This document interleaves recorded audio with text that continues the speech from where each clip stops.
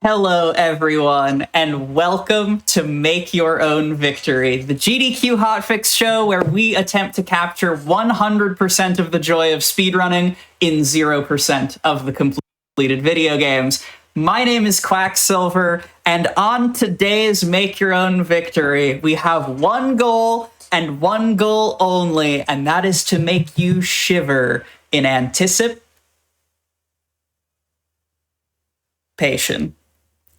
Please tell me some of you in the Twitch chat are still on that reference. It would mean so much to me. That's right. We are doing the most anticipated games of this year, 2025, kicking it off with some Clair Obscur, as well as some Donkey Kong Bananza, and some legally, definitely Hollow Knight Silksong. No, seriously, my uncle works at Jane Silksong, and he promised me that the game is out.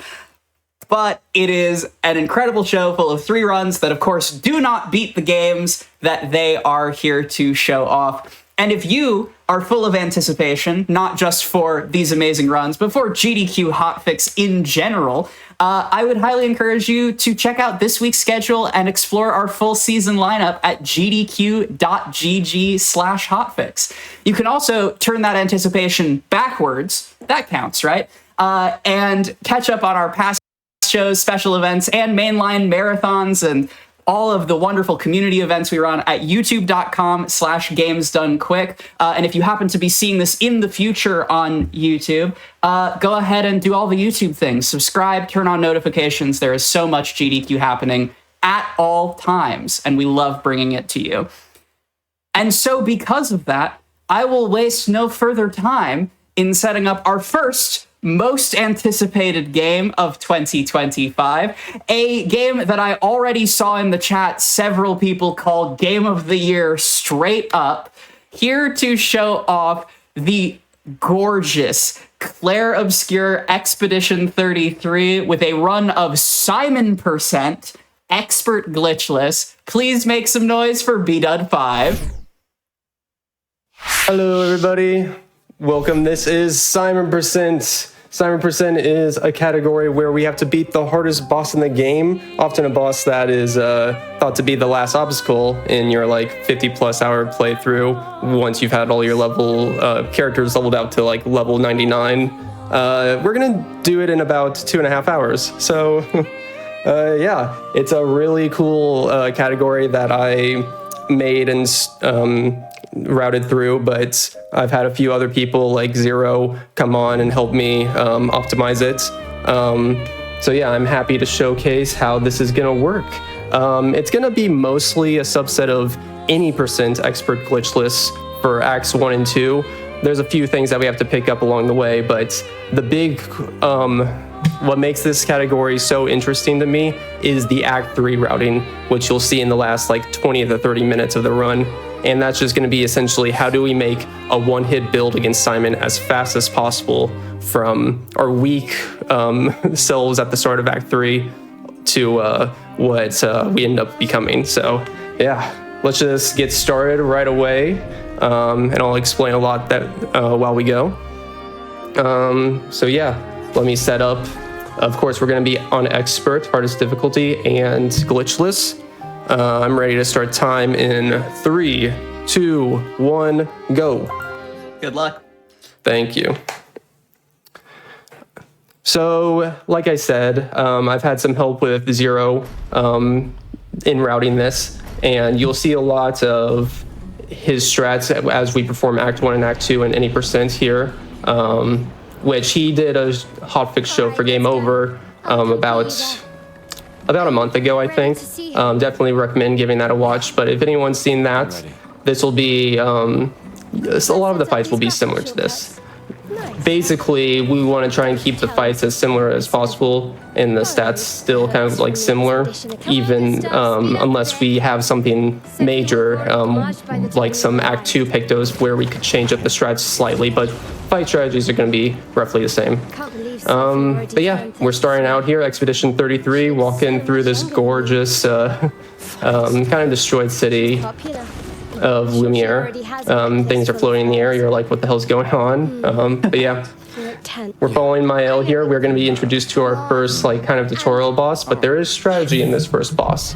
So this is a turn-based RPG, and what we're going to do here is just attack, parry. Let me, boom. And then we want to be charging up Gustav's special ability here, so I just have to dodge here, and his charges in the bottom right of the screen will go up to 7, and I can overcharge to just enough damage here and win the fight. So yeah, this is a turn-based RPG. We have attacks. They also have inspiration from like Dark Souls games, so you can see like the enemy move sets and like dodge and parrying, taking some influence there. And even like when we have to like upgrade some of our weapons and how weapons scale to some of our attributes. I love that takes inspirations from the Souls games. But yeah, it's really interesting seeing it being applied to a turn-based RPG formula. It's a bit late, isn't it? Yeah, there's a lot of cool features to the combat that I'll explain more as we go along, but a lot of it's going to be like AP management, trying to conserve a lot of our stuff and making sure that we utilize just enough. Every time you parry, you get an extra AP, so sometimes we want to parry, but we want to limit doing all parries on fights because we don't want to counterattack, because counterattack damage is not usually too great and the animations are kind of slow. So speedrunning wise, it's nice to try to limit that as much as possible. But yeah, the classic speedrunning dilemma of I can't use the flashy moves because their animations take time. I know. It would be so cool to just like parry this, parry that, but yeah, unfortunately, we favor going fast over being flashy. But don't worry, because like there are some really cool fights like Paintress later that really relies on getting every little bit of damage later. So yeah, those extra, we're gonna have to parry in Paintress, and she's quite a hard fight, let me tell you. But yeah, what's happening right now story-wise is the yearly Gamage is about to go underway, and the kind of hook of this game is that every year, basically a new age gets kind of like Thanos snapped out of existence. So this was the year 34, and everyone kind of just who was age 34 just got snapped out of existence. And we're trying to go on an expedition to see if we can find the person capable, the Paintress, and try to stop her from Gamaging us every year. I can do that. I promise. Andrea, It's a really good hook. It sold me instantly when I heard that. I'm like, I gotta see how this goes. And yeah, this story is magnificent. It's really like one of the kind you don't expect what will happen in it. And we'll probably talk a little bit more right now, but yeah, if you have not played through this game or watched like the story on YouTube or anything, I highly recommend doing it before you're spoiled. Yeah, it's a curious thing with, current year anticipated games. We sort of try to, at least here on Make Your Own Victory, we won't be giving you the endings. You have to play for yourself. But yeah, these are new releases, and we all like video games here. So if you like video games, play these video games. I do, anyway. Yeah, and even like for this game, like I've heard a lot of people be like, man, I really want to play this game, but it's kind of a turn-based RPG, and I don't really, haven't really played many of those or gotten really into those as much, but like honestly, this game, like turns down to easiest difficulty and just like experience the world, the beauty of it, the kind of just the soundtrack and the story, like that's all you need, and this game goes above and beyond when you just limit it to that. But of course, like in this speedrun, in this category, expert glitchless, it's a hard run, and we try to maximize our skill as much as possible throughout all of it. Here's our first kind of like tutorial boss. We'll shoot his weak point. Most enemies have a weak point, but I got parry. So yeah, like we can get some extra damage by shooting a weak point. Our gun in general won't do a lot of damage if we like just shoot the body. Sometimes it's situational, it can help. And there's certain abilities that could benefit from you shooting enemies, but we're not going to really maximize off of that. Instead, yeah, usually we want to save our AP for special abilities and skills. Yeah. I'm gonna heal here. So we have consumables in this game. Chromie elixirs are the first thing that's given to us. And then we can pick up health tints, AP tints, revive tints to use in battle. We won't be using them too much, but energy tints will become prominent. And if we want to get more to use before we want to like restock at like a camp or a flag, then we want to be able to pick up spend a little bit of time picking up some extra tints along our path. But yeah, the routing in this run is super insane. Very, very precise. Here we can't kill this boss in one hit unless we get like a crit, which is like a 3% chance right now, but okay, nice. That's actually a low-key hard parry. Sounded like a load bearing right now on the crit chance. So as you mentioned, this is a glitchless run. How broken is the game fully glitched? Like, what are we saying no to in this run? There's a lot. So this game is very broken in if you watch a regular any percent run. Like, there's wrong warps, you can skip certain sections of the game. So many bosses are skipped. Glitchless here is essentially going to mean that we got to go through every intended kind of like story beat and boss in the game, and what that's and no like big out of bounds, nothing that's like clear out of bounds. We will, although, have some very small inbound skips, which there's not a lot of them. We'll see maybe like we'll see one of them right here after this next fight. But yeah, like very kind of limited. Basically, what you would expect to see in a run if you just finished the game and looked it up online. This is mostly what you'd expect in terms of optimizations. Here we shoot both the weak points, then we can finish it off with a nice land so we don't have to waste time on 2 parries here.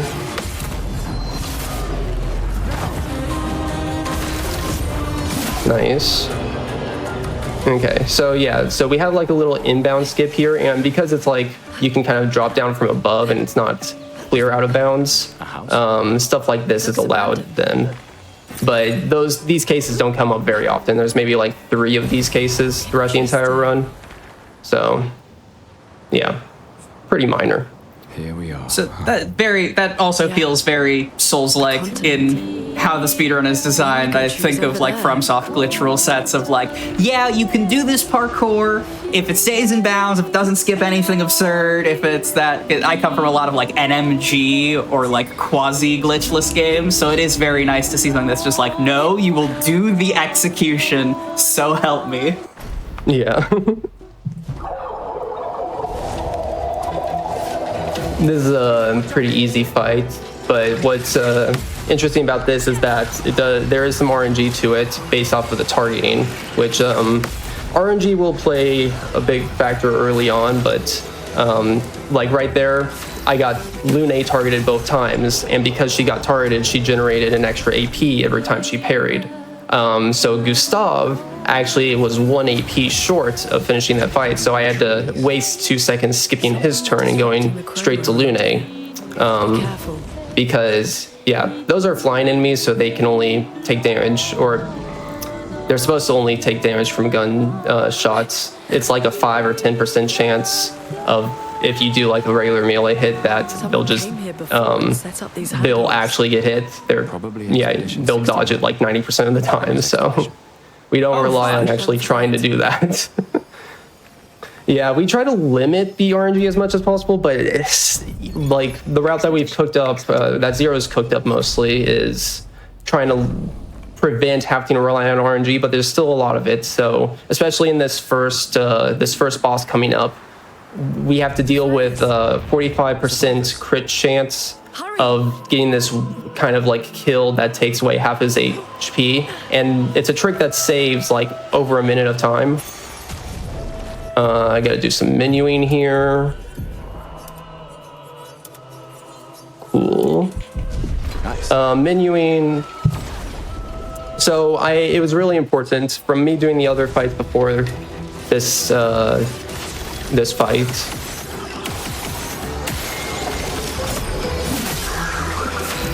Sorry, just trying to focus on the fight and talk at the same time. No, you're killing it. So yeah, we put on the fights that we did before that fight. We got basically some extra pictos, and then we picked up some pictos in the overworld, but also got our weapon upgraded. So we want to put that all on before we go up into this boss, and also invest in some stats, might, and abilities. I'm actually gonna heal just for safety. There we go. Yeah. And pictos will have like extra abilities on them. So they have this main ability. We'll go into that more a little bit later, but they also have stat improvements like crit chance. So it's very important for Gustav to have all the pictos on before this boss.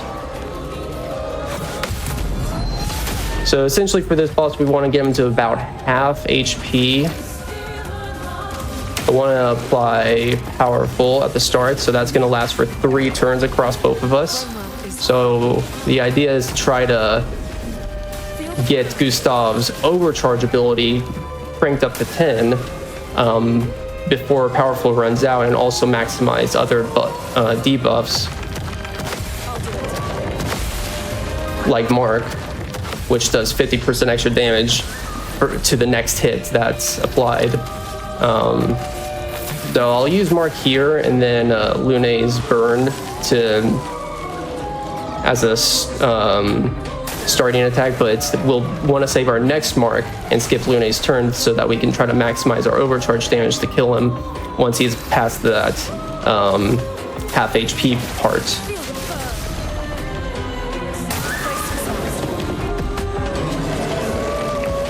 Focus.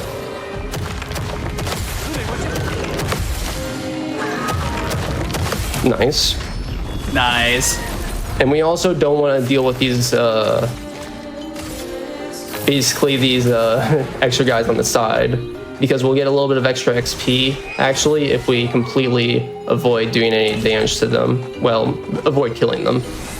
Because there's like a 20% extra no damage boost at the end, and that kind of gets multiplied, funnily enough, and if you don't kill them, if you kill a vet first. So we get slightly more XP. We do not want to parry this, because we want to keep that Mark on. His HP is a little bit too high, but we are praying for a 45% crit chance here. Yellow number means we got it. We did not get the crit chance, so this is going to add roughly an extra minute to the fight. I'll do it. It's okay. It's an RNG manip for the rest of the run. Yeah, this is the RNG that loses you the most time in the run.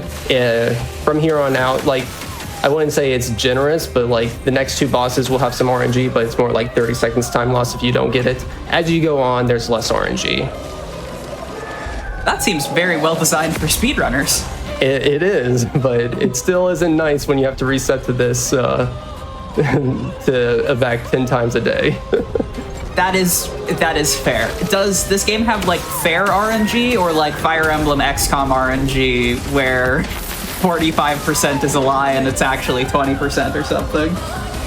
No, for the most part, what you get is right, but like nothing's gonna be lying to you crit-wise, at least. There is some like hidden mechanics damage-wise where some things will give you more damage without you even though it doesn't say so. Okay, we finished the fight good. Then I thought for a second we were gonna have to go through his long like charge animation attack.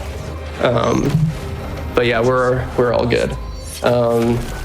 Yeah, it's interesting. So some pictos you can have on give you like hidden 10% damage boost. So like Dead Energy 2 is one where I just we picked it up before this fight, And yeah, it gives you like a hidden 10% damage boost. So I made sure I put that on Gustav so his overcharge could do more. But yeah, in terms of crit chance, that will be like however we can calculate in a fight, we'll be able to get that in terms of what the game tells us. It is interesting though, because we can also like improve it beyond what like our main stats do. So, you know, some Pictos will be able to apply burn, and then our crit chance goes up 25% to a burned enemy. That's on a per character basis, not for your whole party. So we have to plan very accordingly to make sure that one character applies burn and then the next character can do their turn immediately after that. So yeah, turn order and speed order is going to matter a lot in this. Adjusting one value can ruin a lot of strats. That must have been fun to figure out in the routing process. Oh yeah, I couldn't do it. I tried my best to do it, and it was it's hard to keep track of everything in my head. I gotta shout out Zero once again, because his routing, the way he thinks about the routing for this game, for turn-based RPGs in general, like it's absolutely incredible. So big props to him. But yeah, like he like changing one thing later in the run, or early on in the run, I mean, can change like a whole vast array of strategies in the run later on. So yeah, we try to, especially now at this point, if we have any suggestions to change anything, we think very carefully about how it might affect the rest of the run. So everything starting has been pretty consistent note-wise in terms of strategies we use for the last like month and a half now. This is a fun, satisfying fight because you just shoot the weak points and boom, all three dead. Wow. Yeah, it's very satisfying. Yeah. So we're about to get our third-party member up here, Mael. We're trying to look for her. So basically, story-wise, we're on an expedition to try to take down the Paintress. As soon as we landed into like the main world where all these Nevron beasts are, we got attacked, and the expedition got kind of slaughtered and separated. Most of them are dead now, but there's still a few of us that are alive. So we have Gustav and Lune that formed up, and now we're trying to search for Mael, which Mael is special to Gustav too, because it's kind of like a daughter figure to him. So it's very important that we look for her. But Mael is really cool because she has a cool kind of like, you know how Gustav has overcharge, Mael has stances, and I'll explain those in a minute, but I need to menu. We want to basically put all of Gustav's Pictos on Mael, and then we want to reload the save because we can't flag during dialogue, but by reloading a save there, we cut off the dialogue, so it's very good. We want to give him some agility and her some might. And then skills, learn Swift Stride, and her Wildfire. Okay, and then Curator here will kind of show off how Mael's stances are going to work. Basically, her skills will allow her to go to different stances like defensive, offensive, or virtuous state. We want virtuous state to deal 200% extra damage on her next attack.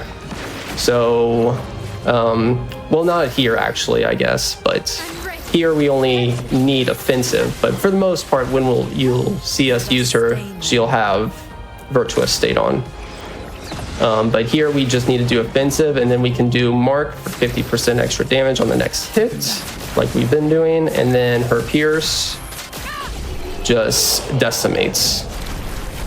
So yeah, that sort of rhythm of like setting up mark into a pierce while she's in one of her like damage boosting stances is typically the pattern we're going to follow for the next for fights in the next 20-30 minutes.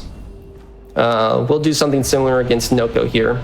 Noko here is an optional fight, but it's very, very important that we do him. It's not even a question on if we're going to route him out or not, because by fighting him, he gives us a very important Picto to equip him later on. So we're just going to do offensive strike to go into offensive stance. And I believe offensive is only a 50% extra damage boost instead of virtuous at 200%, but Virtuous takes like, you have to spend an extra turn setting up fire in order to enter that state. So, and that's too slow for us when we can just do that.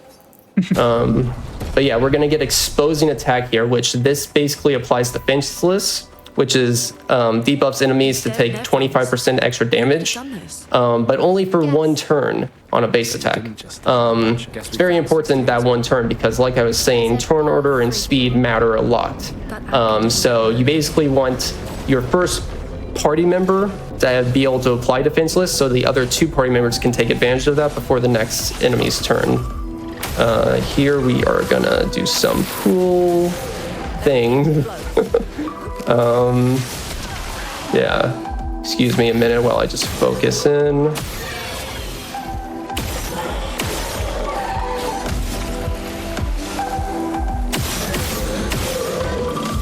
While you are focusing on finishing up the end of the fight, I will segue to a question from chat, which is about the patch history of this game, because as I understand it, there was a relatively recent patch. So chat is saying 1.4.0. Is this on that patch? I know with developing speed games, the patch is always a bit of a contentious question sometimes. Yes, so there actually was a patch 2 days ago. I actually have not updated yet. So this is on the patch right before that. Yeah, I should have mentioned that earlier on, but Nah, you got all this speedrun to do. But yeah, for anyone wondering, yes, this is on the previous patch. Would that change something for, would have mattered a lot for Avec? Well, not a lot, but it would have definitely mattered for Avec to apply a little bit of extra damage, but for the most part, everything else is going to be the same, so... so that fight... You hate to see patches breaking the speedrun in half. Yeah, I honestly was gonna update, but I didn't just because I wasn't sure. I was testing on PC, the new patch, but on PS5, I didn't do a full run through of 7% before in these last 2 days, so I didn't want to risk anything that might have been console exclusive. But yeah, the main thing about the new patch is basically like the mark that we do on Avec. Lune's immolation won't like do extra damage from that mark. Like you're losing out on 50 damage points. So it makes Avec just slightly harder to get him into the range of like being able to kill him with Gustav's overcharge at the end of the fight. Everything else though is roughly, yeah, I think it's roughly similar. It's nice like if you fail fights that you can have the retry battle option and that makes things a little bit faster. But yeah, we don't need that because we're not gonna fail. Fail fights. Exactly. Yeah. So professional on a closed course, do not attempt it. Actually, I'm lying. Do attempt this at home. If you're curious about any of the speed games you see today, get into these speed games. I love developing games. I will say that Zero's notes are the best formatted notes I've ever seen for a speedrun in just ever for this category. Well, yeah, for this category, for Expert Glitchless and Expert Glitchless for Simon Percent, because he's made notes for both of them. Like they're beautiful. So it makes it super easy to get into this run if you are interested. Any percent or Simon Percent wise. So Goblu here is going to be kind of like us using the, kind of like I explained, we want to set up a Mael's Pierce. We also have Mael's like crit rate around, actually I don't remember what it is exactly. It's like around 50-60% with critical burn on, I think. We can just shoot him a lot there for extra damage. We put exposing attack on Lune there, so he's a fenceless. Then we got Mark, so that's like 75% extra damage. And yes, we got a crit, so that means this Goblu fight's probably going to be a fast fight. Yeah. The yellow numbers are crits for anyone that didn't know that. But yeah, like if you don't get a crit there, it's like 6,000 and you're still like going to be under half, so... or over half on his HP. So he's under half now, so that's going to be very good for us setting up the rest of this. I'm going to shoot this for just a little bit of extra damage. Yes. So see, like I'm using my gun when I can use more of my AP, when I'm not like, when I know that I'm gonna be able to generate enough for the next turn to pull off my moves, but that's usually like a last resort thing of like, I won't ever use, shoot more than what I need to use, or try too often. I can waste all of her AP and then set up exposing attack, we can just do mark. All right, not quite there. That's where if you had a fast gobbler, you would have been able to kill. But I forgot to apply overcharge on Gobblu on one of the attacks, so we'll just go through another turn here. Not too big of a deal, just 30 seconds. He does have a extended moveset in like the last 20% of his HP, so it's it does make things interesting when we have to get to this point. But this should kill him off here. No, not quite. Very close though. Maybe this will kill him off. It's very fun when you finish a fight with Lune because she's like the weakest of all of them right now. Yeah. Sometimes you gotta BM the enemy bosses.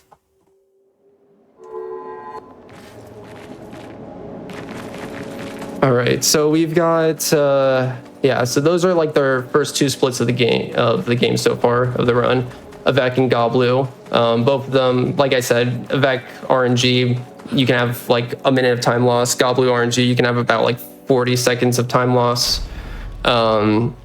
Ancient Sanctuary will have ultimate Sakapatat, which if we don't get like the crit chance Pierce, or if we don't get the targeting on Gustav, could add like 20-30 seconds. After that though, we don't have anything. Well, I guess Dueliste. I lied.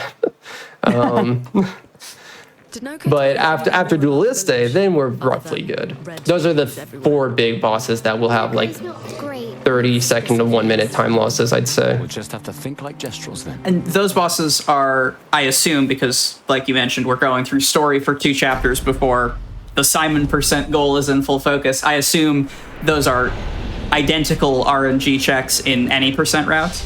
Yes, they are. Yep. For those bosses, it's exactly the same. Yeah, because we'll be utilizing the same stats and Pictos up to those points. Yeah, for Simon %, the first thing that we actually do for Simon % is in this split. It's right after the boss at the end, and it's to pick up a Picto for stun boost.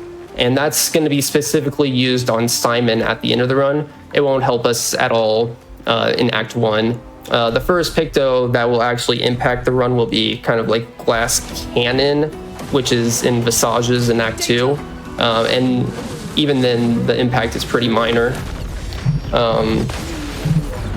This guy here, we're going to want to fail the QTEs here, because if you actually succeed with them, then he like brings up his shield and then he'll like counterattack you when you hit him the next time. So that wastes time. That's a very hard move to counter, but I know a lot of people have expressed their hatred for that slam shield ability, but I've gotten quite good at it. 9999. It's so satisfying when you hit like the max damage cap. We are limited a lot, especially in Act 2, by the damage cap. So like for Simon %, it's going to be refreshing to have that damage cap kind of unlocked and us to just be able to scale our damage to however high we can make it based on our build. But yeah, throughout Act 1 and Act 2, and this is why another reason why it doesn't matter if we do a lot of extra routing for Simon % in Act 1 and Act 2, because it doesn't necessarily help us for Act 1 and Act 2, mostly because of that damage cap. This place is confusing. But yeah, like by the end of Act 2, we'll be seeing all of our characters, maybe not Verso, but definitely Lune and CL constantly hitting that max damage cap and trying to use skills that do more hits per attack to try to maximize the most damage as possible per turn. Ultimate Sakapatat. So this will flow pretty similarly. We want to apply Burn to start out to try to set up a Virtuous State on Mael. I'll probably be focusing here just slightly.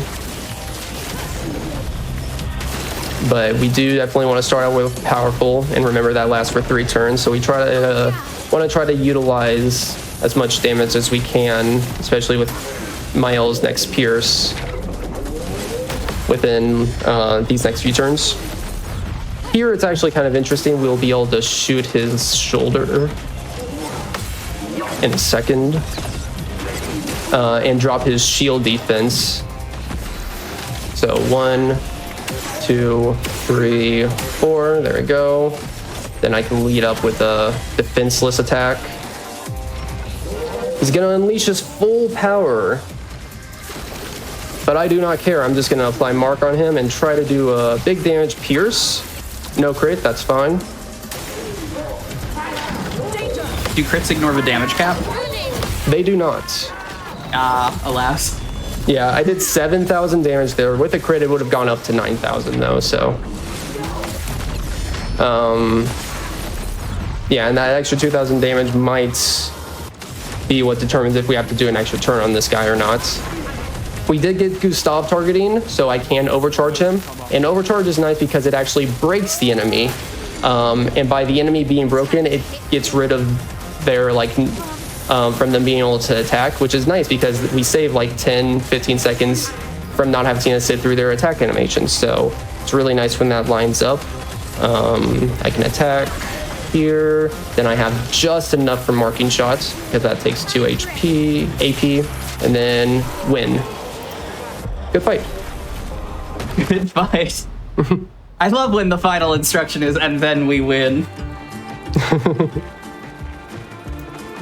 So yes, this right here is something that's is our first deviation from any percent. We are gaining stun boost. So when you break a target like I did with Gustav there with overcharge, you get 20% extra damage done to stunned enemies. This increases that to an extra 30%.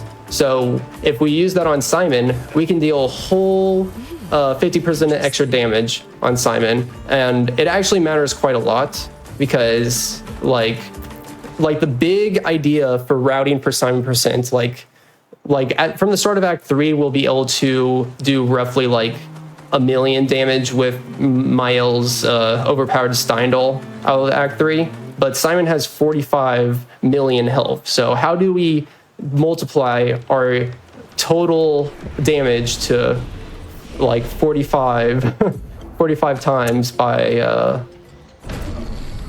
Simon? And the damage cap right now is 9999. Yeah, it's insane how much we grow. Like even like in the first area, like we were doing like less than 100 damage or something like that. So like things constantly increase and improve, and you have to be ready for that and adapt to how things are constantly moving and flowing. RPG scaling hurts me a little bit sometimes. Yeah, it's hard. Yeah, but yeah, that's gonna be the interesting part, is like how do we apply Mael to get up to that 45 million damage? And it's gonna consist a lot of Pictos where they give us those damage boosts, because like if you apply one Picto with 50% extra damage, it's like, okay, we go from 1 million, I need to talk to her. We go from 1 million to 1.5 million, and you're like, okay, that's cool, but that's not 45 million. But you know, if you apply like 10 or 15 Pictos that give you like damage boosts like that, then it suddenly starts scaling significantly and gets us to that point. So getting that like extra stun boost damage is just gonna add fuel to the fire to all of our damage modifiers, and is really gonna help us in the end. So yeah, one of the bigger Pictos that we have to pick up during the ending percent portion. So we have the tournament here. We did pick up 2 new skills with Mael, De-Engagement and Rain of Fire. Degagement basically makes burning and fire attacks more lethal, and then rain of fire just can decimate like that. It's really good, especially when we're solo as Mael here. We won't get to see de-engagement too often. Like, this is the only portion in the run where it's actually used, just because this is a forced like solo section. Ooh, I missed the parry. That is okay. We will do a little backup. Where I just basically, the other way to set up Mael to be viable solo is try to set up Virtuous State on her own. So we had to apply Burn, Swift Stride, which we can go into while Burn's in effect. And now I'll deal a lot of extra damage. Yeah, that's actually Nice. insane. How much damage that parry can do in Virtuous State. I do also have to 07s in the chat for Bertrand Big Hands and Dominique Giant Feet. That's amazing. Those are the best character names I've seen so far.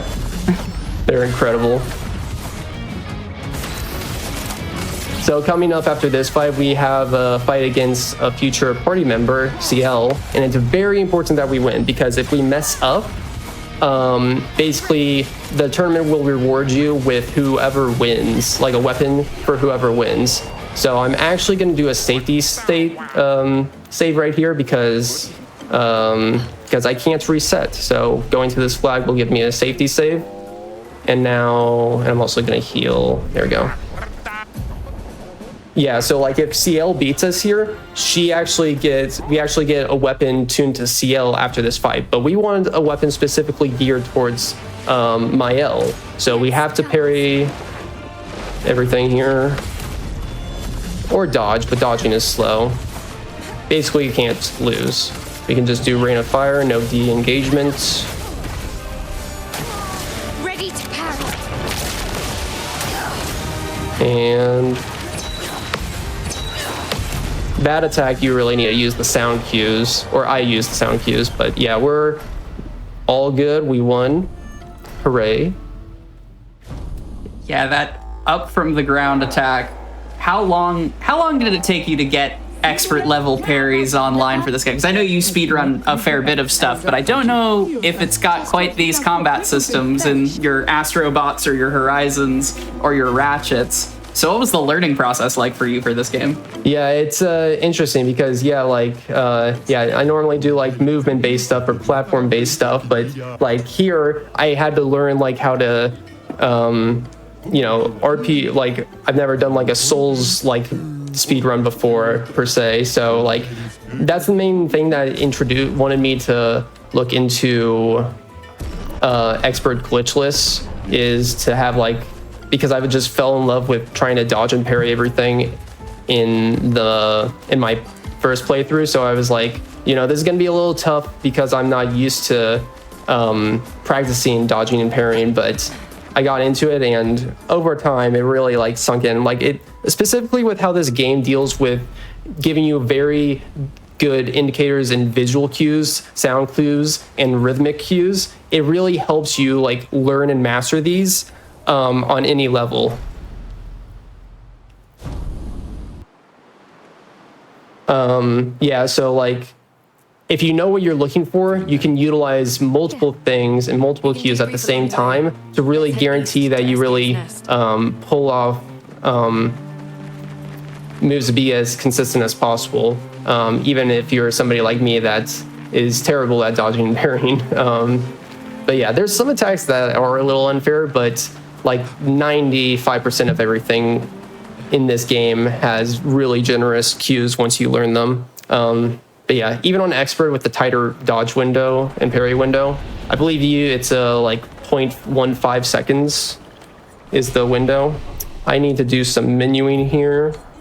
So basically we want to give everyone a lot of might. We have our new party member CL. So we have like all the skill points we can just dump into her. Lune here, we apply Lightning Dance, which is very overpowered. I'll show that once we get to Lamp Master. But Lightning Dance basically is going to be our most used skill in this entire run, I think. definitely the most important in any percent Act 2. I also need to put critical moment, which we made a little pit stop right before leaving Gestural Village to pick up critical moment. So let me put this on. And I also need to put on that new weapon that we got from the tournament for winning as my L, onto my L.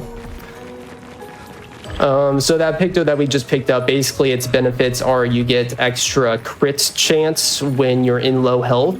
So there's going to be a lot of times going forward from this point where Are you okay, Maya? we want to set ourselves for low health. There's a Picto later that will let us do more damage in low health, but also because of that crit chance, which I'd argue is more important, because crit chance not only helps us deal more damage, but it also plays into making more skills more effective.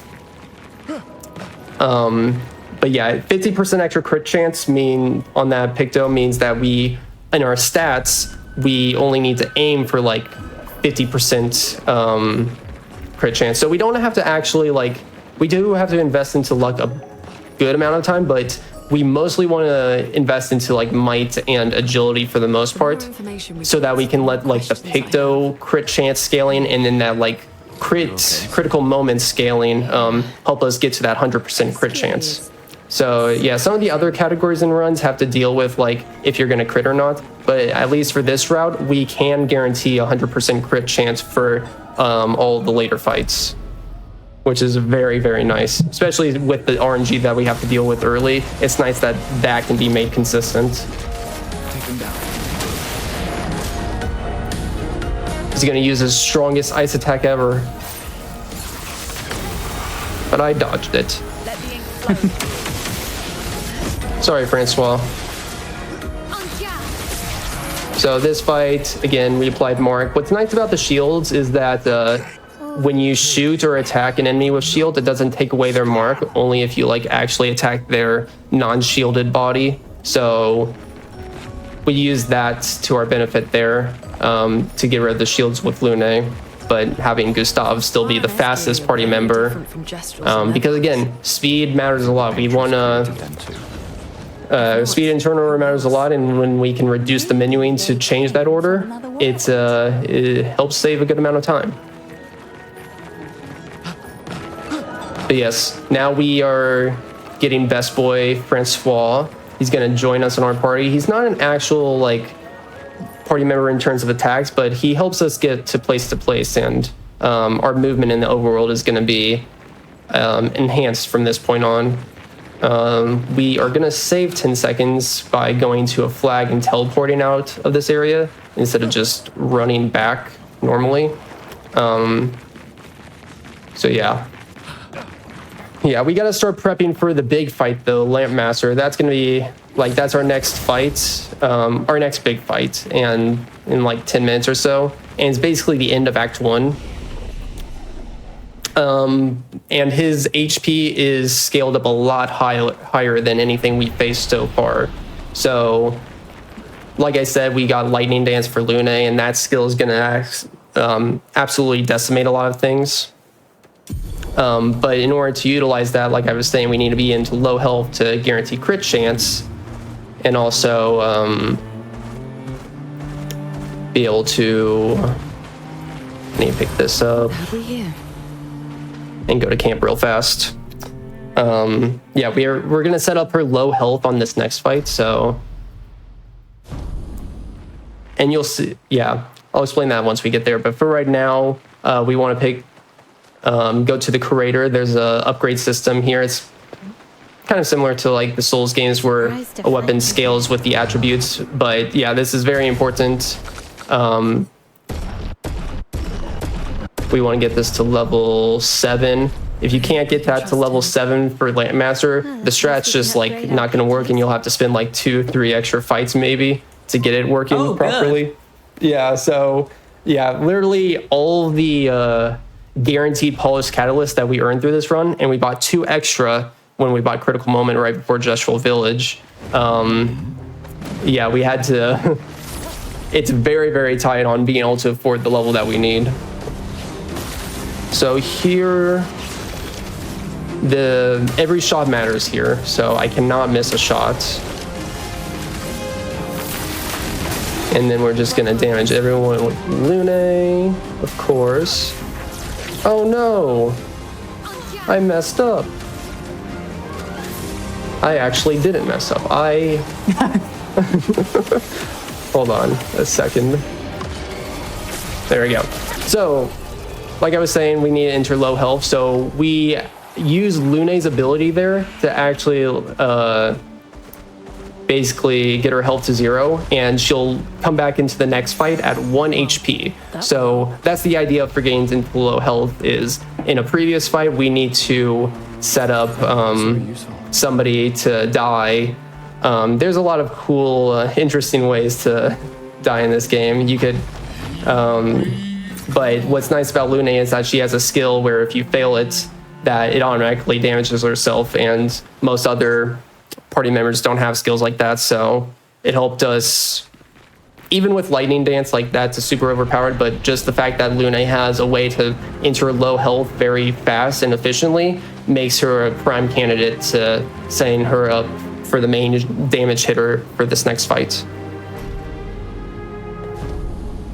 But yeah, now we got Stonewave, so this will be a bit of a walking simulator level, which is nice because everything's been kind of fast-paced so far. Yeah, well, Kat, how are we doing? While we traverse a little bit and get to look at all of these pretty landscapes, and I guess caves too, I hope everyone's doing good so far. We're still in the middle of our most anticipated games of 2025. I've seen a lot of people in the chat say that Clair Obscur is their game of the year. I know, Vita, you were talking earlier about how this might eclipse that even and be game of the decade, sort of all-timer for you. It really is. Like, it's, yeah, like, I've had Last of Us as, like, my prime main game since, like, 2015, I think, is when I played that, and, like, nothing's really, like, overcome that. There's a few games that have come close, like, God of War Ragnarok, Persona 5, maybe, but, like, this game, like, I can't deny it. Like, it wasn't even just, like, the honeymoon phase of the game being new and, like, the hype building up for it. Like, I genuinely think this is one of the best games ever designed, ever. Game of the century, honestly. Like, all right. It's mostly the narrative and the story that really gets me in games, and this has one of the best narratives I've ever seen. It's truly immaculate writing. But yeah, like, the fact that they also made the gameplay so intuitively engaging is just like, oh, it's so good. It helps when those two things align. Well, you heard it here first. Game of the century. And if you have hot takes about Game of the Century, or just want to get more involved with the GDQ community in general, I encourage everyone here to join the official Games Done Quick Discord. There is a hotfix enjoyer role that you can give yourself to stay in the loop on upcoming events. You can find our hotfix staff there all the time. You can even do discourse with us. My game of the year is Hollow Knight Silksong, which is definitely real, no trust. But you can use !Discord in the Twitch chat for the invite link and also more info. Looks like a farm. Like old times, hey? I'm gonna do a little bit of menuing here. Just some quick menuing stuff. This is like our first, like, big sort of menuing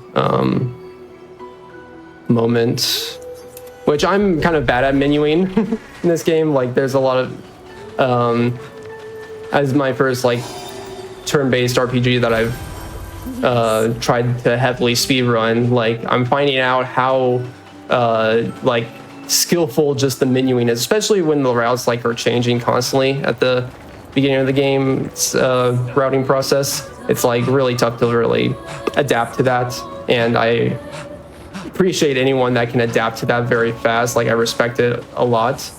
But yeah. Yeah, like, some of my lifer Final Fantasy speedrunners who just, like, have every single menuing nuance on lock are, like, genuinely so intimidating. I can't menu worth anything either. Like, you are doing excellent. I am, like, 8 or 9 skill notches below what we see on the screen.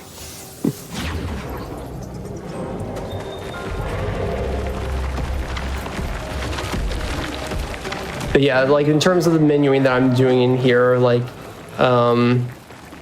most important thing is for Lune to have first strike and critical moments to deal the extra crit chance in low health, and then first strike has a 10% hidden damage boost, just like Dead Energy 2. So we want to make sure that's on. But we also want to make sure, like again with the stat values on each Picto, they help like give her a little bit more extra speed, crit chance, and make sure that Gustav doesn't have anything so that he doesn't outspeed doesn't have anything that's gonna outlevel Lune pretty much. I do need to do some extra Luminas still, so we are going to do some Dodger. We are going to take that off. Exploding attack, Dead Energy 2, Dodger, cool. And now Lamp Master. So yeah, this is a hard fight, kind of hard. We need to parry at least once to do enough damage in phase 1, but essentially Lune has stains, and in order to generate the stains for an overpowered attack, we need to do a fire skill. Nice. We need to do a fire skill and then an ice skill before she does her lightning dance. There's a lot more technical explanation to that, but that's the general strategy for this fight. So yeah, we have 3 stains now. I need to give her some extra AP. And then I just intervention. UCL is really nice because of her intervention skills. Lets basically a character play twice in one turn. Oh, I messed that up. That was actually a fair bit of damage. Yeah, just a fair bit, but we were actually hoping for a little more. We will probably reset this real fast. But yeah, that lightning dance, yeah, that's so overpowered. But we were wanting to finish off his phase 1 on that. With how this game works, because we have to set up a lot in order for certain moves to be very, very powerful, it's often worth just us resetting the fight rather than us trying to continue it. Which is okay.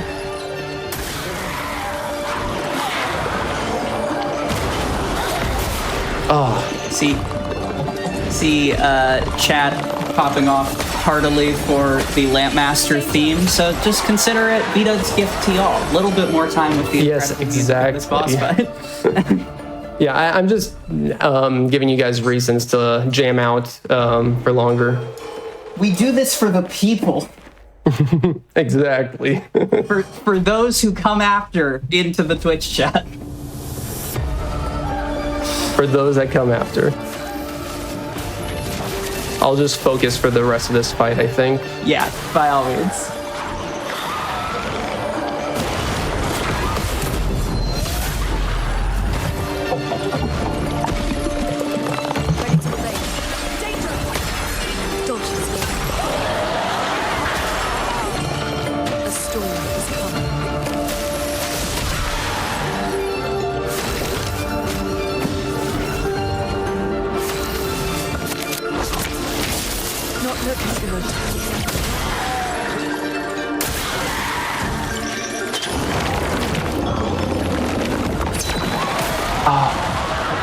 That's unfortunate.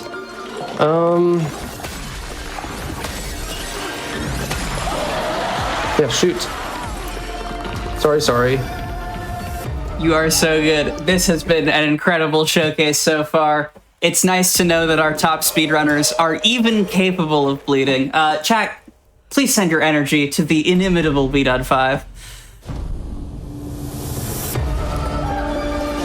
All right. 4 times the charm. Immolation.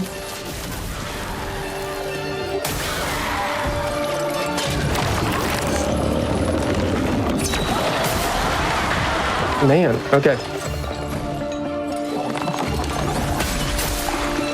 Just gonna kill her off, reset again. think this is it's the sound cues that I rely heavily on. This is what I'm starting to figure out. I have my like TV kind of low in general, so I'm gonna turn up my TV just for a second here. Sorry if it bleeds into my mic, but just for this fight.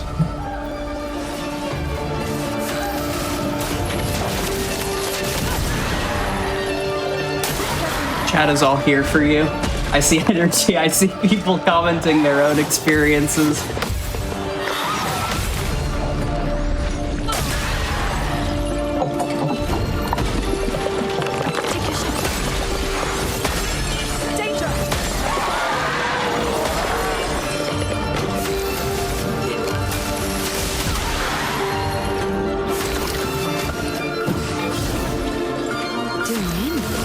To shine.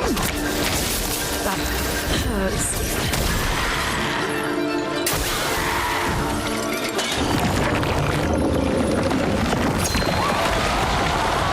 Perfect.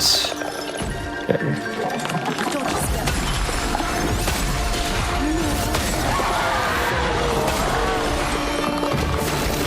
Okay, powerful. That'll carry over into the next phase.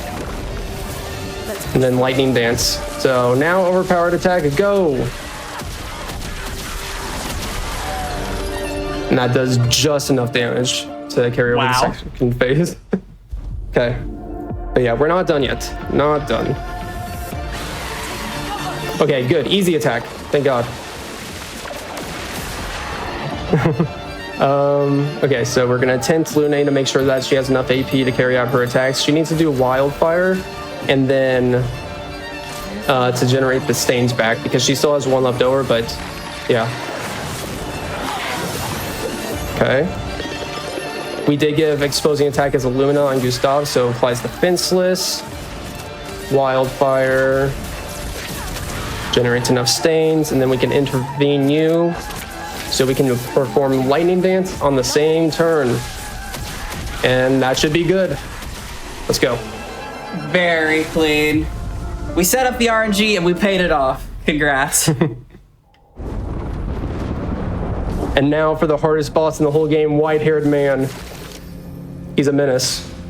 We've done nothing to. We have to get this. We have to memorize a very complex moveset, which is skipping 4 times in a row. Yeah.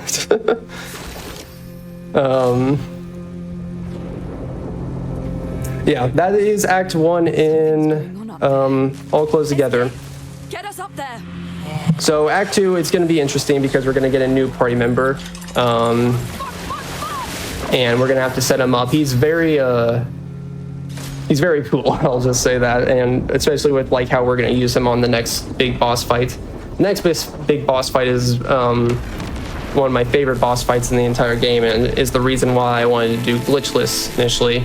Because when I beat this game and I was like thinking about if I wanted to do a glitched any percent or glitchless, like within a week's time, they already found people in the Discord already found ways to skip Dueliste as a boss, and I'm like, man, that's like I want to speedrun so I can keep playing this fight, like doing this fight. So yeah, that was definitely a big influence on me learning glitchless over anything else.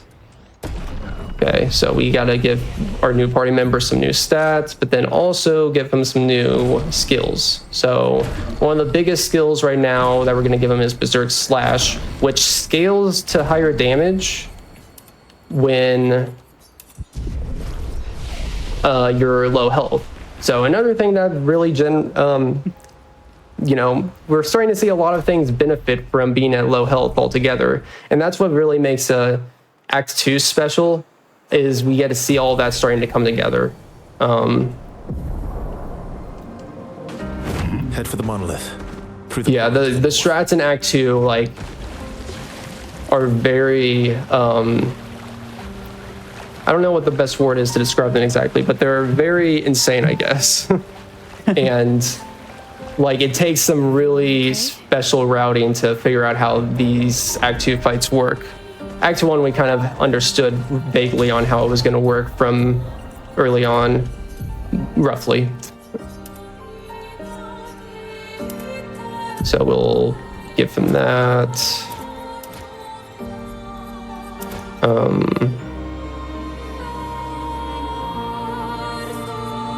Yeah. Chat morning, Gustav. Chat, it's okay. it's okay. look Gustav just over went to a form of state. That's all. I look over and all the practical jokesters. Shoutouts in particular to Nothing Happened and Here Gustav went to buy milk.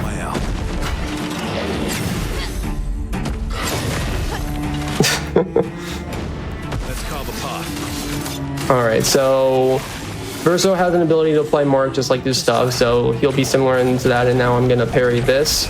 Oh no! Oops.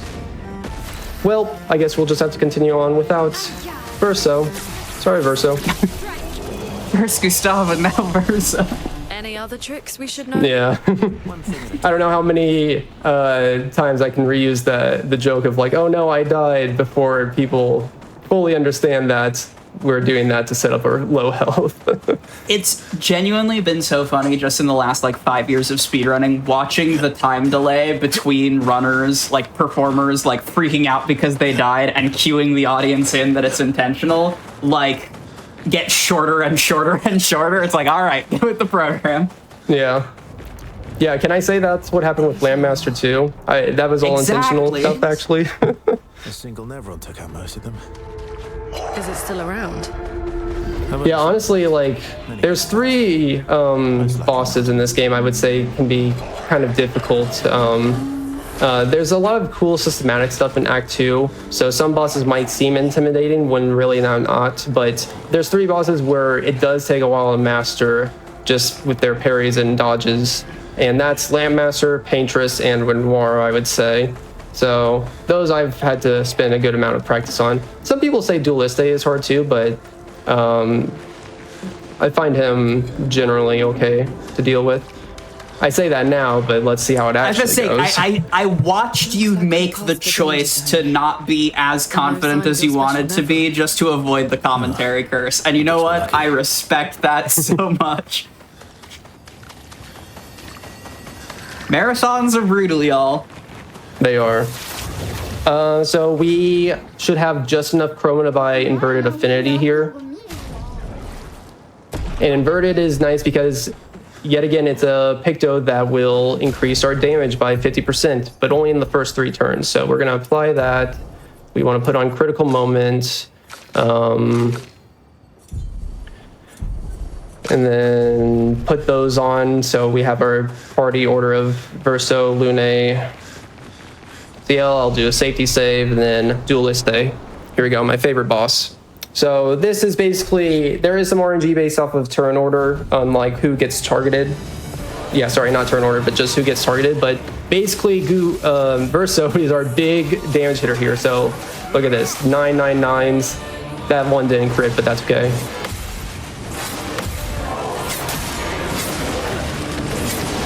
Okay. CL got targeted, so she got some extra AP, so I'll make sure Verso has extra AP. Lune's basically only purpose is to really like suit our party with AP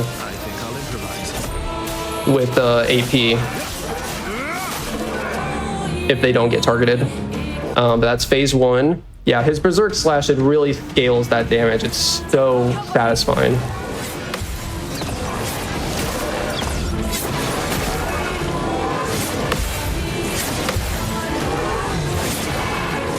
Dodge the last one so we don't counterattack. Nice. I'll do a kind of slower fight because Verso didn't get targeted, so I'll just skip.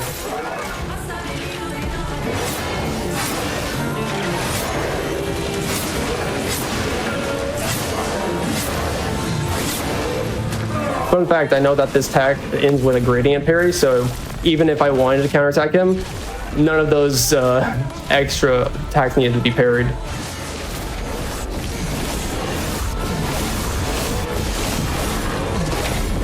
Perfect. Elements dance. This is just straight up French millennia. This fight is sick. I love this fight so much. I've practiced it so much, not just because like I need it, but because I just love just everything about this fight. It's so addicting to just keep replaying over and over again. And yeah, that's Duelist Day. Awesome. So here I'm gonna ask you to, as you hit the next breaking point, if you can go ahead and pause your game, and we'll also go ahead and pause the timer once Speedrun is out of the fight. Here on Hotfix, we like to take breaks about every hour or so that we can stretch our hands, so that you, the dear viewer, can stretch, and also so that we can run ads on the channel to support all the work we do here on GDQ Hotfix. If you've been around, I've seen some people come in with some subs. All of that, your subs, Prime subs, gifts, and bits, they all go to support the year-round content we do on this channel to keep our shows running. If you're enjoying the stream, consider subscribing for exclusive emotes, ad-free viewing, and access to chat during replays. If you can't do that right now, we totally get it. Just share the GDQ channel with your friends. We love bringing speedrunning to you, and we hope to keep doing it for a long time. So, B-Dud, if you could go ahead and pause, we're going to pause the timer and take a quick break. Yep. But when we come back, we will be right back into some more Clair Obscur. See you then.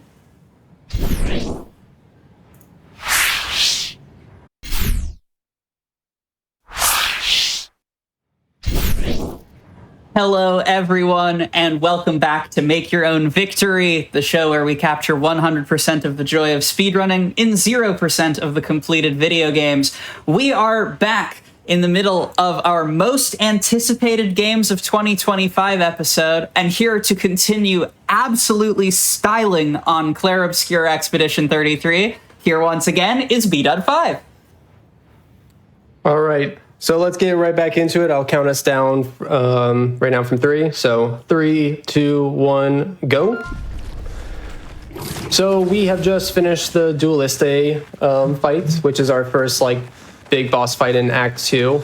Act 2 things start picking up a lot where we need, in Act 1 we're pretty limited in what we can do, so we use a bunch of general strategies. We were using Mael's stances in Virtuous State because that's their biggest way to get extra damage since we don't have a lot of pictos, but now we're really we're gonna start utilizing on the place. More intense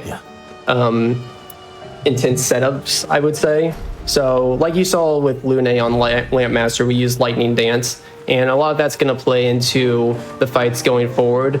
So we're going to be playing around that a lot, but how she generates the things quickly, how she's going to be able to do enough damage, making sure that we can have other characters play their turns before having the enemies play their turns, and also like starting to suit up our other party members to deal more damage or crit chance. Like all of that's going to be playing a factor in throughout Act 2. But we want to upgrade her main weapon, Lighter M, to level 9, and then put in 2 extra Lumina in CL and Lune.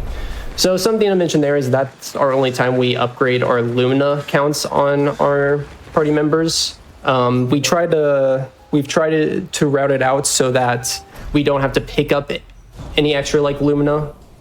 And even for like Sign % like we will have to buy some extra Lumina later, but for the most part we can stay pretty How far to Minoko Station? With SGA? True to what any % is, but there is one exception right here where we actually we get 1 Lumina right there, so that's like 3 seconds time lost to go out of our way for that. So you see, when it's like something small like that, then it's worthwhile. But yeah, here we are doing an optional fight to set up Lune to low health, and this is also a moment where we get a lot of pictos. Just kill those.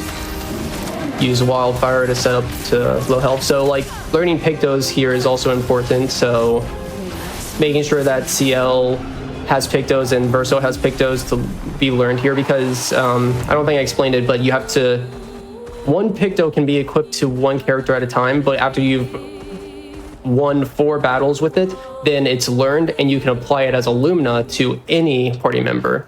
So like Death Store, Critical Moments, Dead Energy 2, like those are pictos that we definitely want to be putting on multiple characters at the same time later on, especially for like Paintress. Trains running throughout the continent. This is when menuing starts getting more lengthier too. I'm gonna do a jump menu, and we are going to equip Dualiso.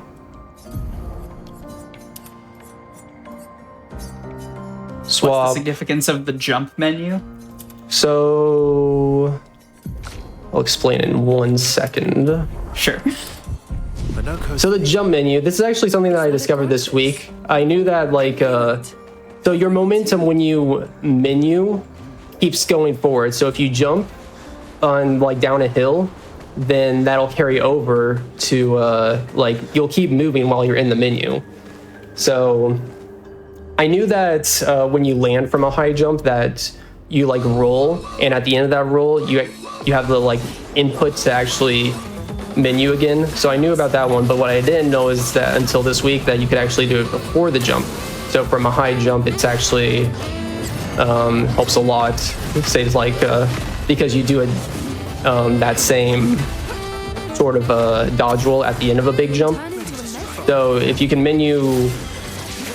open the pause menu right before jumping at a big jump, then you can kind of save like 3-4 seconds maybe. We will be utilizing that for an important strat in Simon Percent at the very end, right before Simon, because there's a very big jump.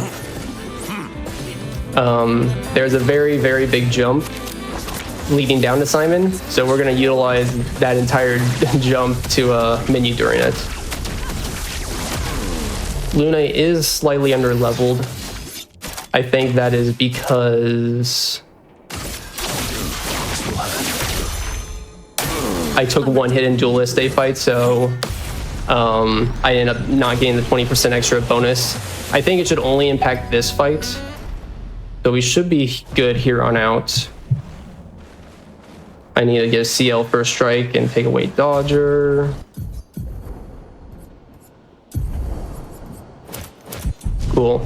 And we need to see if we got a recoat. We did not. Okay. So recoats can drop randomly. I did not get to one there, so in any of the boss fights so far. So we have to live with doing our Lune stats increases later. I need some skills here actually. So we're also going to get Elemental Trick, which is going to be a faster way of us generating stains. And then Powerful and Leadership are going to be ways for us to...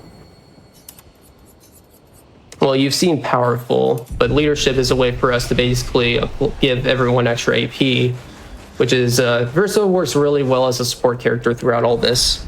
Something I didn't mention is that the Dualiso weapon, which we got from Dueliste as a reward, that pairs very well with what the Picto that we got from Noko in Flying Waters, where exposing attack you apply defenseless on base attack, because Duelisto, that weapon, will get you an extra turn after a base attack. So it's basically a free defenseless that we can apply every time that we are Verso, since he'll now get 2 turns every time with a base attack. For this fight, it's pretty simple. Have to go through this first animation, but then we just do a failed ice stance, generate some stains, and then this gives you an automatic gradient, which we won't really use gradients that much, but because it's like gives us the ability to do gradients, because this is like the gradient tutorial, we can use that to generate a stain for this fight. Instead of having to utilize that wildfire ice lance sort of technique that we used in the past few fights, Minoko and Lampmaster. Yeah. Our next big area is Old Lumiere, which is we're gonna have to prepare for Renoir. And the thing about Renoir is that the damage that Lune can do is very tight. So I need to make sure that I adjust her skills appropriately here. Since I have had bad RNG and I didn't actually get a recoat, we do have a backup strat to buy a recoat here. from the store. It's very rare for you to not have 3 code by this point, but Yeah, what are the odds? How close to that's never happened before are we talking? it's like maybe 1 in 10, maybe, I'd say. Okay. So it has happened before, but yeah, it's definitely not common. Game's just throwing the book at you today. It really is. That's that menuing. So yeah, we'll try to make sure that we do have enough. Just enough. Well, Just Nevron. 1,000 chroma to spare. So this is where our Not close at all. used to be. Easy every time.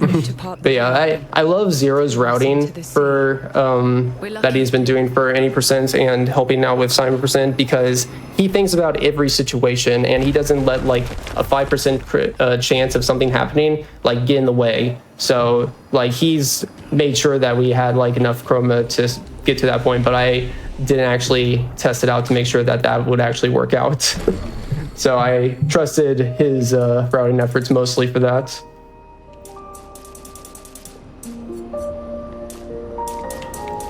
I mean, hey, that's sort of the value of speedrunning in a community. It really is. Oh, we do Oh, go ahead. we do a special thing here that we don't do in any percent, where we actually give Monoko a lot of agility. And that's basically gonna come into play. It's gonna come into play a lot later. Let's move on, shall we?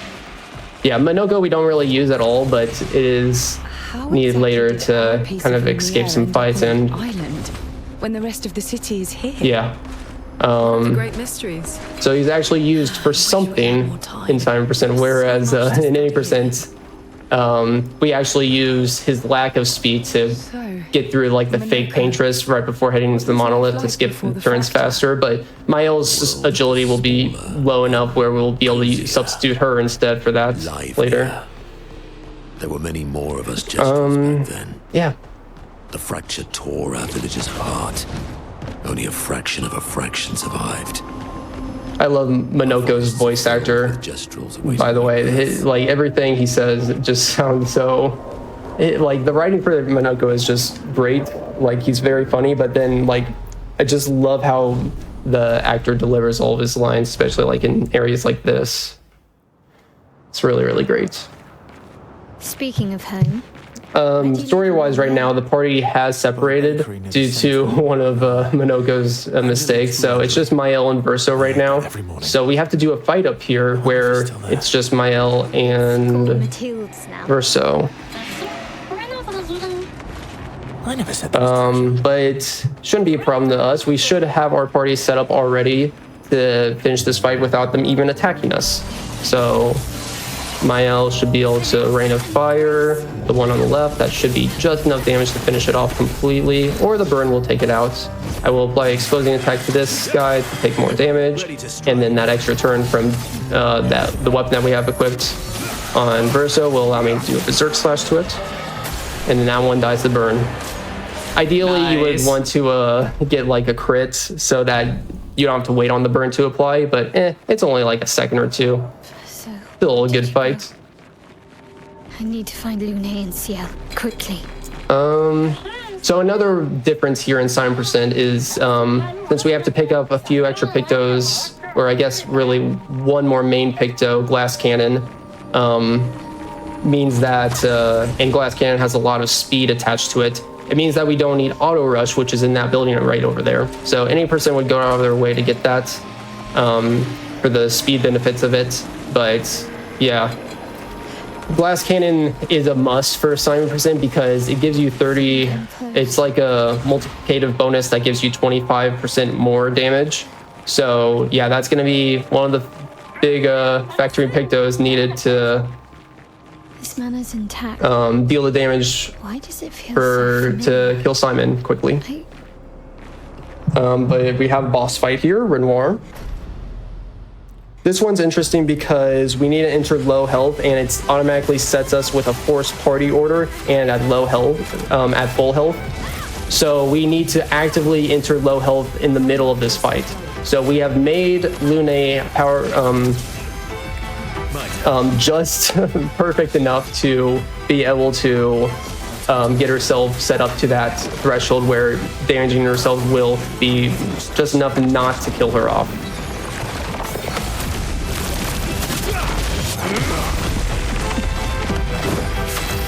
That's character development right there.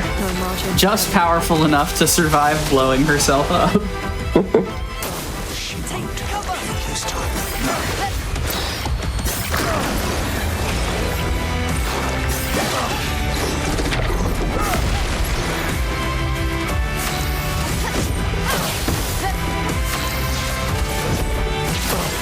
Fly defenseless. We need to give her Lune some AP, so leadership. But now she has the stains necessary for lightning dance. And yep, we just win. And there it is. We just win. Yeah.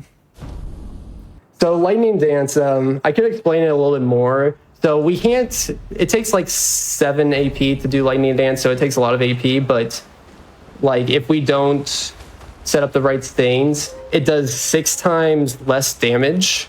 Like it's a very big increase of like what its base skill damage does versus what it does when you have the increased stain damage. But another factor of it is that if you are, every time you get a critical hit, like normally it's a 6-hit move, but whenever you get a critical hit, you generate an extra hit. So it's not just 6 times more.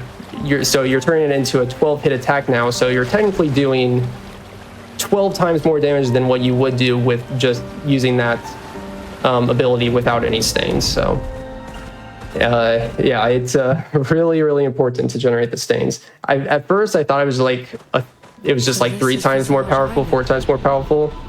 But like after I looked into it more, I'm like, wow, that's a crazy crazy increase. Yeah, kind of absurd buff when you are already capping out your damage. Here's the island singing. It does make sense though, because casually it would take you, like without a setup, it would probably take you a couple turns to set that up. So you're sacrificing 3 or 4 other turns of like ways that you could be doing damage with other things, as opposed to spending all your stuff for kind of like generating towards that one skill. So yeah. We're gonna get that flag so we can fast travel back here. So any percent would go down the left route. I'm gonna go down the middle route because this is where Glass Cannon is. So yeah, Visage is right here. Basically we could go to the boss fight right now if we wanted to, but the mask will like do things like set up, like give him extra turns, give us exhaust where we can't generate AP or heal him. That doesn't matter to us because we're gonna make a setup that kills him fast enough where the masks shouldn't ever have to really impact our strategy. But the thing that's tough is there's 2 really big Pictos here, Confident Fighter and Glass Cannon, that damage boost us a lot, 30% and 25% respectively, I think. So like for the rest of the run, those are very important. Their stat values are really insane. So most Pictos that we picked up so far will have like say if it has a speed buff attached to it, it's like 40 or 50 speed. Glass Cannon will have like almost 200 speed, or 175 you can read right there. So it gives us a lot more speed than anything else really up to this point, except for Auto Rush if we wanted to pick that up in Old Lumiere. And then Confident Fire is really nice because it has that crit chance on top of it, which similarly, like it has like 17% crit chance, whereas most things would have like 5 or 9% crit chance tied to it.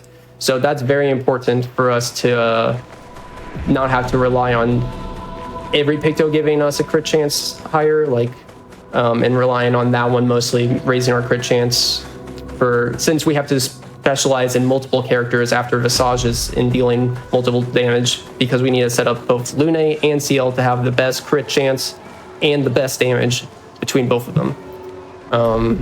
Yeah, so very important that we're taking the time losses. It's about like 1.5 minutes, 2 minutes to go into each of these sections for these Pictos. It's also important though because we need to enter low health somehow, and the closest fights for us are right here pretty much. So On the surface, at least. yeah, either way, in order to do a good setup for Visages to not have to deal with the masks in the second phase, means that we have to do some time loss setting up. I'm gonna do some menuing here, so give me a sec.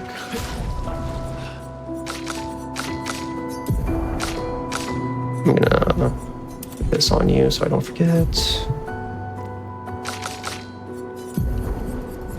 While you menu, I do want to send some love your way from the Twitch chat, calling out like the necessary attention and skill to just doing solo commentary over this while also nailing expert level dodges and parries and all of this. Seriously, a truly impressive lift for an impressive game.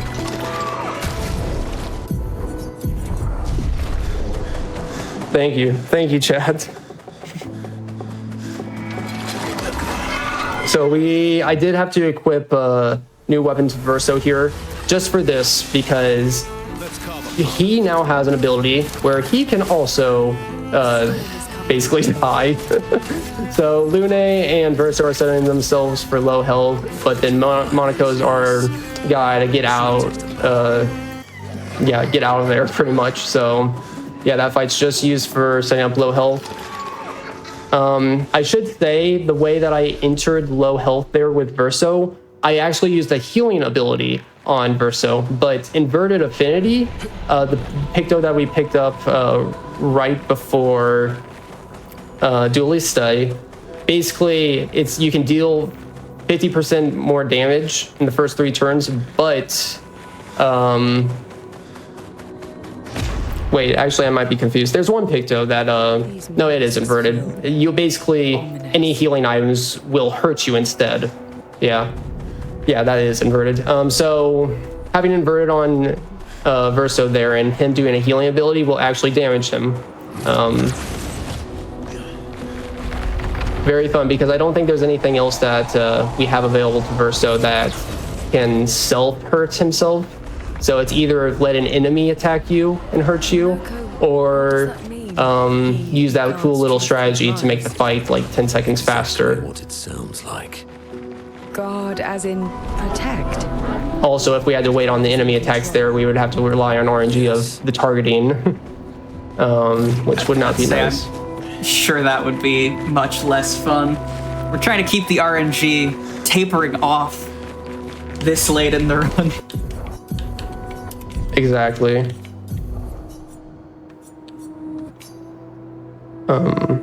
Swap that.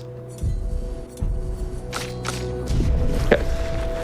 And I did do the menuing there because basically we can do Picto saving, or essentially if we change anything before a fight, it'll give us an autosave. So in case like I fail this, that makes the reset a lot less bad. I think it gives you an autosave like 10 seconds before the fight, but might as well have the autosave 2 seconds before if we have to menu anyways. So elemental trick here, if we have perfect crit chance, we'll always generate 4 stains there. So elemental trick will be our new way of generating the stains in 1 turn for Lune. We do just enough damage so that we can go through parrying his counterattack, and then we want to end on Lune's turn here with Wildfire.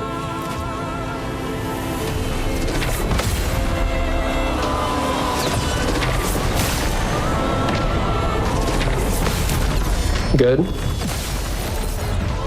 She needs AP though. Oh, actually that killed. That was not supposed to kill. Interesting. We're too powerful? We are too powerful. Should still be fine, I think. Let's gamble. Your turn to shine. Overflowing with it.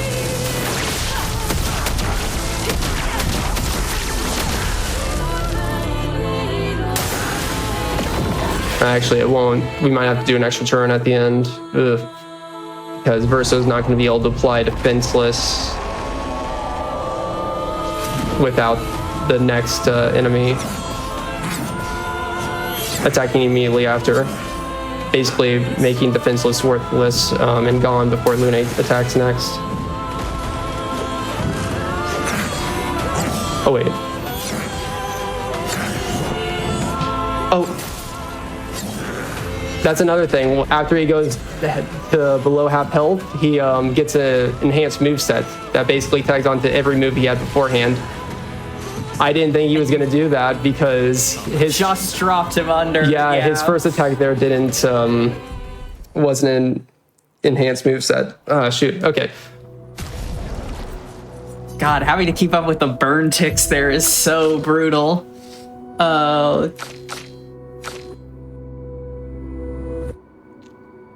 Just double checking. That should be fine. Okay. First try confident. Yep, okay.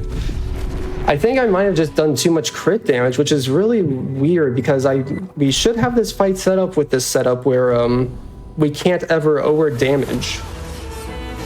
I'll watch out for that. I'll manage. I won't do a perfect. That all did 9,000 damage anyways. Even imperfect, the game thinks you're perfect. Not looking good.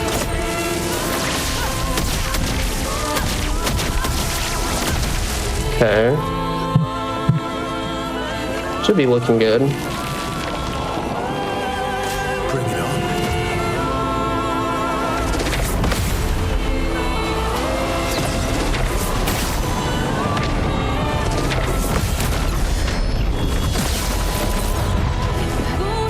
No, still transitioned over. Well, No margin for error.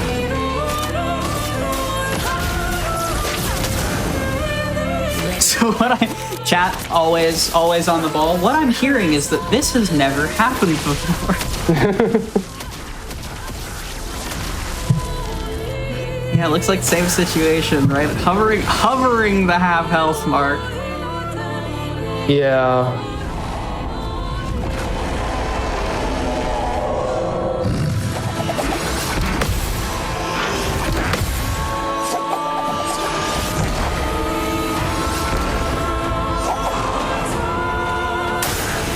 Just Okay, he's gonna do enhanced move sets.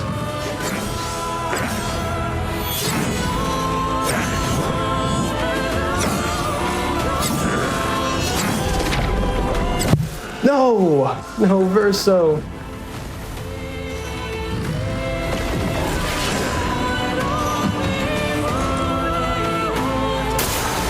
I'll do it.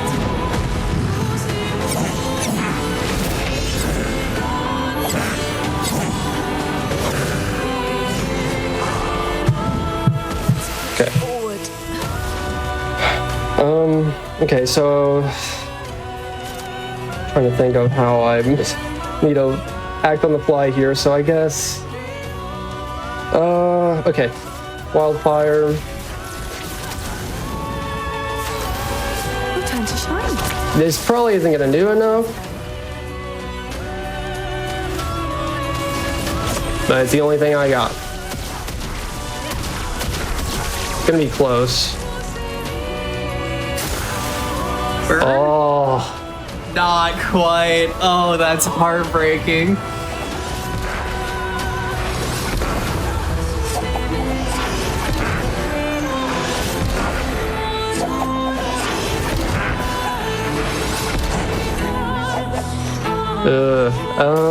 Okay. Yeah, this is not... This is basically what happens when you have all the masks helping him out. He's healed, he's exhausted us so we can't generate AP. So we're kind of... This is type of a situation where if you mess up in the fight, you really just gotta restart. Yeah. I can lower Lune's damage this time, but yeah, this is a hairy situation just because I'm dealing too much damage that it's hard to know exactly how you need to adjust for this. So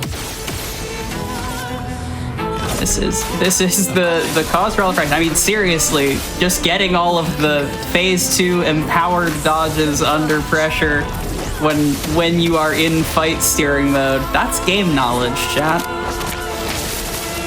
So I try to do some less damage by not hitting the perfect QTEs with the elemental trick there. I don't think...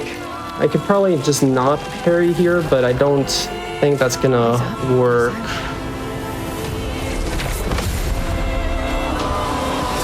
You have to do this jump attack, and that does damage, but I'll just not parry that attack here to apply exposing. Okay, and then I can try to... Yeah, I need leadership here. Okay, leadership. I can shoot that many times, and then this has to finish him off. No. That finished him off, but Seal is not going to be able to intervene now.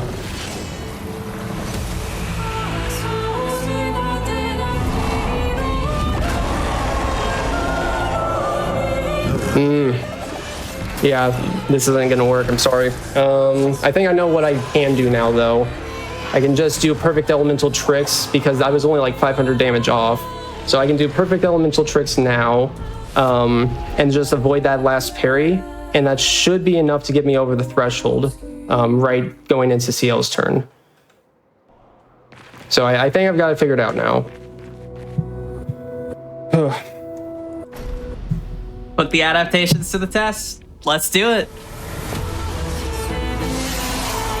Let's carve a path. Yeah. Ready to strike.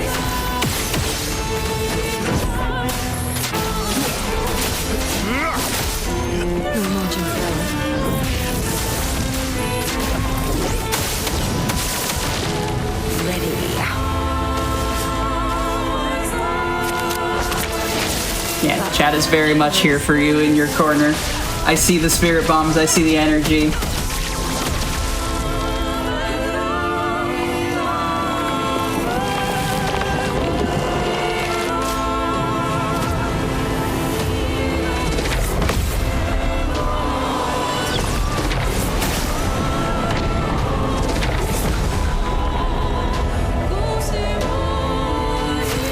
Yeah, that's looking good damage health-wise, I think. I think I'll improvise. Worth it. Let's push forward.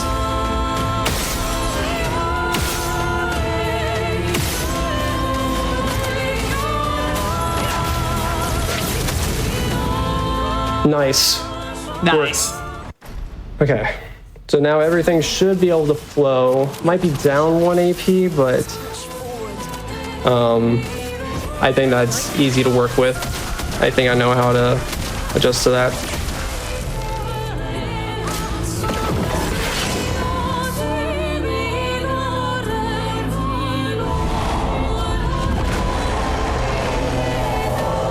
Hold up, person.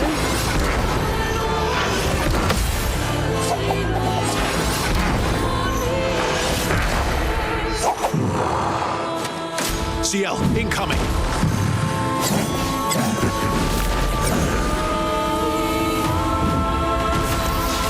Okay. Attack. I'll manage. Applies defenseless on the same turn. Give everyone some AP. You need to generate stains, so you're going to do wildfire. And then you intervention her. Do lightning dance on the same attack. Okay, that should be it. Oh, Nice. so sorry about that, but I'm glad that I was able to work through it on the fly fastly. Yeah, no, I mean, this is the magic of marathon performance right here. You are here not just because of your ability to have a text route, you know, memorized and locked in. You're here because you know this game inside and out. It is seriously so impressive to watch you cook. Yeah, that is a good insight, honestly. Like, you don't get to see a lot of, like, you just see everything perfected in the run. You don't get to see a lot of the everything being perfected. Like trying to figure out what works and like how tight everything can be and how like little room to work with there actually is. So you need that and that. Okay. I need to get her some... CL needs to get some new skills because this is when she starts becoming pretty viable. Yeah. Put those all on. Cool. Okay, cool. So yeah, CL starts becoming pretty viable here. So up to this point, we've really only used her for intervention to basically get characters multiple, like 2 turns on the same turn. But now we actually we upgrade her weapon. We gave her stats increases. We gave her abilities like Sealed Fate and Card Weaver. Card Weaver is really cool because it'll let us play twice. So it'll be a good way to kind of enter Twilight for CL, which Twilight is basically CL's special ability. So Lune has Stains, Gustav had Overcharge, Verso has like this power system, rank system, where the more attacks he does without getting hurt, the bigger damage he'll do, which we don't have to play around that too often. And then Mael, earlier on, we were using her stances a lot. So yeah, CL, like, she won't deal a lot of damage in her regular state, but once she's in Twilight, depending on how you enter it, for the speedrun, we'll be doing roughly 50% extra damage once we enter it. And yeah, like, Serene, this is one of my favorite splits because how the fights work systematically here, introducing CL and Lune back to back, just dealing massive damage together, like, it is so satisfying. It's also very, very consistent too. So like, I love how, kind of just like how, you know, like I said, systematic it is, like how all this stuff will consistently work and play out to just always work to the route that we've picked up at this point, instead of having to rely on like RNG like we had to like in Act 1 and stuff. Like at this point, we've got good setups, deal massive damage within a 2-turn, within the first 2 turns of every fight, pretty much going forward. For the most part, except for Renoir and Paintress. But yeah, this fight we just used to pretty much enter low health. So Wildfire with Lune. I do not have good abilities to enter low health with Verso and CL at this point, so we'll use these 2 enemies to target each of them both. So that's always going to work. And then we can send in a reserve team that instantly flees. So yeah, just because of how that targeting is consistent, it makes this fight very reliable to enter low health that way. But yeah, now since we want all 3 party members to enter low health instead of just 1, it is really important that we minimize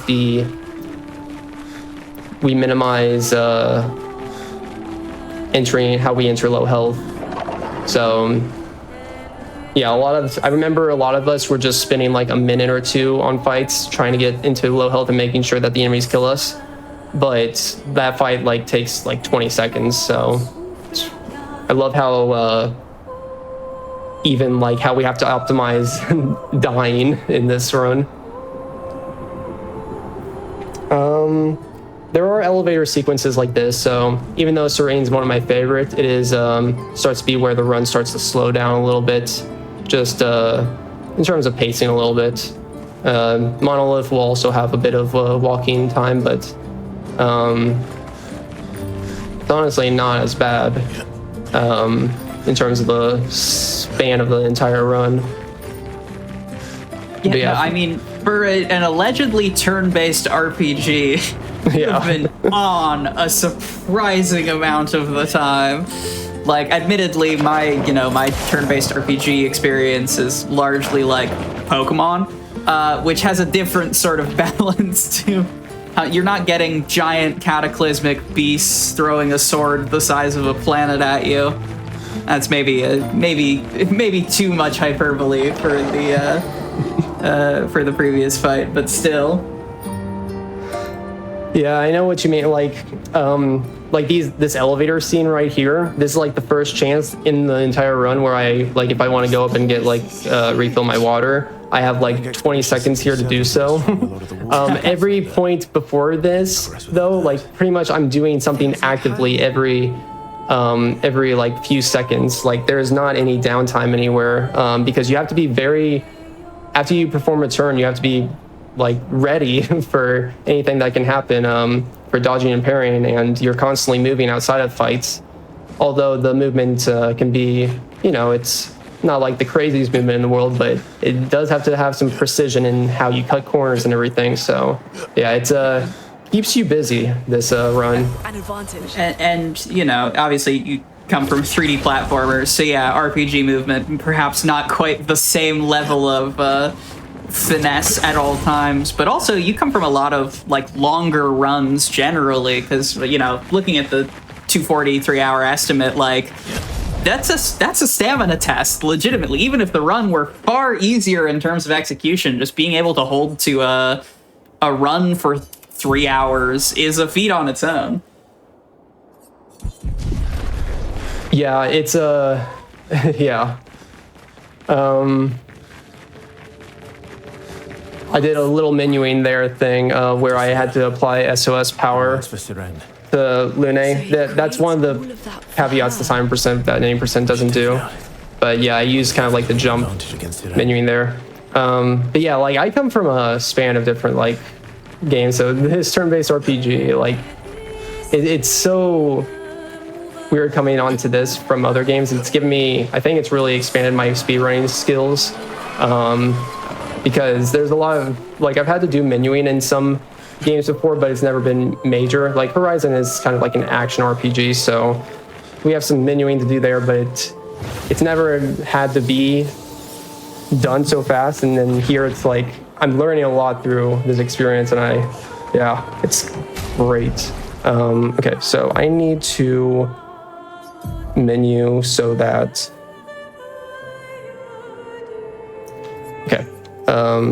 Death Store goes up here. Do that so it swaps, and then Immaculate for Breaker, keep combo attack on. Then these three. And then I need to also apply First Strike here. Cool. Okay, Glissando fight. Also, unfortunately, we have to skip the even though I really enjoy the Tissur boss fight. Let's push forward. This is a required boss though, because we can't run around him. The cards have spoken. Let's see. So That's how card you know reaver. the game is good when speedrunners say, "Unfortunately, we have to skip this boss." Yeah, it's a really cool boss. Just try it. Okay, he's gonna smash his head. Cool. My turn. Verso is gonna apply Defenseless. He needs to get to S rank, which he already is, so he has to be C rank, in order to apply leadership. You're gonna generate your stains. And then CL is gonna do damage with her gradient attack now that she's in Twilight. A lot of hits, a lot of attacks. But then we want to utilize the second part of her skill, because gradients give you a second chance to play after using them. So we'll use that to intervene back to Lune to do her lightning dance. Yeah, so that's a lot of big numbers on the screen. we like big numbers here. Big numbers are good. Yeah, so that's very satisfying. Basically, you're basically getting 2 lightning dances back to back now. And again, we have to like play around our setups to fuel characters that can utilize skills that, one, can deal big damage, but also apply multiple hits for every time they do because of that damage cap. So CL's gradient, you can see like all those numbers there. It does a lot of hits. Sealed Fate will do like 5-ish hits. So we can tag that on to the end of CL if she does get an extra turn where we can't intervene, which will be on this next boss fight. But yes, Serene, I love how this boss fight works specifically because it has some of the longest animations for any boss in the game. Like you're literally waiting for like a minute on some of her attack animations to be carried out, like her grand ballet and everything. And but we have a very precise setup where if when she goes frantic, which is about when 1/4 of her health is gone, I think it's 1/4, it might be 1/5. But basically, if we parry one of her attacks and counterattack it into that threshold, she'll use up her attack animation to go into the frantic state, and we can avoid having to deal with any of her long attack animations at all. So, but we have to do a very precise amount of damage in order to get into that threshold for that, to reach that threshold upon the parry. So I'm going to attack, Berserk Slash. These should all be perfect 999s. Then I am going to Elemental Trick. Then we do Card Weaver. If I die, so be it. Twilight Slash.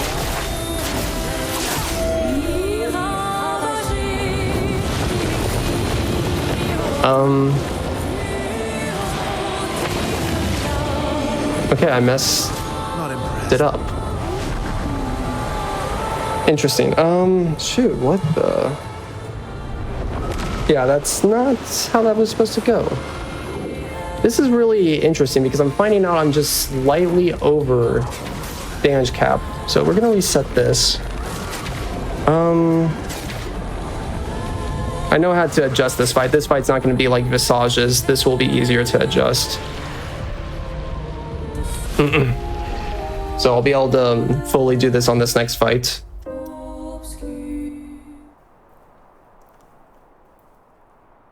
Is it? I know you had mentioned a potential differential in where you skill up Lune. Is that potentially what's afoot here? So what confuses me right now is everything that we're doing is kind of reaching the damage cap. The only thing specifically could be Elemental Trick, so it could be Lune. Yes, Lune might be slightly more powerful, so because that's the only attack that could be doing more damage. So what I can do is not do a perfect QTE on Elemental Trick here, like that, and then Here we go. I saw your future. Danger. okay, that worked. Yeah, Lune shouldn't. Yeah, I don't know. Yeah, I'm confused by that because I don't think I overleveled Lune. It should be all joking good before now. about how Lune was overpowered, and she said bet. I mean, she is overpowered, so it's just the fact of her being her, I guess. But yeah, now that we did parry on that Glissando attack, we can set this up to finish the fight from here on.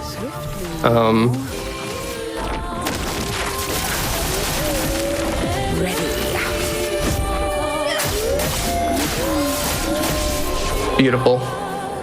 Nice.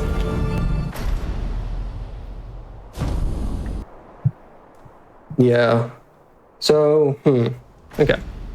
Sorry, I just lost in thought of like wondering why that's happening. Yeah, when the route is this finicky.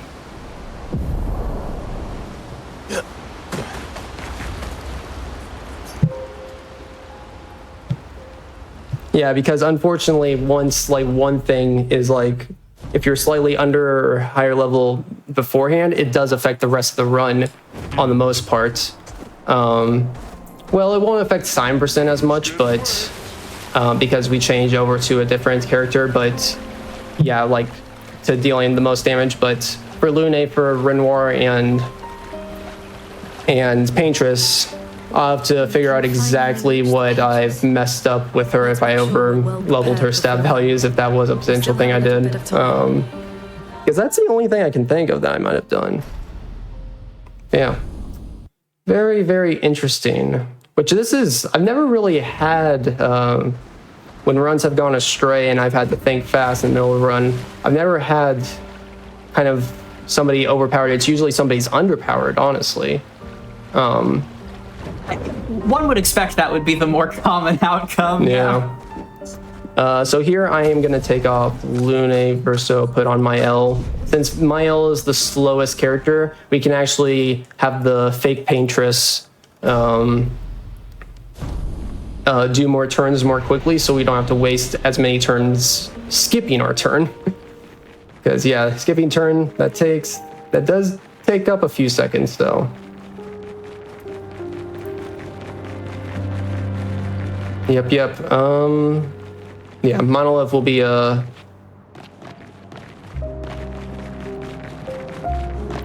pretty, it's the big kind of walking simulator section, I'd say. Well, that sounds like my cue. Chat, this has been an absolute masterclass of live engagement with an extremely difficult video game, and one of the most anticipated games of 2025. But there's lots to anticipate. GDQ has so many events coming up, y'all. We're gonna be back at PAX West at the end of August. The schedule for that just dropped. You can visit gdq.gg/PAX West to check it out, and visit west.paxsite.com to learn more about the event. We're also going back to TwitchCon in San Diego in mid-October, the 17th through the 19th. Submissions for that are going to be opening up so soon. There's a lot of speedrunning coming up.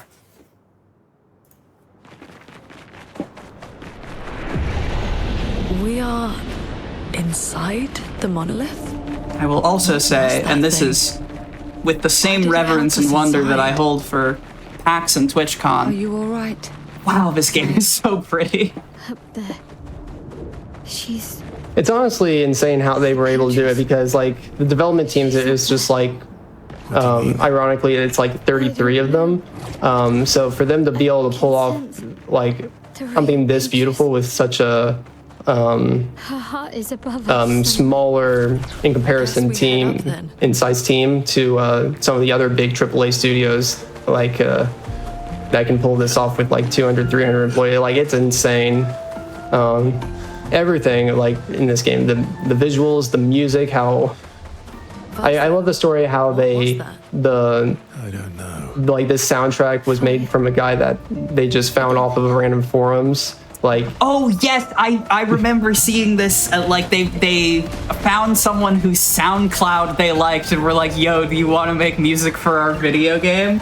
That, honestly, shout outs to creatives who are just doing the thing because they like it. Like, I hope more people get discovered and put on games of this scale in a similar fashion.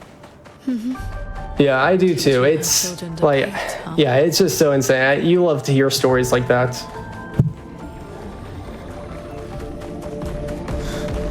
But yeah, like this is like the soundtrack, like games writing, the soundtrack, the visuals, all of them are like some of the best that I've ever seen all around. Like, we are gonna buy some of these and some of these. Cool. That'll come into play for Simon%. But yeah, like this is like the most listened to soundtrack on my Spotify this year. So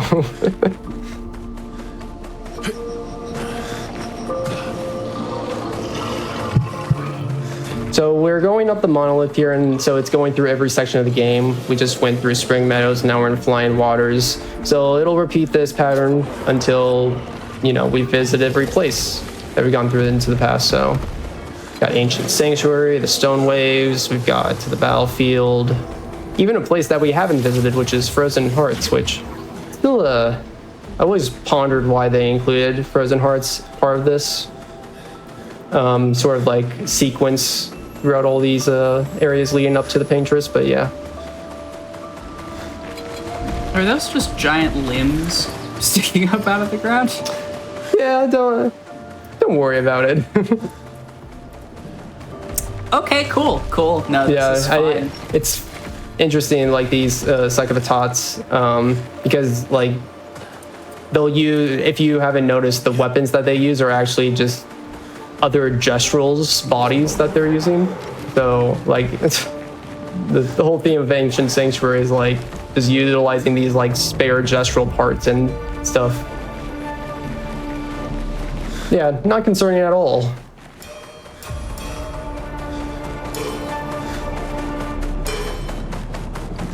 I'm gonna pick this Resplendent up as a backup. I don't think I need it, just in case. So Resplendent Catalyst, basically, upon entering Monolith, we got a level 15 weapon for Mael, and we're gonna be using that weapon, but we need to upgrade it to level 19, which is the furthest you can go with Resplendent Catalyst. After that, you need Grandiose Catalyst, which you can only get from bosses in Act 3. So it's very important in our 7% routing that we try to upgrade Mael's might as fast as possible.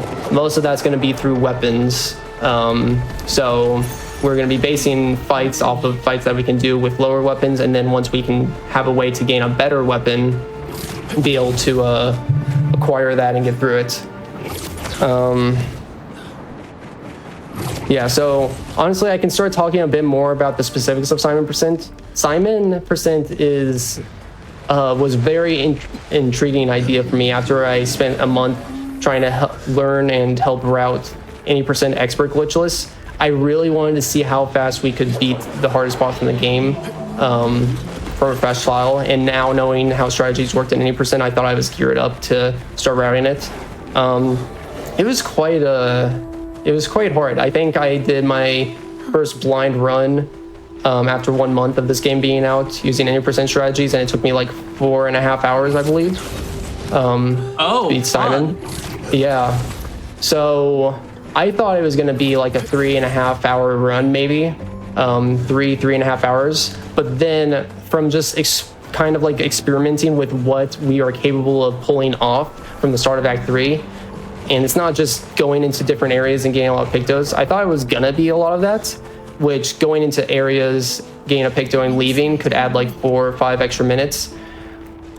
Just through a lot of experimentation, I've figured out how some bosses you'll be able to kill quickly, and it'll give you some extra XP. So the Chromatic Demonor is going to be our first way of us getting a lot of XP out of Act 3, where it's going to basically bump us to like level 29 to 36. 7 levels just due to like a less than 30-second fight. It's actually insane. So that'll help us get some generally good stats early on to go around and get some pictos and level ourselves up with a few different fights. But then the big kick is getting the Glacium weapon. So I was able to get Simon Percent down to 3 hours before I discovered that you could, there's this just one random fight that if you beat, it'll reward you a level 28 Glacium weapon. Grace. I forgot to change my party order. So this fight we're supposed to enter low health with this fight. This is okay. Just gonna be like 10-15 seconds time loss maybe. Yeah, so let me explain this, I guess, real fast before continuing with the Simon Percent explanations. But essentially, we need to enter low health. So we want the party that we're going to be using going forward to enter low health. What's fun about this fight is that we're not actually going to use any abilities at all to damage ourselves. This will be all the enemy's attacks, but we set it up so that we ice lance this middle enemy so he becomes slower.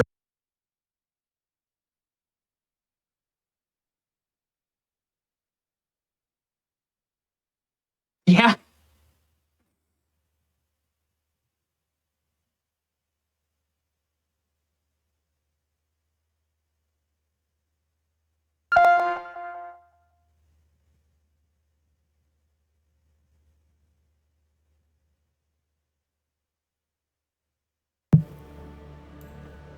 You lost my stream.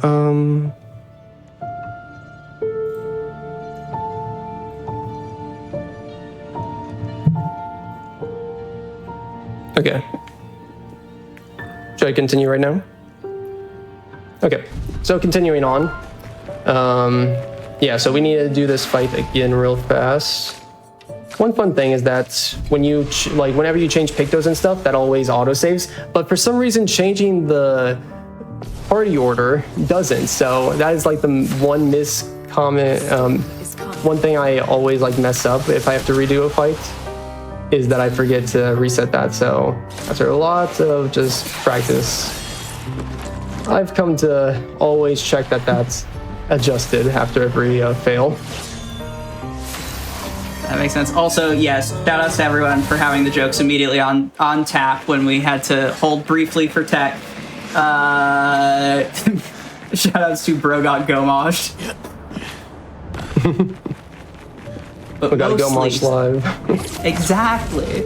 Mostly. Send love to the GDQ tech crew. We could not do this without the incredible behind the scenes work. To keep the speedruns coming to y'all crisp and clean. Verso? Yeah, thank you. Okay. Yeah, fine. Yeah, so we're almost done with the monolith thing here. Yeah, we're gonna have to do some menuing at the flag here. We did pick up weakness gain, which is basically a way of us, we don't get it for its ability, just for its stat values for crit chance and speed. So we'll be applying that. We want CL to Siren, which is an automatic weapon that we get from being Siren, so easy to route that in. I need to check if Lune's stats are a little bit off.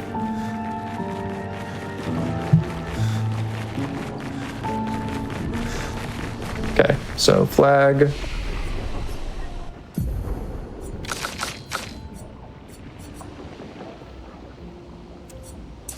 That is correct. I'm shocked.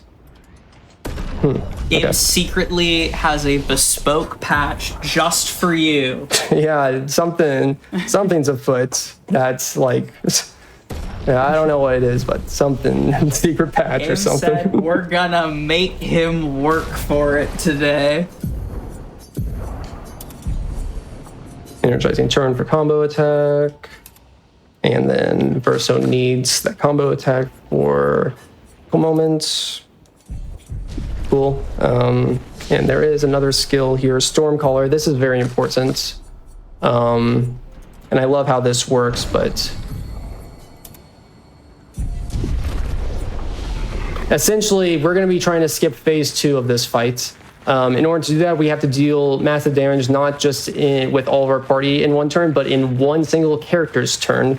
So yeah, we have to use Stormcaller because Stormcaller will basically add on extra damage onto whatever attack that we're doing. So Lune is only used for that in this fight. But yeah, this will be really cool. So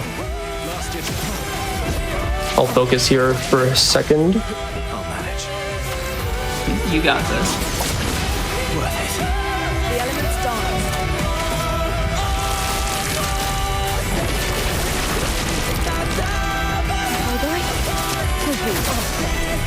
Heads up. There's so little. Damage control is very important once we do Verso's next attack.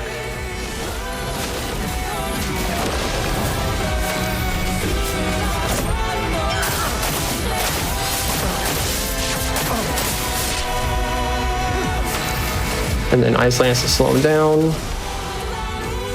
break her heart.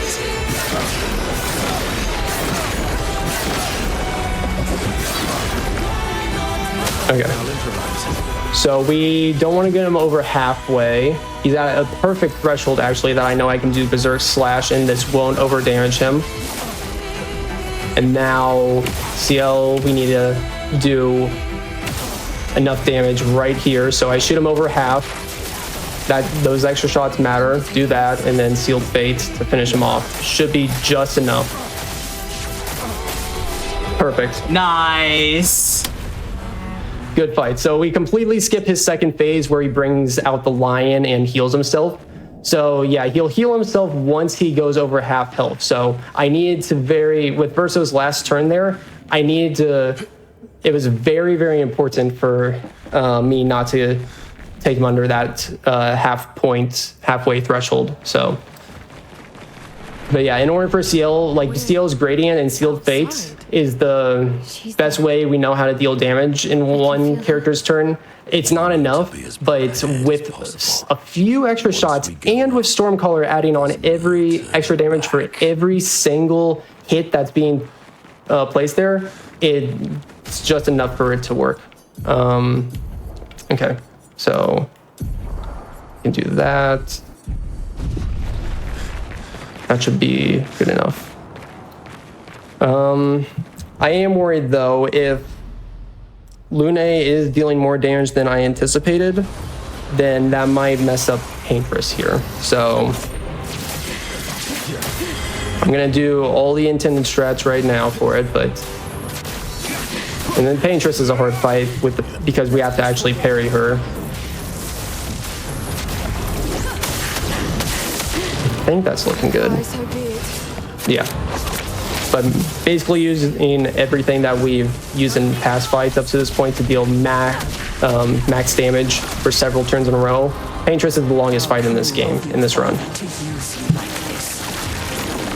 Okay, dodge all of these.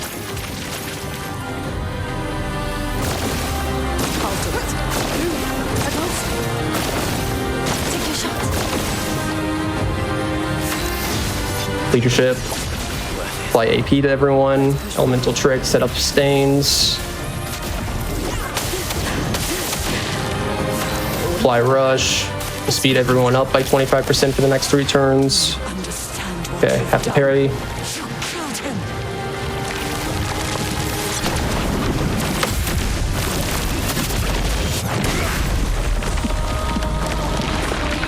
Bring it on. Supposed to be.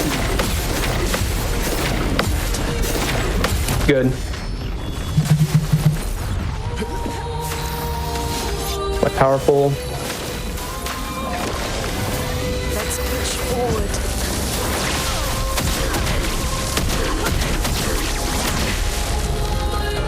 Swiftly now. If I die, so be it.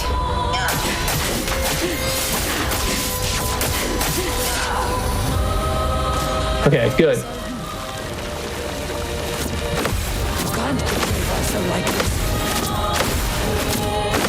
Okay, good. Phase 1 done. And we have to end on a parry there so that she doesn't get a turn immediately into phase 2 and we can maximize setting ourselves up without... yeah, so everything's working out wise, strategy, working to our strategy perfectly, so really happy about that. Nothing's gone afoot.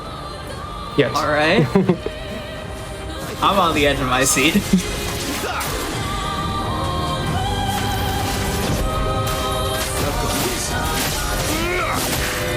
Let's push forward.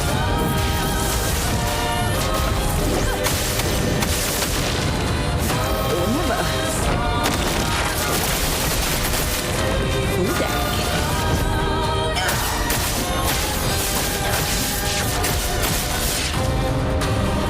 Okay, I have to parry twice here to generate some AP. Tell your father I don't need him to look out for me.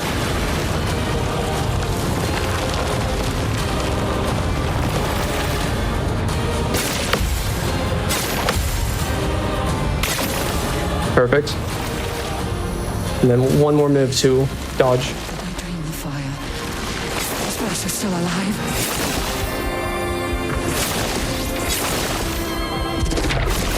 Perfect. Okay. Let's push forward. Finish strong. Lightning Dance. Attack to apply defenseless. And then powerful.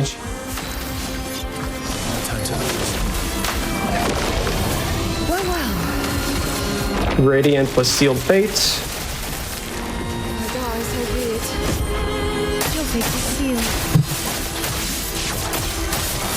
Very nice. Perfect paintress. All right. Incredible. Oh wait, it's not over. I can finally let out the breath. Oh no, I can't. Breath You can't. Going back in. Because we still got to we still got to finish her really fast, which we just have to apply mark and then just deal sealed fates. I know, so tough, but that's phase 3 paintress. So that's it. We're free of the Act 2 shenanigans. Amazing. Impressive handling. I'm going to ask you to pause here once more once you have control of your characters again. Friends, if you've just joined us for that Act 2, we like to take a break here on the Hotfix every hour so that we can get up and stretch, so that I can unclench every muscle in my body from just watching that fight, and so that we can run ads on our channel, because it helps support all of the work we do here. We're not done. We have to get to the thrilling conclusion of Simon Percent, which we will do after this short break. Don't go anywhere.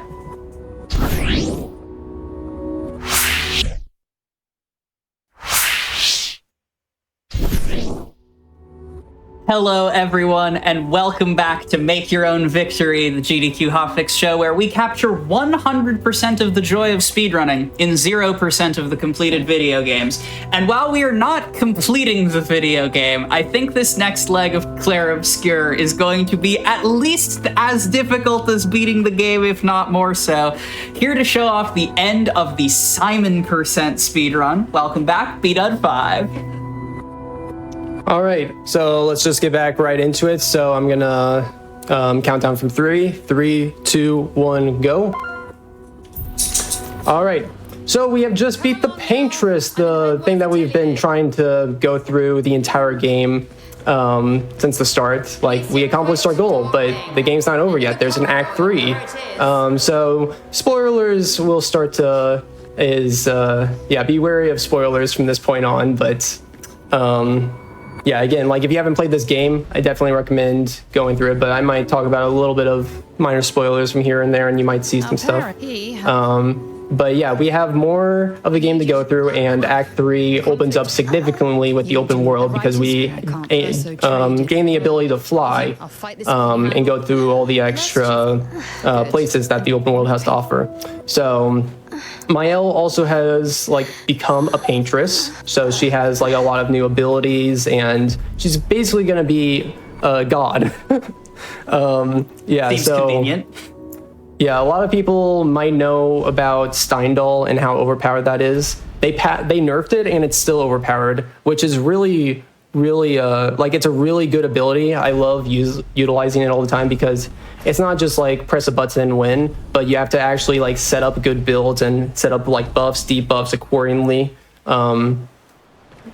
Yeah, so that's, like, gonna be the main thing that we'll be wanting to utilize, especially for Simon. But in order to work towards Simon, like, he has a 45 million health threshold. So in order for us to prepare for that, No need we have to get a lot of pictos. We have to upgrade our stats. We have to upgrade our weapons. Those are the 3 main things. And yeah, there's going to be about, like, 6 or 7 fights that we have to go through that.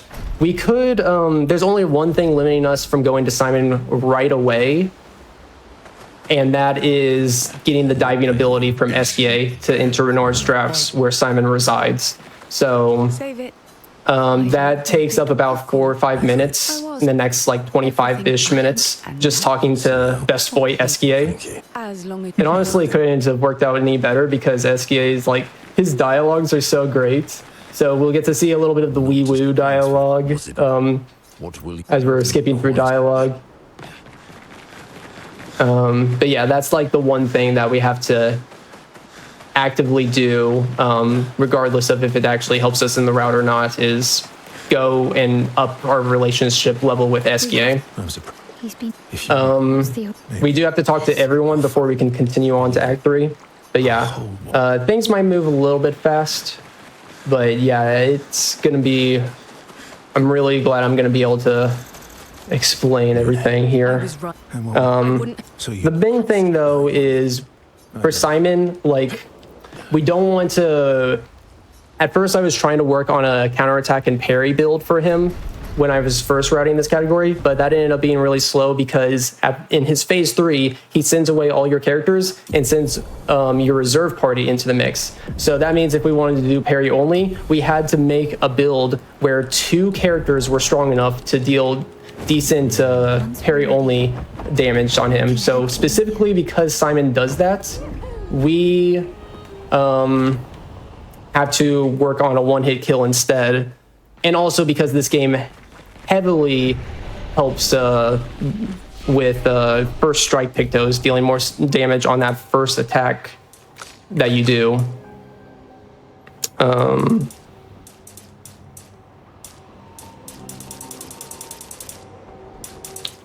Sorry. So we need to give Mael lots of things here. So we'll up her defense. And then need to give her the big skills. You have to say, I love chat comparing the highest damage in a single turn or single hit people have done to Simon. I think 28 million, 31 million, 12 million. All of these numbers are ridiculous to me. Again, my RPG experience is like Pokemon, where like a truly comical amount of HP is like 600. Get these millions out of here.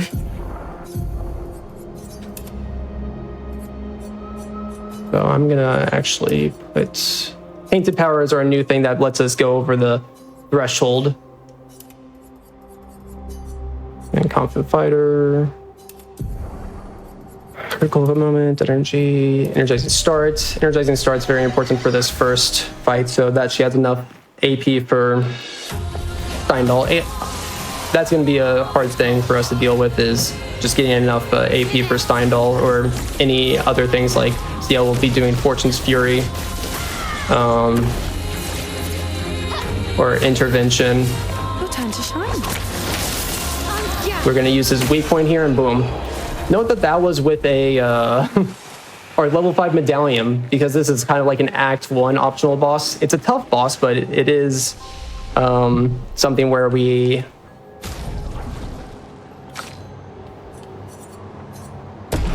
didn't even need to use this weapon yet, but this weapon is going to be very crucial from here on out. We want 41 Lumina, perfect, and I need to upgrade that health tint. Boom. Leave the continent. Cool. So I also need to ensure that I have first strike. Okay, I do have first strike. Actually, let's get some SOS power. So Mael has an ability called Last Chance, where she'll be able to generate enough AP to do Steindal, but it'll take her to 1 HP. We actually utilize that to, like, SOS power activates when you enter low health.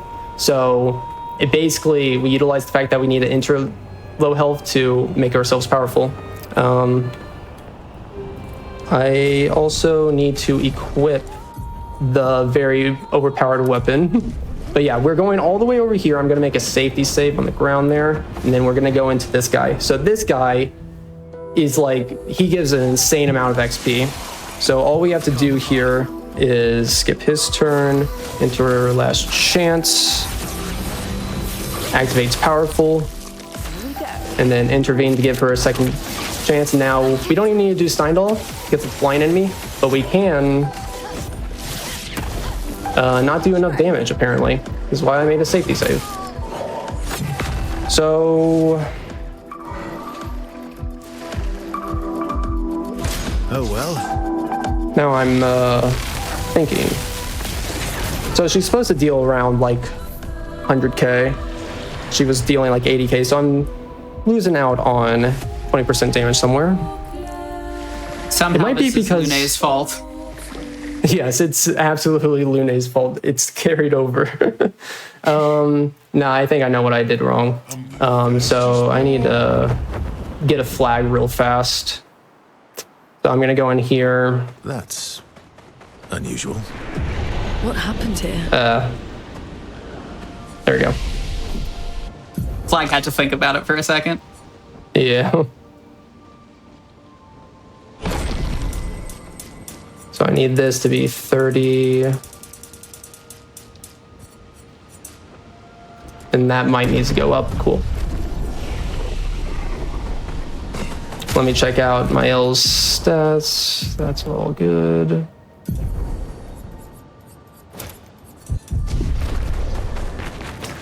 Death store. Okay. That is definitely going to be enough.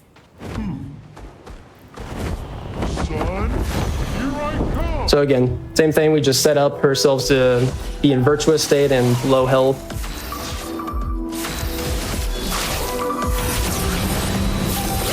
She gets powerful, 25% extra bonus. Your time to shine. And as long as I'm dealing over 100k on each shot, that is going to be good enough. How's 125? I am going to go back into here now. And we are going to do some... So, like, we went up 6 levels there. So I suddenly now have 18 extra skill points that I can use. And I also now have enough skill points with CL where I can actually afford her Fortune's Fury, which gives basically the next character's turn double damage. Very helpful. So I'll put that right there. And then Mael will also have an ability to apply defenseless. So we've been using... I also need to upgrade this one time.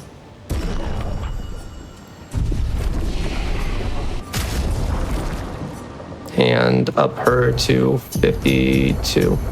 Okay.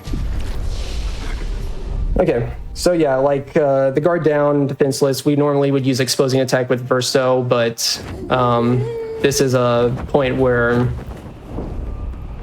it'll come handy in usually using an extra turn on Mael when we get to Simon, because Verso will be utilizing every one of his turns except for that. I'm gonna make a safety save right here with a Picto. There we go. So Sprong, we want to fight him as soon as possible because he has Cheater. It'll let us play 2 turns in a row. Very, very good. Actually, I do need to do some very slight menuing here. So it's actually literally called Cheater, because I saw people talking about this in the chat from a while back when talking about like damage numbers, and I couldn't tell if it was just like speedrunner lingo, but like this is an actual in-game item called Cheater, straight up. It is. That's hysterical. It absolutely is. I can take off Energizing Start on her. There we go. Okay. Yeah, it's literally called Cheater. I love that. So apply defenseless, apply mark.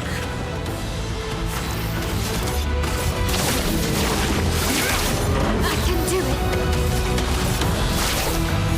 it. Get our AP. And we need like around 4 million damage for Sprong. So at this point, with all those buffs in our weapon, we're dealing about 4.3 million. So pretty much just enough. Well, that went up a little bit, damage numbers. So we want to heal now, get ourselves to full health so we can take advantage of SOS power again. We want to apply things. So CL is going to get Cheater. We are also going to give her Stun Boost, which is all the way down here, the Picto that we got from like extremely long time ago in Ancient Sanctuary.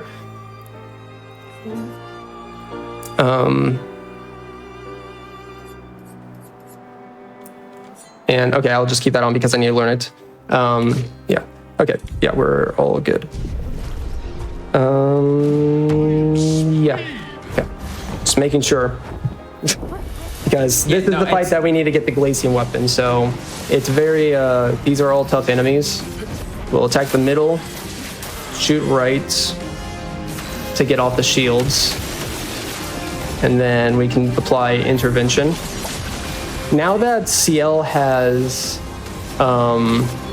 Cheater on though, in 2 turns, she can apply Fortune's Fury to give us double the damage and intervene us to play on the same turn as well. So I can do this, then use one of Mael's like Paintress attacks, Phantom Strike, to kill 3 enemies all at once, pretty much. Unless they barely survive.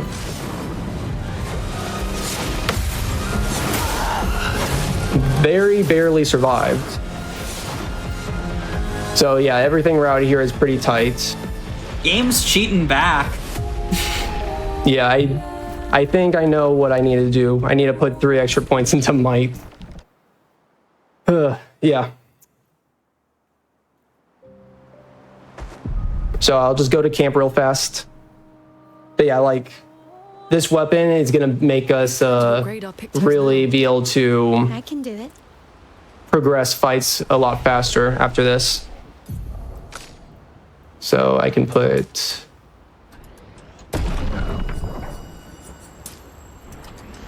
Yeah. Okay.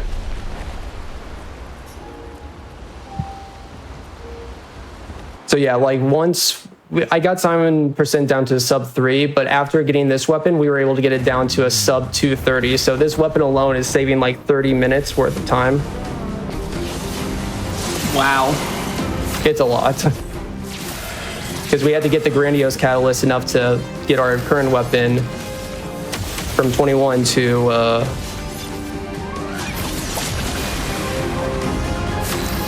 33, but now we'll get a level 28 weapon and a lot quicker to upgrade that.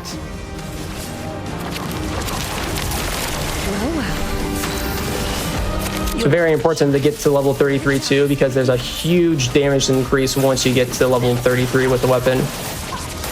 There we go, that's what I like to see. The explosion really drives it home. So now we have the Glacian weapon, and we can spend 4 minutes talking to Best Boy Esquier. So yeah, like we have to talk to him to get his relationship up to get the diving ability, but it does end on us fighting Francois as Verso, so we have to make sure Verso's adequately set up for this. You know what Which it doesn't take a lot to set him up. It's not like a really hard boss, but yeah, we have to fight Francois again. But like the fights that I chose to do not only help me level up and give me good weapons before this point, but it's also important because I can apply Painted Power now, because we have now done 4 fights in Act 3 to have Painted Power learned and be able to apply that to everyone. So everyone can proceed past the damage cap. Yay. That seems perhaps relevant for attempting to one-tap a 45 million HP boss. Perhaps. Yep. That's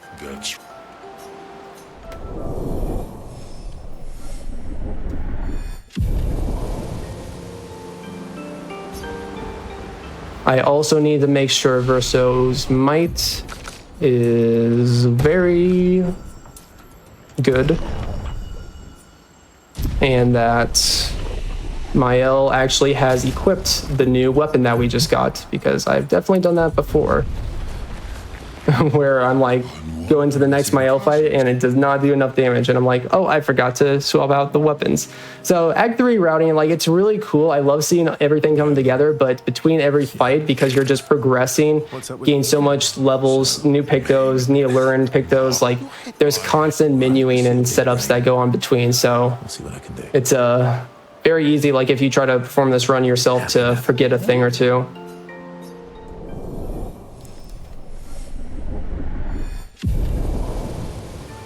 The confetti on the relationship level increase is sweet. I guess he's cousin. I love it.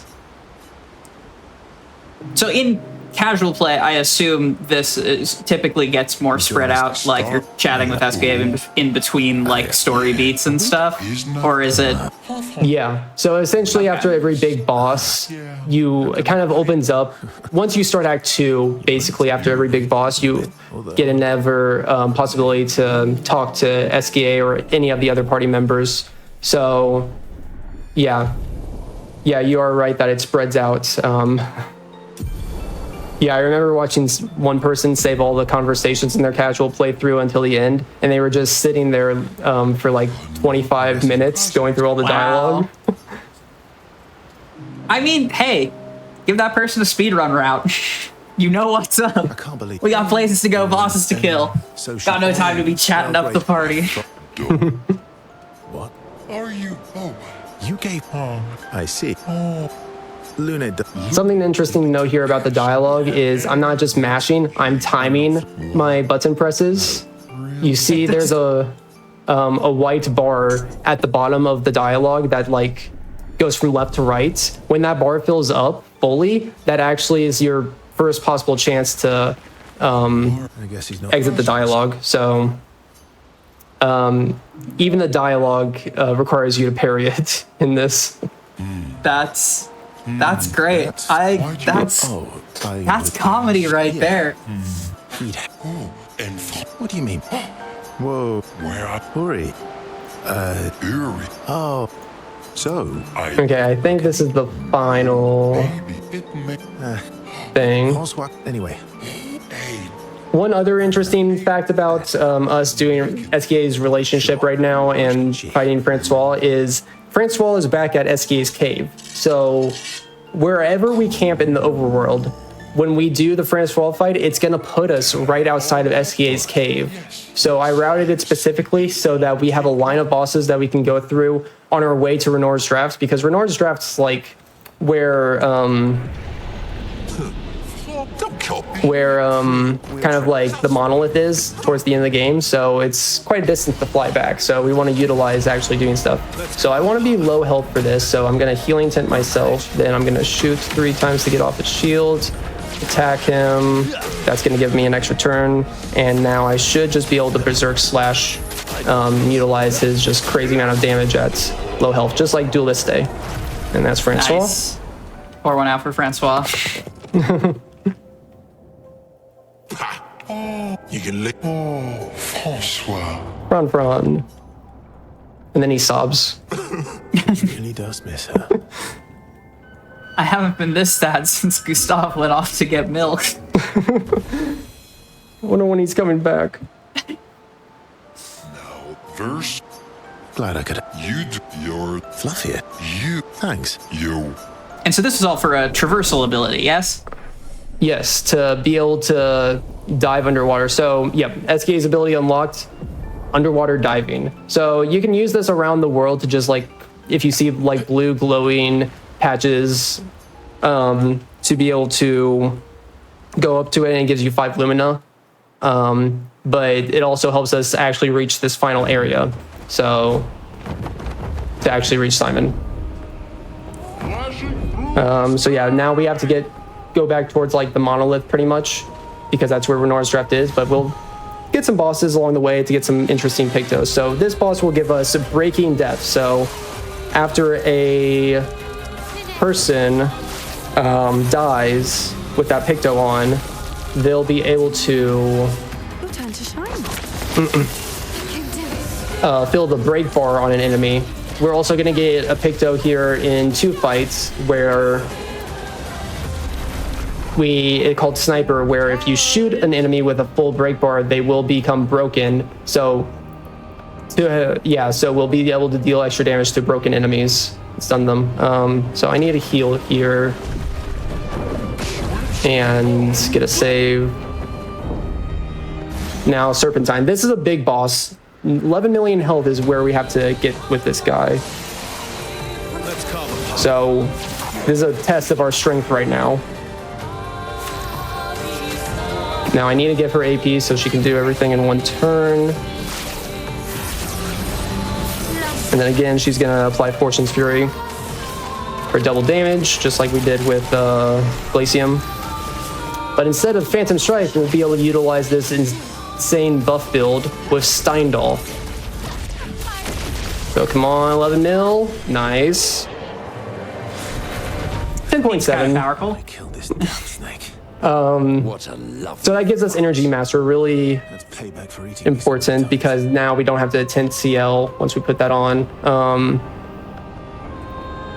It also gives us a perfect catalyst. Give me 1 sec. So I need to actually not do anything right now, I guess. I need to save real fast. Yeah. Confused myself for a second because I used to put Energizing Master on CL, but it's not needed.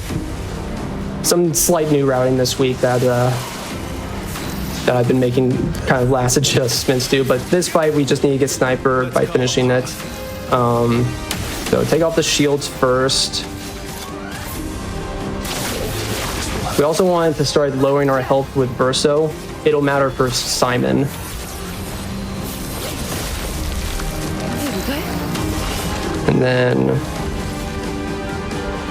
yes. Your time to shine.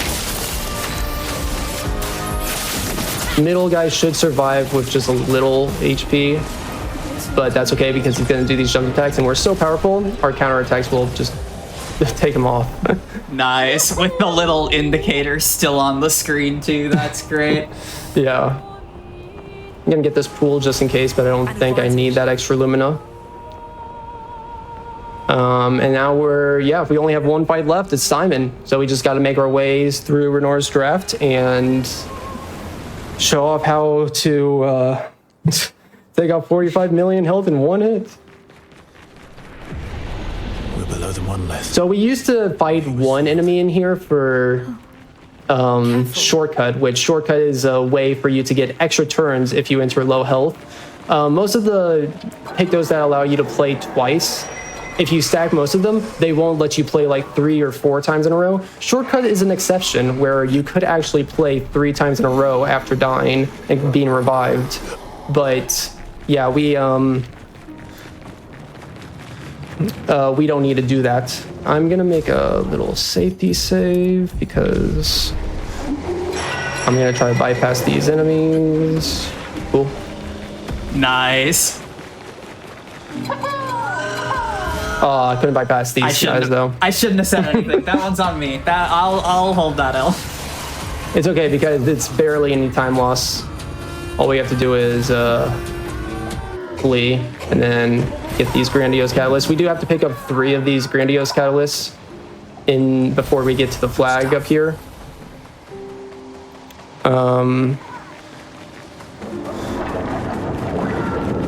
So there's one more that we need. Skip these guys.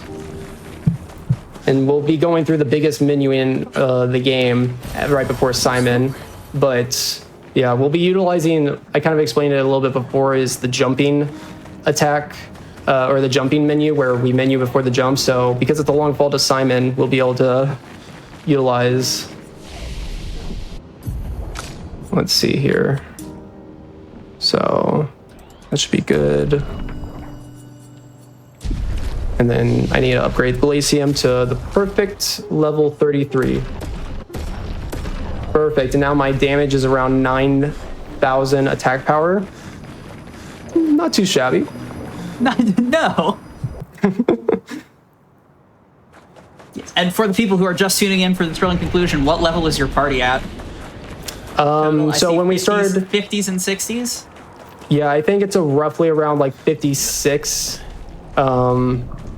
Yeah, so we started Act 3 at like level 29. We've just completely doubled that level now. And yeah, like most people will fight Simon at 99 or like in the level 90s. But yeah, doing it at especially before level 60 is gonna be pretty crazy.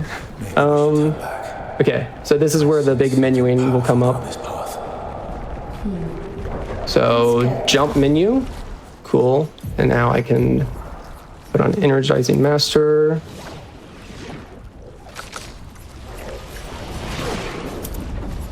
Sniper, second chance. And do cheater for this. This gives me extra HP, okay. Then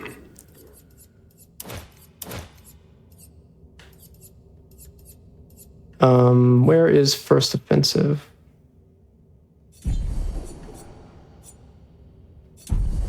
Actually, that's fine.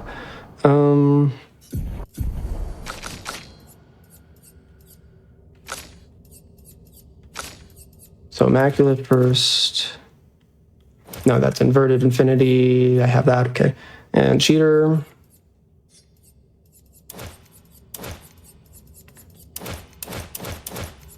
I need First Strike. And then let's just reset you and First Strike, Energizing Start. Cheater. Okay, so now we're down here. That was all the menuing. Should be good. Here I will goes. make a very quick safety save. But yeah, here it goes. Simon, it's chat's- time to die. Chat's calling in Painted Power. Thank you. Congratulations, chat. Pat yourself on the back. The people want to see Simon explode real bad here. Thank you, Chad. We love you, Twitch chat. To anyone asking, is this live? All right, now let's blow up Simon. He deserves it. All right, so we are going to skip versus first, but then we want to Defiant Slash. Is going to set his health down a little bit, but also apply Mark. We want to then skip her attack, then apply Defenseless. So Mark plus Defenseless, that's now 75% extra damage, and then just intervene. And then Steindal. He has like over 7 million on his phase 1.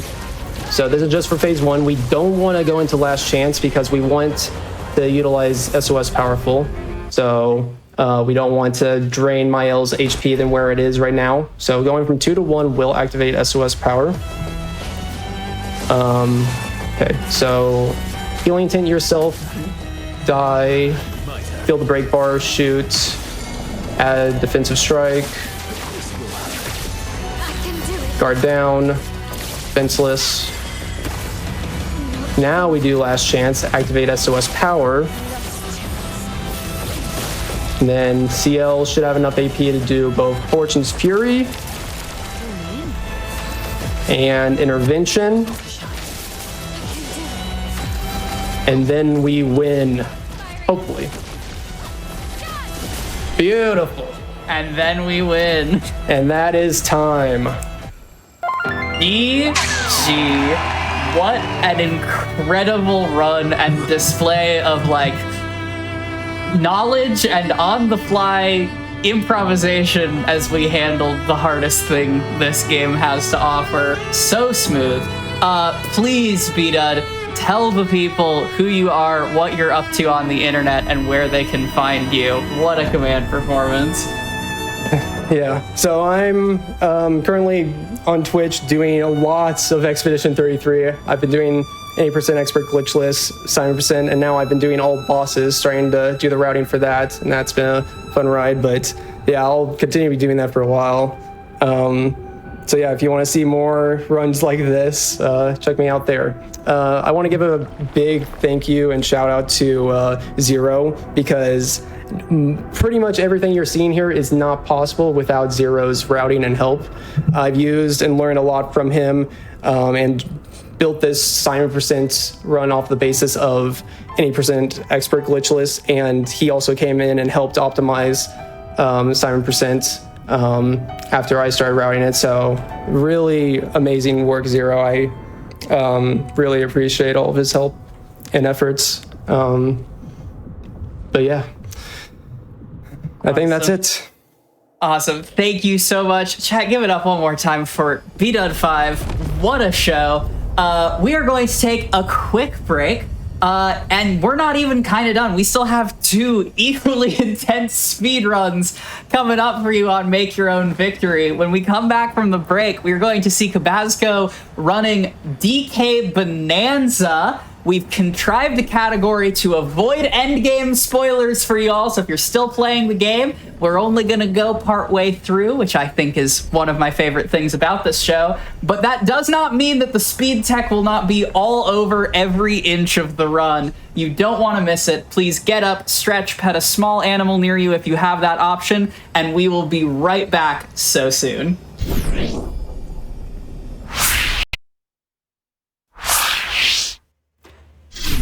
Hello, everyone, and welcome back to Make Your Own Victory, the GDQ Hotfix show where we attempt to capture 100% of the joy of speedrunning in 0% of the completed video games. You are watching our most anticipated games of 2025 showcase, and up next, I don't think I can stress enough just how hot off the presses this speedrun is. The times are still coming down by minutes every day. New tech is probably going to get discovered during this run of this, I'm totally confident. We've concocted a Donkey Kong Bananza category that does not show you endgame spoilers, so if you are still playing through yourself, keep your eyes here and then go finish the game. I promise you're going to be in for such a treat. Here to show off Donkey Kong Bananza Muckety Muck RTA, please welcome to the stage, Cabasco. Banana. Thank you. I mean, as Scott just said, I'm here to play Donkey Kong Bananza somewhat fast. The game is a little bit insane to keep up with, so I'm gonna do my best. My commentator is Helix. You want to introduce yourself? I'm sure people know who you are. Maybe. So I haven't played this game yet, but I run another monkey game, and I think that makes me qualified enough. Yeah, of course. Let me get out of DK Artist here. What do you mean? What do you mean you don't want to be in DK Artist? That's the best part. The game will automatically throw you to DK Artist if you sit on the title screen too long. But we're just gonna get right into it. The game is pretty long, even if we're not going to the final layers. We're gonna be going to the end of the Feast layer, if you know where that is in your save file or your playthrough, so you know how to avoid spoilers. We're not going past the end of Feast layer, but yeah, we're just gonna get right into it. Timing will start once I select normal mode, so if we're all ready, I'll just give us a countdown. So 3, 2, 1, go. Good luck. Thank you. Yeah, so right off the bat, fun fact, some cutscenes take longer to skip than the others, and the first cutscene is one of those. Yeah, this game's weird. You will notice very quickly this game's weird. I'm a positive. Yeah. Also, there's a lot. It's the bitrate destroyer, so I don't know how that's gonna handle it. This game really is the bitrate destroyer. And you may see a banana there. We're not gonna get it. Yeah. I need to make sure I skip this. We don't get bananas. There's a lot of turf surfing, as you're noticing. I need to make sure I get a certain amount of gold by Hilltop layer. So I am gonna be going a little bit slow intentionally to grab some gold. So don't worry about that. We need 2100 gold by Hilltop, and Elena's gonna play it a little bit safe here, just to make sure we actually have enough. Because, you know, marathon style. Yeah, I will be grabbing some safety gold later, but that's okay. Like right here, I'm gonna do a little bit of a slower path just to get a bunch of gold. Bitrate destroyer again. We do technically this banana, but it doesn't count towards anything, so it does not matter. So unfortunately, there will only be 2 O bananas. We get 2 bunches of bananas, and it's for 2 skills, and one of them is just like personal preference. Most like top level runs only get 1 banana. So unfortunately, we're in full any percent. Yes, in full any percent. That's so funny. You get 1 banana. Terrifying. Yeah, it kind of is. It's absolutely terrifying. This run gets so scary. You'll see it. It really does. This one's really difficult. Like really unforgiving is like the better way to put it. Yeah, that's a good way of putting it. It's very punishing. There's our first skip. I'm gonna go up here to hit this checkpoint. Normally, you would have to destroy a Terror Voider down there to get there, and we do need to go rescue the Odd Rock first, but that is a checkpoint for us to fast travel to later to make things a little bit faster. So there will be spoilers for this. This rock, in case you don't already know from the trailers, this rock is Pauline as a 13-year-old. We just have to go through the paces to rescue Pauline because she is a required mechanic, unfortunately. It would be a lot. It would be faster to skip her. I don't consider that a spoiler. It's in the trailer. It's in all the like promo material. And the game's all about the... Unfortunately, like, dang, tell them how you really feel. No, she should have stayed a rock. It's fine. Wow. It's fun casually, but when you're running the game and it's like pretty difficult, every time you die in this game, Pauline will say like, focus up. Like she'll say the equivalent of lock in Donkey Kong. And anyone who practices a lot of a game that's kind of difficult will know that that can be a little annoying. Pretty quickly here, because we don't upgrade health, bosses will start like one-shotting us, and then you die, and then Pauline just goes, lock in, DK. She doesn't actually say lock in, but it's like the equivalent. There was another bit of movement to skip the required way of going up here. This game, honestly, I don't even know if anything is like required with how they programmed and designed it. Just like, there's a lot, we're gonna be skipping a lot of story beats that people may have thought were like mandatory, that are not actually mandatory. Like as long as you can get to like where a story objective is, the game will let you progress from there. So another example of that is going to be Lagoon Lair. And normally in Lagoon Lair, we would be required to get the water flowing again to restore like peace to the Lagoon Lair. We're not going to do any of that. These people are going to have no water. Yeah, like, it is the rare Nintendo game in that if you can get somewhere, the game almost every single time, not every time, but almost every time, will just let you progress. Which is unheard of for a Nintendo game. I think they knew just, like, they couldn't do it with this game. Just with how like open this game is. The player just has so much freedom in this game. Like, here we're not doing the middle stake, we're going down here. And then you can see this, normally what they would want you to do is raise the water level so this bridge will get raised up here, but we are going to be skipping it with a tech. Yeah, so I suppose now is when we should talk about fast air turf surf, otherwise known as FAT. So when you turf surf, you can press Y to speed up. And might not say that in the air, you can press ZL to start a turf surf in the air. Oh, we can also turf surf with this record, which is sick. We need to bring that to the Elder. Story progression. There we go. One of the few required things of this game. Yeah. The plot's weird. The plot is weird. Fast air turf surf is like, basically when you're on the ground and you're turf surfing, you can press Y to speed up. And there's a few frames when you're jumping. Like if you start a turf surf in a jump, there's a few frames where the game thinks you're still grounded, so you can do a speed up in the air.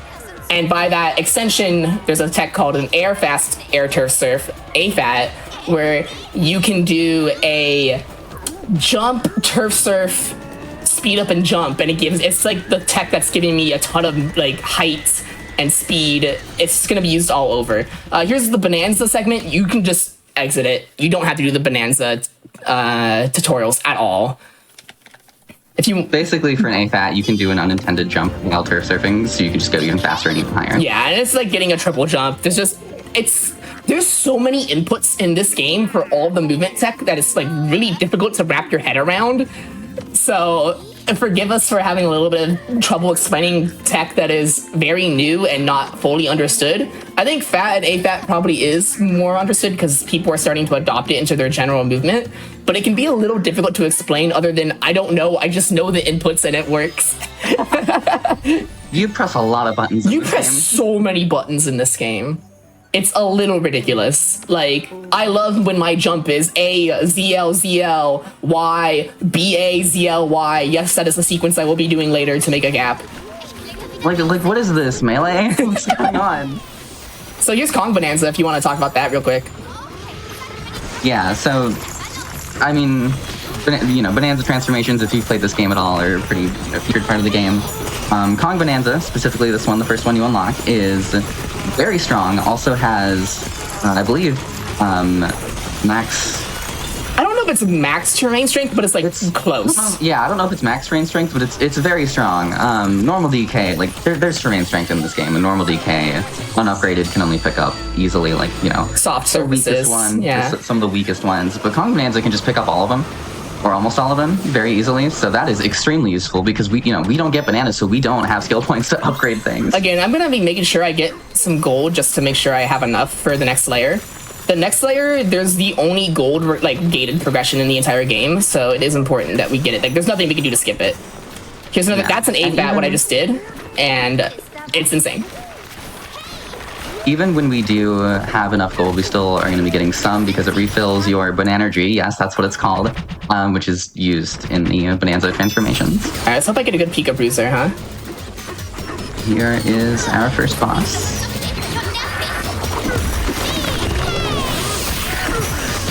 I didn't get the quick cycle. So a lot of these bosses, they want you to destroy the terrain around the mask. And like there, you could see the mask was pretty much exposed, but it still didn't let me hit it. That's a fun side effect of Pika Bruiser. I'm having a little bit of trouble because Kong Bananza is actually a little bit too strong here, so getting up can be hard. Oh, I see. Feels like it's a side effect of a lot of bosses. Yes. Where it's, the terrain is not destroyed enough, like, to what the game wants. Yeah. And now we get to dive to the next layer. Oh, not yet. We have to watch the funny, unskippable cutscene. Well, yeah. You know, it's how it would be sometimes. Not a lot of unskippable cutscenes in this game, but this is one of them, which is very silly. Yeah, you have to watch them dance. Wanted you to see DK dance, yeah. They really did. Yeah. Yeah, so as we're diving to the next layer, we can just time some B presses to go a little bit faster. You can't hold B because you'll slow down, so you have to repeatedly press it. Holding B is faster than doing nothing, but the main thing is when you start a dive punch, it gives you a small boost of speed, so if you chain those together, that is faster overall. So this is what we're talking about. When like the little orange streaks appear, that's a boost of speed, so it is faster to do this. Also, I have to make sure I get this gold during this layer transition, just because I still need some more. Or like, just to make sure, rather. Also, I don't know if anybody has noticed that Pauline is German. Again, that is just so I have to hear her less. Wow. I mean, I speak some German, so like, it's not like a language I don't know at all, but it's also just a little funny. It's just But so I don't it's hear... not a speed thing? No. Iconic. Yeah, no, that's just for fun. It's just for fun. Okay, I got the 900 gold, so I have 3,000, so we're fine. I have pretty much exactly enough gold. We are gonna get our first banana, one of two. Ooh, banana. This is a bunch which gives you 5 bananas, which immediately gives a skill point. And Elena's gonna get the longer transformation duration here, mostly for safety. It's kind of a preference thing. Yeah, it's just nice. It helps a lot with some strats later. I'm gonna transform and grab a stone chunk, because terrain strength does affect your turf surfs and how long they last. So getting a stone one just ensures that you can go most of the way through Hilltop Layer without having to grab another chunk. So I got pretty far there. That was pretty good. Yep, stronger terrain lasts longer when you're turf surfing. Also, these Terror Voiders that have void on the ground, they normally require you to sing to break them, but it turns out you don't have to wait for Pauline to finish singing to break them. You can just punch it right away once you start singing and it will break. So that's a little fun fact for you. Pauline goes, ah. She really does. We did not let her sing her full song. So this is the only required gold gate in the game, or like required gold that you need to like have to progress. It's 2,999. If this wasn't here, Lagoon and Ingot Isle would be quite a bit faster, but we do need to make sure we get enough gold.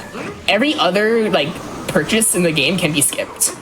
We're not going to be doing it in this run, but there is in like the second to last layer, there is a bunch of fractones, that's the NPC name, like the stone NPC name, that want you to pay gold to progress, but it's not actually required at all. Okay, my input's a little mixed up, as it tends to happen. Common theme. Something theme you think is required is absolutely not required. Yeah. All right, we're going on to Canyon Layer, which probably is the most movement impressive and intensive layer, if I do it correctly. We are going to be skipping pretty much the entire thing. We are not going to be seeing a single story beat except for the boss to exit the area. It's kind of insane, and I will need to focus on it. There's going to be lots of fats, lots of A-fats, just very high execution, so I'm going to let Elena focus on it. Yeah, I'm going to need to just have my inputs down for A-fat. I noticed in Hilltop Layer I was pressing the wrong button, so it's just like, it's confusing because you have so many different variations of a chunk jump or like a turf surf that it can be hard to remember the inputs for the specific one you need to do for the specific situation. The game almost gives you too much freedom. It really kind of does. There's so many variations. I'm not going to complain. So here, these enemies will break the concrete for me if I hit them right. Nice. Got a little minecart. If you hold not holding forward, but hold the direction DK is facing to make the minecart go faster. And once I'm out of this minecart, I need to focus on movement. So here we go. This part isn't the skip yet, it's just getting there. And I don't have the most optimal way of getting there. I just kind of schmoove until I'm there. So. You could have not said that. Here's where it goes. Yeah, I could. There we go. Okay, that's the first one of 3.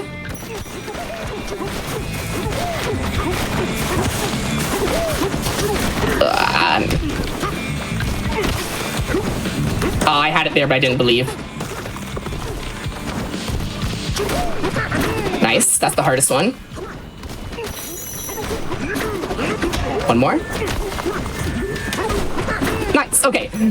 That was really good. I had it the first time, but I didn't believe because I didn't see the animation. Or like, I saw the animation, but it was from a different angle, so I went back because I didn't want to die. But that was all perfect if I just believed in myself.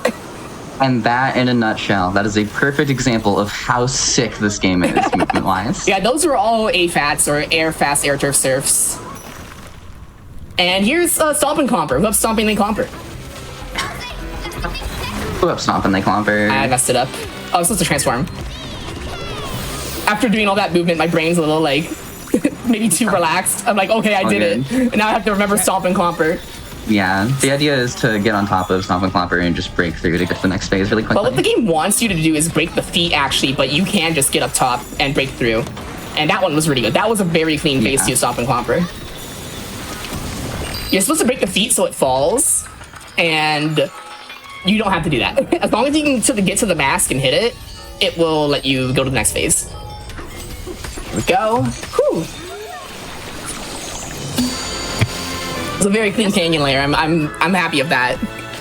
Yeah, having seen the like layer cutscenes, the dance cutscenes, it's like good thing they exist. Do you get a single breather in any time you have control of your character? Like, geez. We have the breather on the forced auto scrollers that are going to the next layer, at least, which is this. That's true. Yeah, these are a little forced, but it's fine. I don't mind the funny dance cutscene either. It's like something to just relax, especially after Canyon Layer. Goodness. Canyon Layer is a very good showcase of just what like clean movement in this game like looks like. Just pure movement-based layer, no ridiculous stuff. Just using fats and AFATs, just get as far and like high as possible in the air, just to skip like the entire layer. We skipped like 2 bosses there, by the way. Might have been more like 1. I feel like the first Grumpy Kong fight is also in that layer, and then there might be the Mad Mixer fight, but I might just be wrong because I haven't done that fight since my casual playthrough, so I actually don't remember. So it's a little hard to say. Next up, we're coming up on the Divide. What the game normally wants us to do is go to one of the 2 layers, either Freezer Layer. We're gonna get this banana. I do need it. Ooh, banana. Either Freezer Layer or Forest Layer. We're gonna be going to Forest Layer because the transformation there is really important. It's the ostrich transformation and lets us do a bunch of skips. The game eventually wants you to come back to Freezer Layer, but we're not gonna do that. Do a fat AFAT to get across. Nice. Just some clean movement. Sad day for any Zebra fans out there. Zebra is just a bad Bananza transformation. Doesn't even do anything in the base game. I will be the person who says that. Oh, I messed it up. I did the hard. Huh? I think it's beautiful that the bird is finally getting some respect. Every day I come on this show and people are like, the bird sucks, the bird's the worst enemy, we're not going to use the bird. It's good to see justice for birds. Trust me, our least favorite boss in this game is a bird. I was gonna say I have bad news for you. Bad news. We still hate birds in this run. We like ostrich, we hate birds. So we are going to be going to Forest Layer. I wouldn't even say first because we're not going to be coming back to Freezer Layer because we will be doing a skip afterwards. We are going to be skipping 2 Bananza transformations in this run, both Zebra and Snake. Yes, I am doing Snakeless. I caved. It's not that bad and it's actually kind of sick. It's cool. It's cool up until the last second of the run. And we are here to be cool. Listen, You're not even finishing the run because Yeah, we're not no, showing any that's part spoilers. of We the- are simply here to be cool. that's part of the reason because I don't have to do snakeless final section that I don't want to spoil, which is the hardest snakeless section. So, yeah. Jungle, sorry, I keep calling it like Jungle Lair or Jungle Kingdom like it's Mario Odyssey. It's Forest Lair. Forest Lair is just going to be clean movement to the record so we can unlock Ostrich. And just like in Lagoon Lair, we're not going to be interacting with the main plot at all. We're just going to be getting the record and moving on. Just as fast as It does look a little bit like a Lost Kingdom, doesn't it? It has poison too. It really is just Lost Kingdom. And the last layer we're playing looks a little bit like Luncheon Kingdom. I'm just saying. You can tell they built this off of Odyssey. Yeah.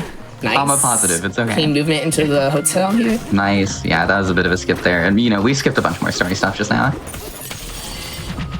Okay, we're gonna get the record, and I'm gonna try to be careful with the record because records and barrels and stuff can be really jank. Yeah, somebody in chat, I don't want to spoil it, but somebody in chat said Zebraless with Final Boss. Actually really easy thanks to Snake. Snake can go on Zebra platforms without any issue, so Zebra is just not needed. But with Snakeless is where it becomes more difficult. I'm gonna take this save and throw this instead of doing movement tech, because this game is hard, and I don't want to mess it up. Messing up here makes you die and go all the way back to the start of the layer. And in a marathon setting, just not worth it. Well, in these record pieces, if it falls into like the poison or something, it'll respawn where it was, which is nice. But if it falls somewhere and it's you can't get to it, or you have to wait like 40 seconds. Yeah, you just have to wait forever for it to naturally respawn on its own, and it's really annoying and takes so long. Basically, it needs to be a run killer. Alright, again, we're going to skip the tutorial entirely. It just lets you exit it. Good rehearsal. Good rehearsal. Yeah, somebody mentioned in chat the sneakers. The Ostrich Elder, I don't know why she has those things on, but she does. Like, it's kind of disturbing. Why does she look like that? Okay, we're going to get the glide skill. This is what we need. This is the one required skill in the entire speedrun, is this Ostrich Glide level 1. And Ostrich That's why can fly. We got more bananas earlier. I don't think ostriches in real life can fly, but this one can. So you can maybe see how this might be broken for speedrunning if you think for a little bit about what having free flight in a collectathon can do. Yeah, well, not only can this ostrich glide, but we can extend that glide. Yes. And I did grab some gold there to refill my Banergy. It is important because I'm going to be chaining my Bananza transformations to just do some movement. So Ostrich can glide, but it is slower than just doing an AFAT in most places, or just like turf surfing. So I am going to be using Kong Bananza here to do that. There we go. And if you switch Bananzas as it's running out, it refills the bar entirely if you have enough. So this layer, you want to destroy these poison things. I'm going to try to do something just for the heck of it. Combining inputs can be a little bit difficult. That's okay, though. So we're going to go over here, and we're going to hit this melon to refill our Banergy. This is all rubbery Normal surface. sentences. Yeah, normal sentences.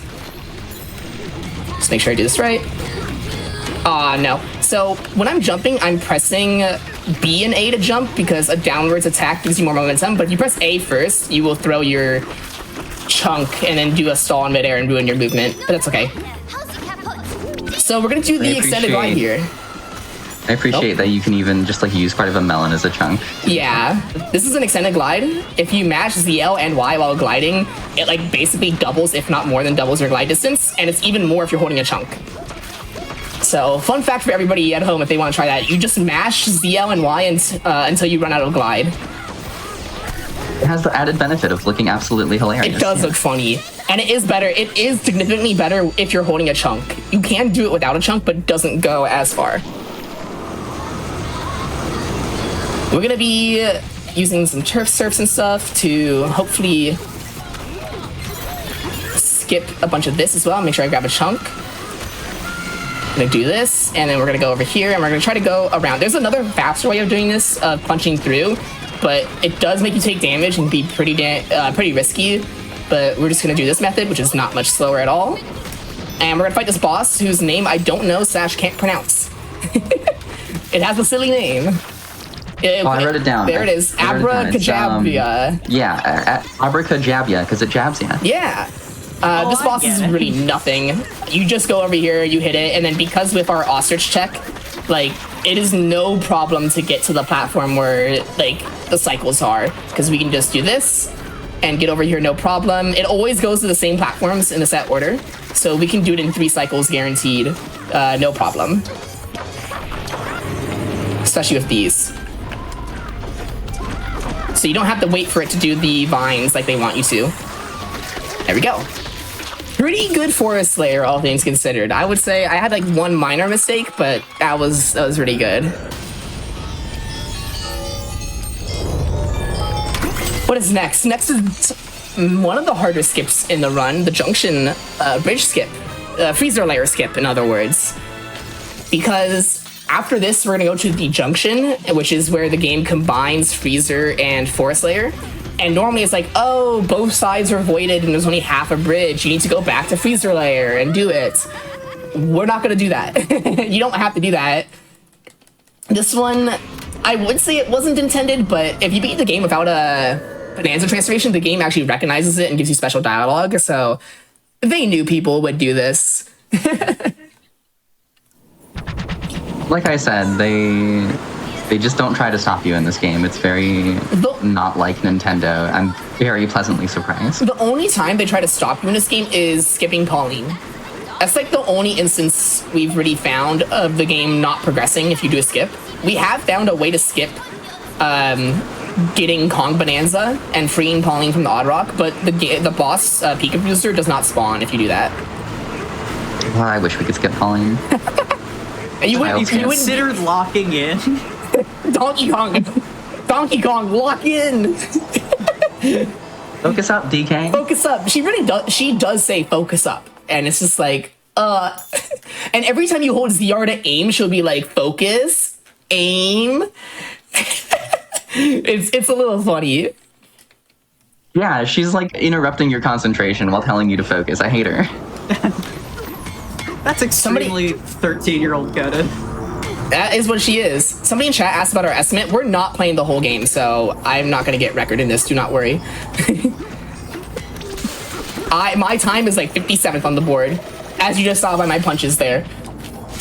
That punch is all the difference. Sorry. Hate to be the arbiter. Yeah. Use Kong Bananza just to get past here easier. I'm gonna refill my Bananza here. Okay, I'm gonna do a big skip that I don't know how to explain other than we're skipping the entirety of Freezer Layer if I make this. So I'm gonna try to make sure I make this.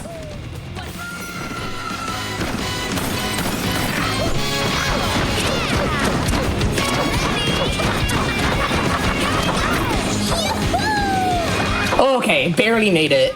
Free and easy. Nice. So you hit that cutscene Nicely trigger. done. That cutscene trigger is there no matter what. There is a way to do it without any bridge, but it's already difficult. Like, people don't really do that as far as I'm aware. So that skips the entire Freezer Layer. That starts the Void Kong chase segment. We're gonna be fighting Void Kong 3 times, once in Hilltop, once in Lagoon, and once in the Junction. Void Kong is really annoying, mainly because he makes the game run at 5 FPS. And just has hitboxes everywhere. It's a little ridiculous. This is where the game starts to get a little frustrating if you're speedrunning, because you don't have any upgraded health at all, and stuff doesn't quite one-shot you yet, but it might as well. And there's just there's potential to die here, basically. Void Kong is very annoying. He will lag my game. Thankfully, the first one isn't so bad. You can either punch him or throw stuff at him. Good thing about Void Kong is he always goes to the same spots, so you can just throw chunks where he's gonna be, and it should hit. That one was a little low because I didn't aim high enough. There we go. Just gonna go over here next. Nice, time that one. Hilltop layer is not so bad. Oh, there goes my frame rate.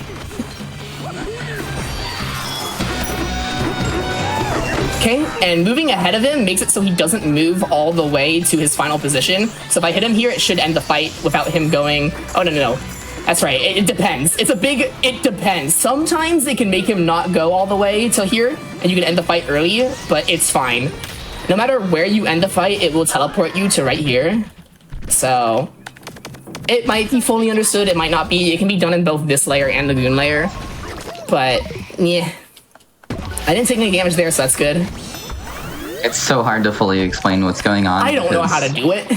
Well, and in a lot of cases, we don't know because it's new. As Quack said when she was introducing this, new developments are happening all the time. Someone's probably finding something right now. So yeah, you are in. It's so hard to stay on top of everything. Now, you are in on the ground floor of what is going to be an all-timer speed game. Mark my words. You can also see here that Lagoon Layer has had its state updated to be complete, so the water is raised, even though we never did that. So that's cool. For this one, instead of throwing chunks, I'm gonna just go up and punch him because moving to the correct spot is important here, and you might as well follow him because you need to go this way anyways. See, they didn't need us. The water got raised eventually anyway. Okay. Okay, did he go over there? Yeah, okay, good. This is pretty good. You can prevent him from going over here, but this is still faster than how it usually goes for me, so I'm pretty happy with that. Use our fast travel to go back to the warp gong. I haven't taken any damage. Thankfully, we, those are the two easiest phases of this fight. Junction Void Kong is very annoying, mainly just because of stupid stuff. I think the biggest thing is important to note, this game doesn't have iframes. So in cases of stuff like lava, if you get hit by lava, it's not like Mario Odyssey where you'll bounce off the lava a few times, like Mario do that animation. If you're pressing buttons, Donkey Kong will just have his health eviscerated. There are iframes apparently if you don't press any buttons besides your control stick. However, people are always going to be rolling or you're going to be trying to jump. So, get some of my energy back. So, there might as well not be iframes in this game. And if you remember earlier when I was saying about how this game is so high APM, you're pressing a button, I promise you. Yeah.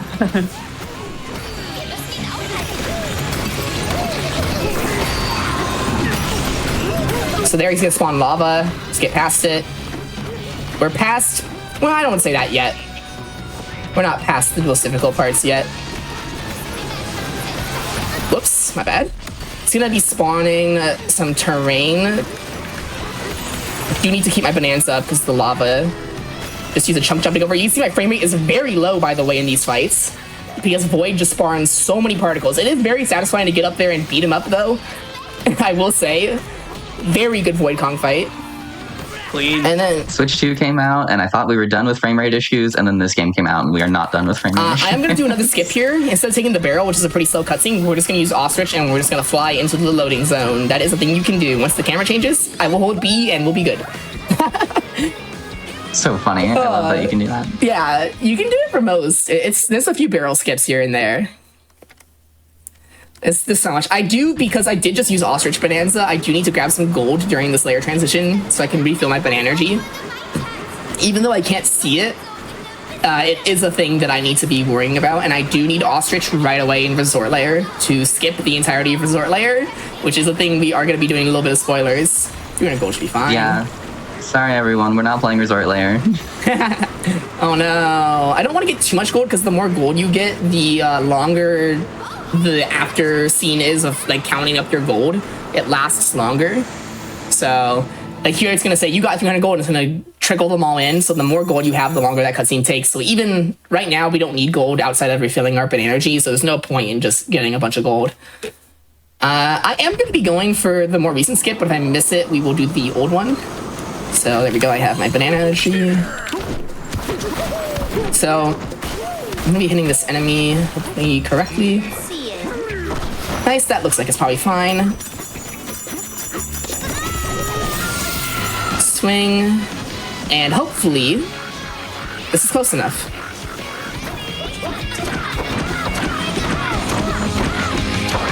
Nice. Make sure I get in and don't fall. Nope, I fell because Donkey Kong moment. I was supposed to be holding forward, I think. Sometimes there's some jank on slopes and stuff. I only just started doing that tech, that new tech. It's fine. I will say I might have to take a little bit of a sleepy to refill my banana energy, which is kind of funny. This is the old strat where you would actually build a house and take this barrel. I do need Ostrich Bananza, so we're gonna go to sleep. This is something you would normally never do because you would have the banana energy, but Donkey Donkey Kong needs a nap. It's okay. We're gonna ignore Pauline's dialogue because that takes a while. Big fan of ignoring Pauline. Okay, this gives you a barrel, which you can just use to just skip the entire thing normally. So, and this is a much easier variation of what I was doing. Speed nap, yeah, I like that one. So what happened there for some reason was I was holding onto the melon, and then when Kong Bananza hit it, it made me fall, and I wasn't holding forward, so I didn't go inside of it. Minor time lose, it's okay. I did get like, what I got was pretty much exactly what you want. I would have ended up right at the bottom of the melon and would have been perfect, but I was, ironically, trying to not fall off the melon, I fell off the melon. Rip the melon, by the way. I was to say, you got your revenge right away. I did get my revenge. What's next? Is it Tempest Layer time? Is it my least favorite layer time? Yeah, my notes say Tempest Layer. That bird I hate. So, that stupid bird that we hate. I can never have anything. I'm probably so ahead of my PB right now. This has been a good run. I don't have my splits open, so... We will be taking our break at the end of this layer, I think, even if I'm like really ahead, just because this is like probably the most difficult layer, so it's just nice to have it. Seems good for bisecting the run. Yeah. It works out as a nice halfway point for this run. And Tempest Slayer is just so hard. It's not as... It's that bird. The movement, once you get it down, is probably fine. The bird is really difficult. And you have to fight the bird 3 times. And it's like force cycling. Nobody likes the bird. Well, and also if you get hit by pretty much anything at this point, it's a one-shot. Yes. Because, even if again, the game... even the normal enemies. The game expects you to upgrade health, but again, we're not doing that. Donkey Kong, please. Okay. Accidentally rolled up the Terror Voider. Okay, here's phase 1 of the bird. We need to throw chunks into both of its wings. I want to hit the right wing first. So hopefully that happens. It could be a little bit hard to aim and get it in time. Nope, he turned. So now I have to wait an extra cycle because he is hiding his right wing. As you can see, I can't throw a chunk at it. Hopefully here I can hit it. Nope. Bluster wing sucks. Nobody likes it. Okay, that's fine. As long as it doesn't go to the next attack, even if it's slower, I don't mind. Just aiming is pretty difficult and annoying, and this is the easiest phase of this boss. Every phase of the boss is the same. Throw a chunk into the wing. You have to fight it 3 times on the exact same thing. Nobody likes it. It gets harder every time. That bird will break your ankles. It's ridiculous. Speaking of birds that will one-shot me, these. I'm gonna go around, I learned, so I don't have to worry about it. Just gonna go out on a limb and say that Blustering looks more like a bat than a bird. I think we're being unjust to my people. No, that's a bird. When it gets the mask removed, it's just a normal bird. Curses. It does look like a bat right now, I will give you that. But that's just because it's being mind controlled. So that one went well.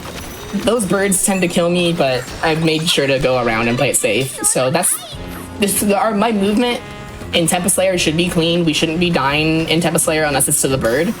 So, I mean, maybe I shouldn't say that, but, you know.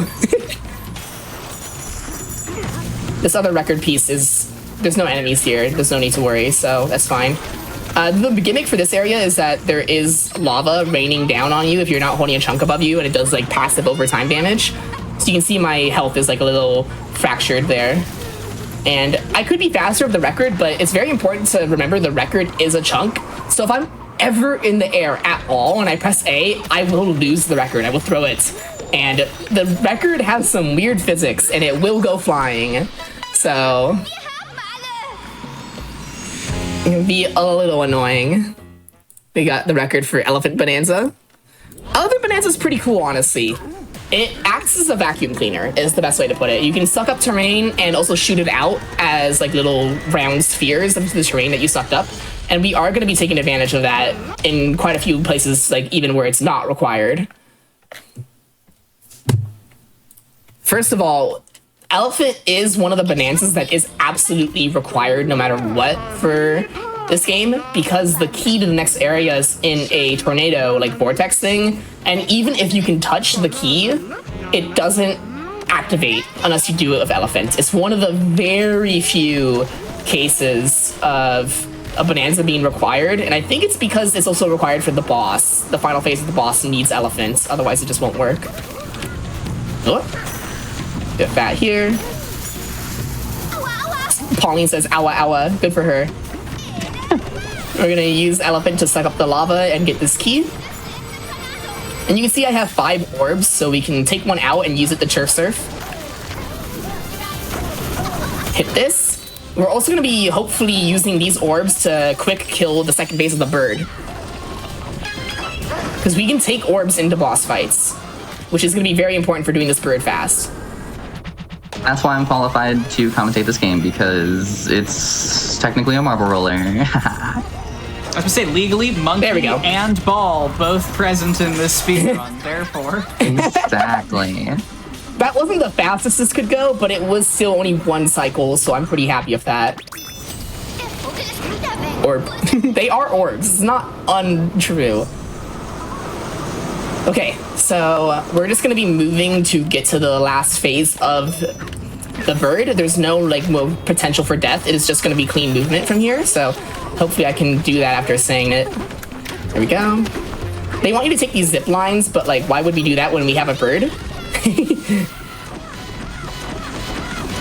And gliding's all fun and good, but I will want to like do chunk surfs where I can, but not here. Like gliding is, you can skip a lot of stuff, but like it's not like necessarily the fastest thing. Gimmick for this sub layer is there's always lightning that can hit you if you stand still for too long, so you don't want to do that.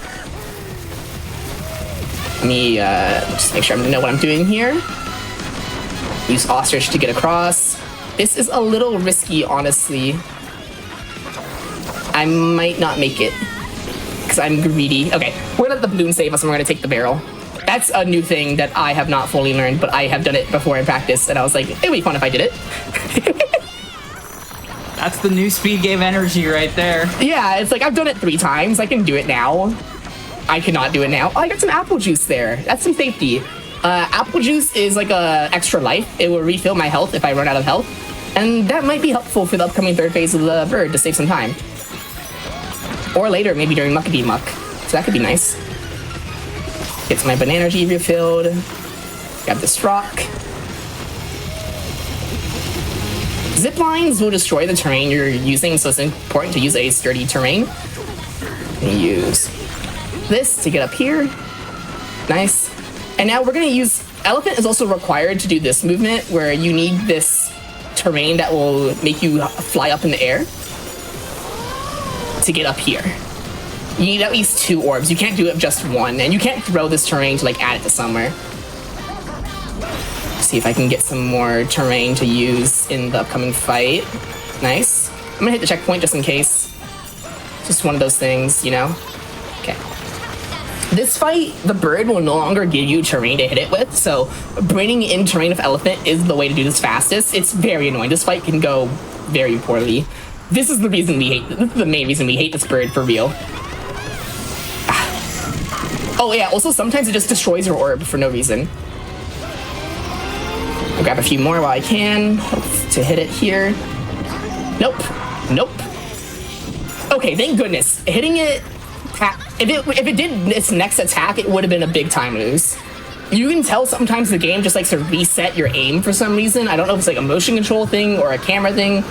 It's a side effect of Elephant. When Elephant is holding a chunk, oops, didn't skip the cutscene.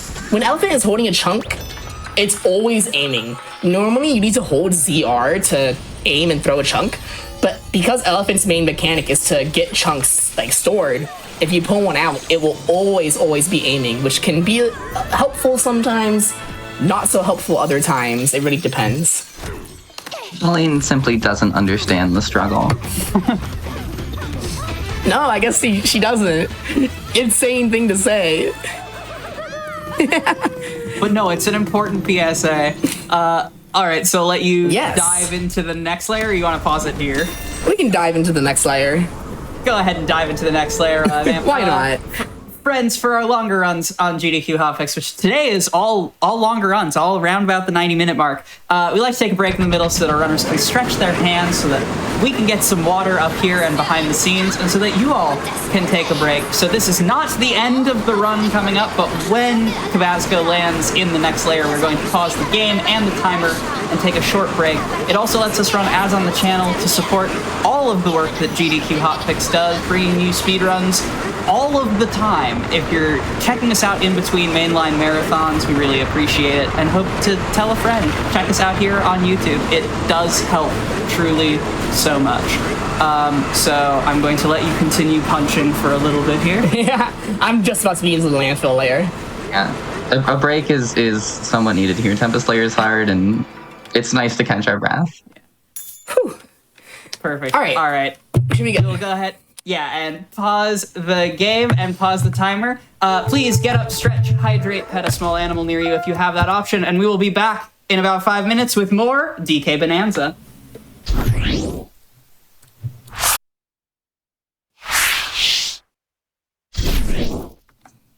Hello, everyone, and welcome back to Make Your Own Victories, most anticipated games of 2025 episode. We are in the middle of our Donkey Kong Bananza Muckety Muck RTA speedrun. Again, no endgame spoilers, just speed tech. And here to show us the back half, please welcome back Tabasco.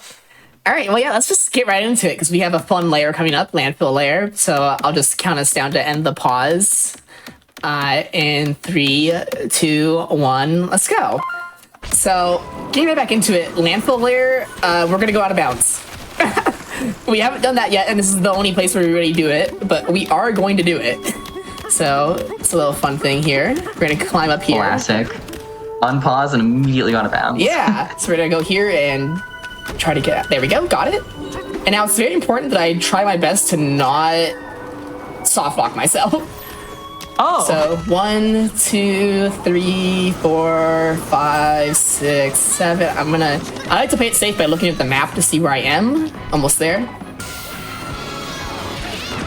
I'm there. There it is. Just wait for this to load in, and once I'm here, I can use Kong Bananza to get back inbounds. And there we go. It's a little slow to take it safe like that and like open the map, but I would rather have that than mess up the game. That is presently the only used there is one other like thing where you go through walls that like has been used before, but like this is the main like out of bounds skip that is used in the run right now. As far as I'm aware, this run changes every like 3 hours. Who knows? Here's Pika Bruiser refight. We can just use Elephant to get rid of all the terrain. So this fight becomes way easier now. Get up here. And that's landfill layer. That's how fast it is with the skip. Landfill layer was already fast. There's nothing required besides what we did. But normally, or like before this, you're supposed to dig all the way down to the bottom of landfill layer, or more accurately, they want you to use elephants to like vacuum up the entire layer and go all the way down. But turns out going out of bounds is pretty fast. I imagine out of bounds would be especially powerful in this game where all of it is just falling. Yeah, I don't think we've really found other out of bounds. We found like wall clips that can do stuff. And like some like speed things to end up out of bounds, but this is the most useful one that like we are using. Elephants. There are more that I've seen, but they are difficult and kind of inconsistent, and I'm sure some of them will be routed in eventually when people get better at them. I mean, game's still very new, so we'll see.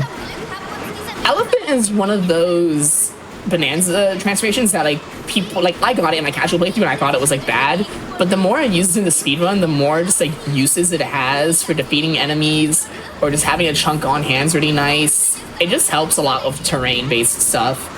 So I'm not going to complain that we have to get it. It's also a pretty fast Bananza transformation to get. So I think next is Racing Layer.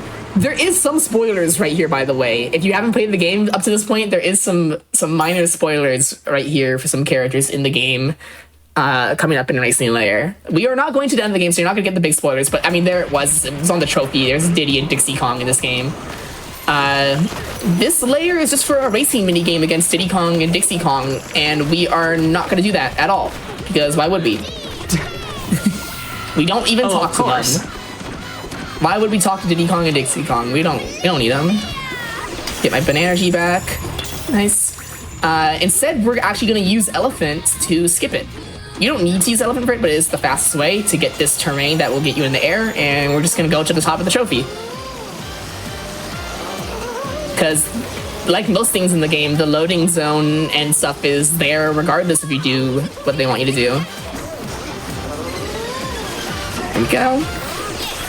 And this is actually intended because Pauline will actually like comment on. This is one of the few things that Pauline will comment on if you skip. When you're in the transition to the next layer, Pauline will be like, hey, that race looked pretty fun. We should go back and do it sometime. Obviously we don't, but you know, this is just another example of them being okay with you skipping stuff. So that's the kind of like resort layer where it's like a break layer where like you don't have to do anything. They just want you to have a fun time, which is pretty appreciated. It was pretty fun playing casually. And now, especially before Tempest layer, where things are about to get crazy. So maybe like a week ago or something, Snakeless was like routed in, so we're not going to be getting Snake, and it makes a lot of the game pretty difficult, especially the end game. Thankfully, I don't have to do that today. However, there is going to be some crazy movement that is very, like, climbing up Snake Tower without Snake is very difficult, and I will have to do it. And I practice it, you know, I haven't been doing it as long as other people, so I'm not as great at it, but I will do my best, and it also makes Feast layer a little bit more difficult. But you'll be alright. First we gotta get there. Snake is also the longest Bonanza to unlock because it requires 4 record pieces. Yeah. These enemies I can't hurt, so until the gimmick for this is like, and these rocks need to be in the light in order to be broken. So I have to lure this enemy into the light.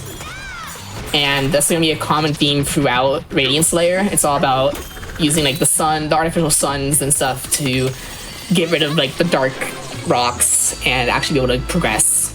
But right away we're gonna do Snake Skip. Because normally there's a key just out of reach they want you to use Snake to jump to, because Snake is all about getting vertical height. Well, that's split. So we're gonna grab this and we're gonna go over here.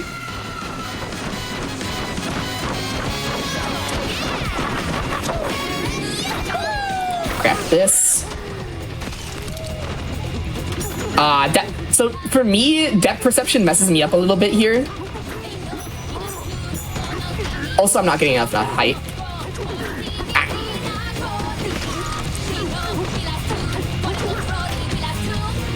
There we go. I wasn't getting enough height because I was being a little bit impatient. And depth perception. I'm gonna refill my Banana real quick. So now we got the key that would normally require Snake.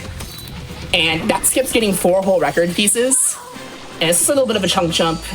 And this is where things are about to get really difficult with Snake Tower. By the name, you might assume they want you to have Snake to do all of this. Snake, this is the entire section that's like meant to show you how Snake works. I'm gonna practice my AFATs here while I can, because I'm gonna need them. This whole tower is basically just to teach you Snake movement, but okay, I seem to have it down. I need to focus for this. It's a bit late.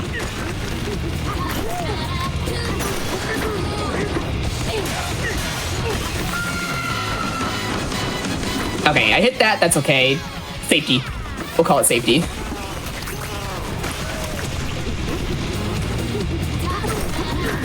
Here's the hardest jump. Wait for the barrel.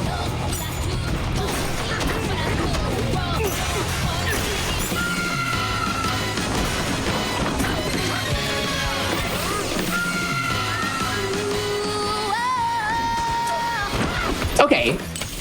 Let me just make sure I get in the barrel before I pop off. Okay, that is Snake with Snake Tower. That went really well. Nicely done. That was the best I've seen you do that. I was practicing it before, so it's fine. I also need to make sure I get a few light stones here for later for another skip. But that is Snake Tower without Snake, and that is Snake Skip pretty much completed for the purposes of this run. So very happy with that.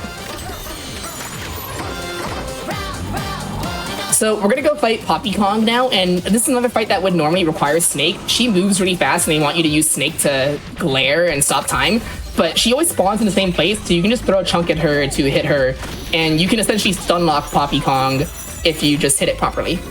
No need to use Snake at all. she'd just be completely stun locked. This is actually supposed to be the second Poppy Kong fight, but we skipped the first one. I don't remember where it is. If I had to guess, probably Canyon Layer, knowing this game. No, that's Grumpy Kong. We skipped the first Grumpy Kong and Poppy Kong fight. We do have to talk to her to get the key. She quits here, by the way. Yeah, she gets fed up and quits her corporate job, which is base. So... I'm sorry, you lost me at the snake also has a time stop ability? Yeah, Snake Glare. If you hold, like, one of the buttons, I don't even know what it is anymore, but it slows down time. That's what you're supposed to do, because Poppy Kong is really fast, but if you just never let her attack, you don't need to do it. So here we're actually going to do It's funny. Here we're gonna do a skip that I actually came up with. I didn't test it, but I was the one who thought of it, so it's something, you know. So normally, what they want you to do here is, in order to progress, like I said earlier, you need to use the. I should have grabbed a chunk. Do I have a balloon? Hold on. You do not know. It's okay. I'd think about where I am right now. I can climb this, right? Yeah, okay. We're fine. I do... Okay, it's fine. It's fine. I'm overthinking it. We're fine. Yeah, I'm up here. Okay. I do need to just make sure I get over here and transform to elephant in time. Okay, it's right here. They want you to break a block to get the sun to shine on that, like, terrain, but if you bring elephants with a light orb already, like, in your inventory, you can just skip it. And that is something, that's like the one thing I can say that I thought of for this game. Okay, we're fine, we didn't die. I had to remember where I was because I'm not used to going down there. Here's the Grumpy Kong fight. They want you to use a combination of snake and elephant here to beat Grumpy Kong. We're just gonna use Kong Bananza though. So I'm gonna make sure I don't get hit by the bomb here, because that will one-shot me, and we're gonna climb up. And we're gonna hit, whoa. We're gonna hit this, or he's not centered on the light, which is okay. There we go. So he has a helmet made of the dark rock where you need to like have the light hit him, and you're supposed to use Snake to jump up and hit these things, but you can just use Kong Bananza to hit it, and there you go. That's Grumpy Kong. Very fast fight. And we don't have to do the next layer transition, because what happens here in the story is I don't remember exactly what, but we get sent to jail. Donkey Kong gets sent to jail in the Groove Layer. We're gonna break right out, because who wants any of that? And the Groove Layer is a little slow once I break out of prison and start doing the stuff.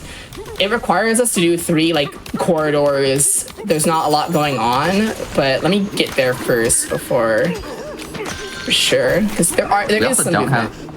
We also don't have Pauline right now, thank goodness. Yeah, so there's no Bananza transformations, so we don't have Pauline. Her singing is required to transform. So get over here, grab this gold. Free Poppy Kong.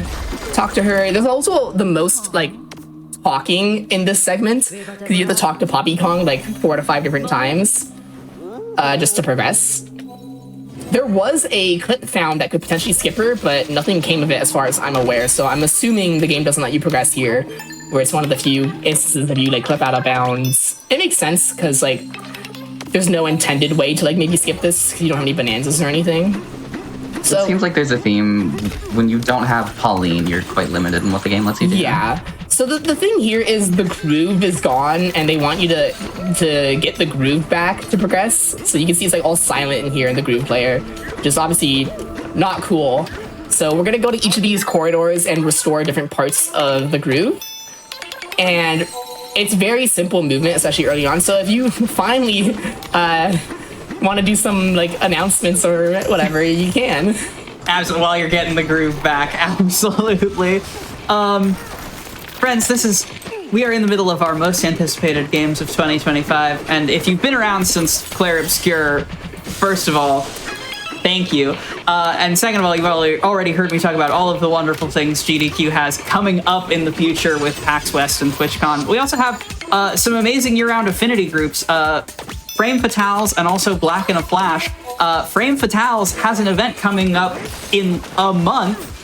Flame Fatales is happening September 7th through 14th, and the schedule is now live at gamesdonequick.com/schedule/58. think gdq.gg/schedule might also get you there, but it might be one of the side events. You can also type !FF in the chat for information on how to join the Fatales Discord if you are interested, or how to stay up to date with all things Frame Fatales.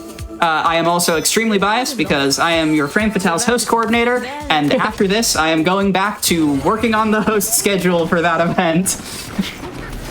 Vouch, I'm also biased because I am also there. I was Games Committee last event, not this event, but I was last event.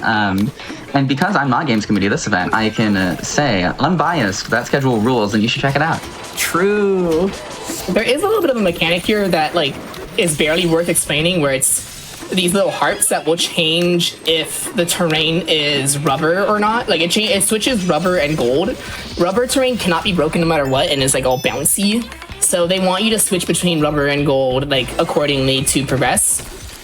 But there we go. You can just like not care about that most of the time.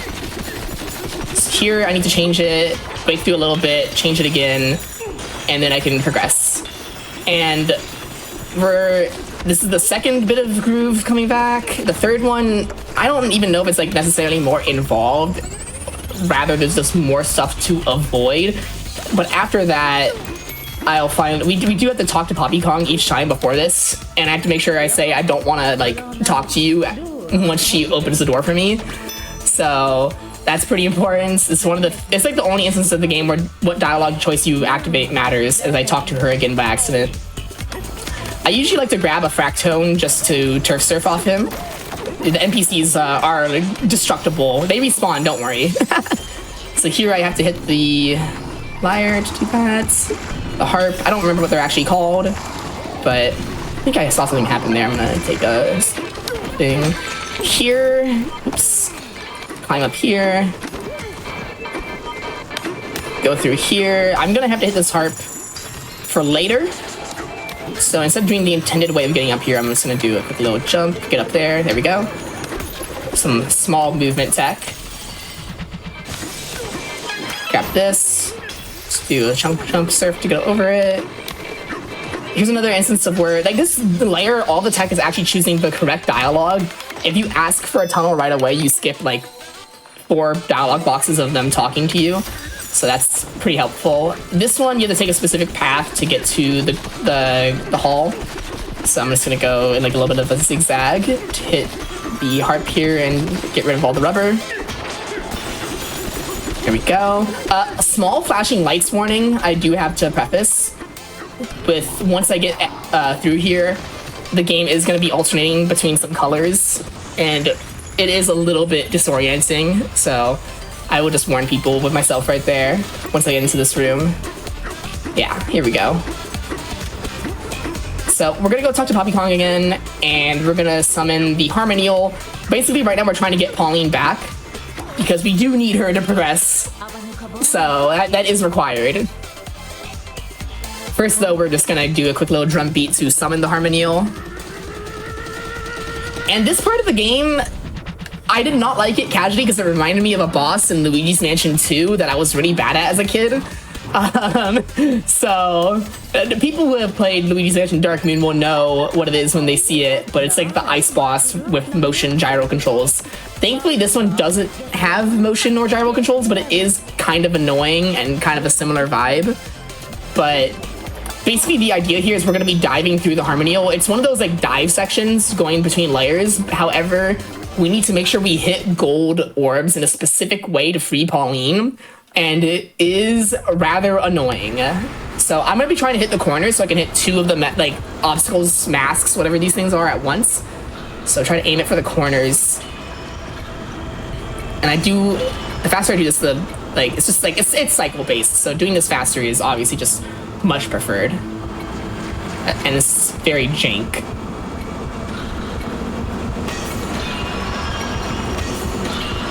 Also, hitting the edges helps a lot. Okay, good. That's like not the fastest, but that's very fast. It's like the fastest cycle you can make. If you hit the center there, it actually makes it very difficult because you can actually shoot like the orbs through the holes you create. That makes it like very annoying. But that's pretty much as fast as that section would normally go. We have now freed Pauline. We got her back, and we're going to the Thief Slayer. And as Helix said earlier, It's basically Luncheon Kingdom. It's like the same concept, you know, just with salt instead of like the other stuff. Yeah, I'm gonna be real. The first time I saw this, I was just, all right, welcome back, Luncheon Kingdom. It really which is not a is. bad thing. Yeah. Ultimately, I do like luncheons, so it's not a bad thing. Now our movement is gonna get a little funky because we have skipped Snake, and Snake is very helpful in Feast Slayer, especially for like the ending part of it. But we're gonna do some stuff to get around that. I'm gonna hit this, and the objective for Feast Slayer is to hit 5 burger switches. Yes, that is correct. We need to make a giant banana burger that will like span the entire layer. I'm gonna use Ostrich and Kong Bananza to get to the next one. Basically, it's just traveling to each little area and getting their burger switch. Make sure I have a chunk here for Ostrich so I can skip this part. And this is our final layer of the run, correct? Yes, it is actually. There is quite a bit to do. There's a little bit to do even after we get the burger switches. We have to get to Muckety Muck, which is where the final boss we'll be fighting for this run. And we just... Yeah, definitely one of the longer layers. You can use chunks to surf on minecart areas, which is pretty helpful here if I don't fall, I guess. That's okay, I'll just climb back up. That's another instance of where I got my like inputs a little confused. So, use Kong Bananza again so I can get out of here. Okay, there is a skip for this boss that I have not learned yet. This is the skip where I was talking about where there's a tech that's like Mario 64 BLJs, and you can get under this arena and the burger switch is there. You can skip the entirety of Mad Mixer Remix. This is Mad Mixer Remix because it's actually a refight, but we skipped the first Mad Mixer, so this is our first time fighting him. Important to note, these lasers will one-shot me. This game is very cruel if you decide to not upgrade your health. So I'm going to be trying to be pretty precise. It's better if I hit the lower half of him earlier because it makes it harder to hit him in the second phase right here. You're supposed to use the salt to get rid of his barriers. He's a little bit too low for me to hit him consistently there. Ah, he started raising. Maybe that will hit him. Okay, one more. Go ahead. You all remember what I was saying about how like everything OHKOs you? That's why this game is so punishing. Yeah. Because if you, in a lot of cases, if you make any mistake, it's just instant death, and you know, and also if you die, there's a load screen, which doesn't help matters. I don't know why there's a load screen on death, because it doesn't reset terrain or anything, and it, when you fast travel, there's not a loading screen. So I really don't know what's going on with deaths causing a loading screen. It just makes it so much slower to take a death, and I'm on physical, so my loads are slower. We are gonna invest in real estate again. This is for a fast travel point, because if we don't have Snake, we're gonna need to get back up here at the end of the layer. So the best way to do it is just to create our own fast travel point by buying a house. I wish it was that easy in real life. I wish a house cost $100 in real life. I was gonna say, even if that worked in real life, I don't think I'd be able to do that. Yeah, not affordable. Okay, grab this burger switch. We're gonna go to the last one now, which is over here.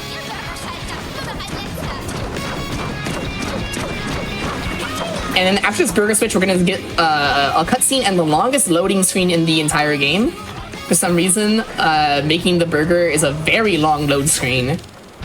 So we just have like 10 to 20 seconds of just a pretty long load screen for some reason. It's like changing the terrain of the layer. I think it's loading in the bottom sub layer, which is pretty important. You're also getting an even longer version of this, because remember, she just mentioned she's playing on physical. So yeah. So now we're gonna fast travel to the house we made so we can get to the top of the lion like statue. Normally what we would do when you had Snake is use Snake to climb up the burger and it'd be really fast. But because we don't have Snake, the movement is a little bit more nuanced and we have to go up here like manually. I am going to take a little bit of time to pull a chunk. It takes longer for Donkey Kong to pull a chunk because we haven't upgraded our terrain strength at all. So we're actually very weak. So get up here. Here we go. Oh, bonk. Yeah, it's something I never mentioned because I haven't bonked yet. Just like in Mario Odyssey, you can bonk in this game while rolling. The reason why we don't ever really bonk when we do a roll in the air is because if you roll and then punch at the same time, you get a mid-air punch roll.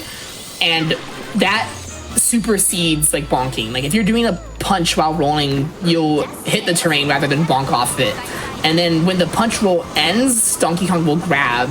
So bonking is pretty irrelevant if you're good at your movement. So that's pretty nice.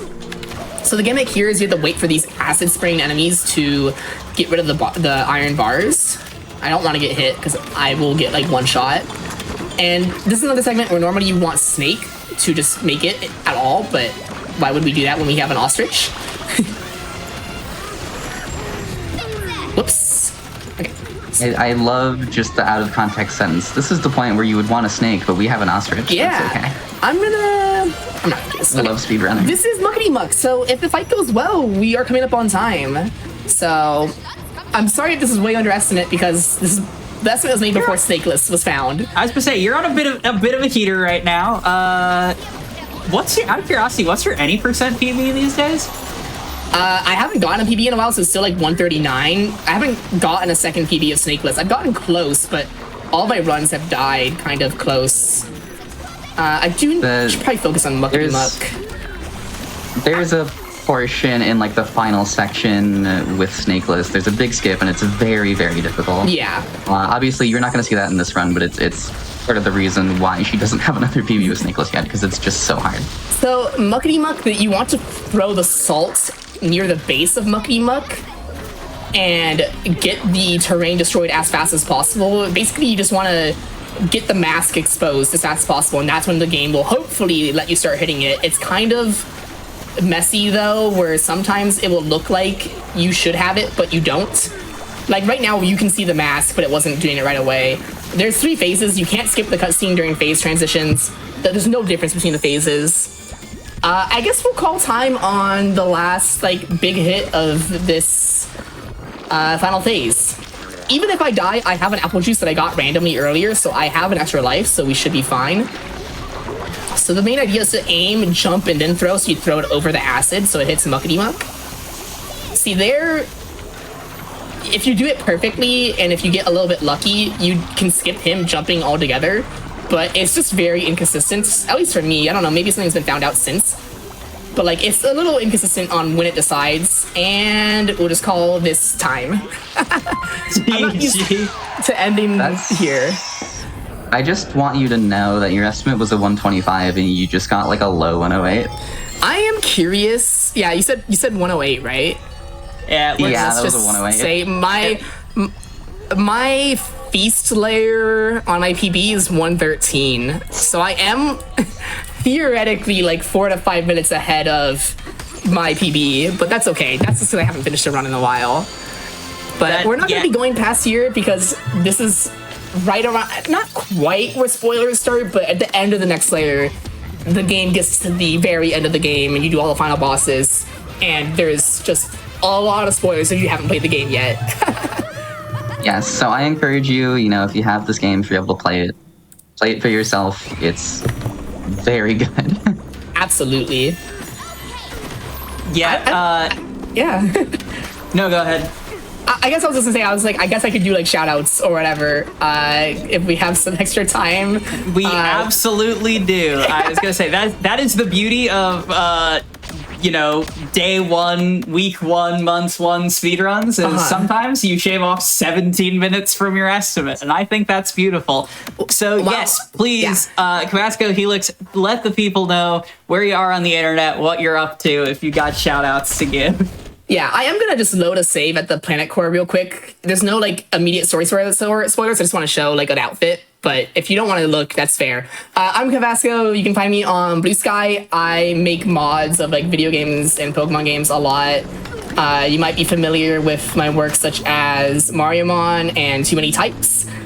We have Too Many Types 2 coming out soon. That's pretty much all I do nowadays. I also like to mod various other games. I like speedrunning as well. And I just wanted to load this up because here is Trans Donkey Kong. Look at him. It's fun colors. Let's go Trans Rights. Yeah. Trans Rights. Trans Rights. That's what I have. What do you got, Helix? Well, you mentioned mods, and funnily enough, I co-host a Hotfix show with Limey all about mods and fan games and just community-created content. In general, it's called A Parallel Universe. It's on every other Friday at 10 p.m. Eastern Time. And like I said, it's all about community-created content. So mods, fan games, even things like randomizers and bingo. Limey just hosted a rhythm game episode last night will be up on youtube.com/gamesdonequick in a few days if you want to check it out. Highly recommend. I was on that episode. It was like pretty neat. Rhythm games are cool. Rhythm games are cool, Oh, true. especially like community created content in rhythm games. You can find me Helix13_ in places that's not super relevant. I don't run this game. I've been running Mario Kart, and of course I run a little Monkey Ball. I think that's all I got, other than just encouraging people to support Hotfix, support GDQ. True. Well, thank you both so much, and GG's again, Kabasco. I hope you cut your stream here and go on and finish out the any % run to get the fake 5-minute PB, so you know what your goal is for next time. Friends, we are going to take a quick break, and when we come back, I've been toying with you all in the Twitch chat with the Silk Song memes for 4 hours now. We're gonna let them all fly. When we come back from the break, it is gonna be some Hollow Knight, so do not go anywhere. I'll see you soon.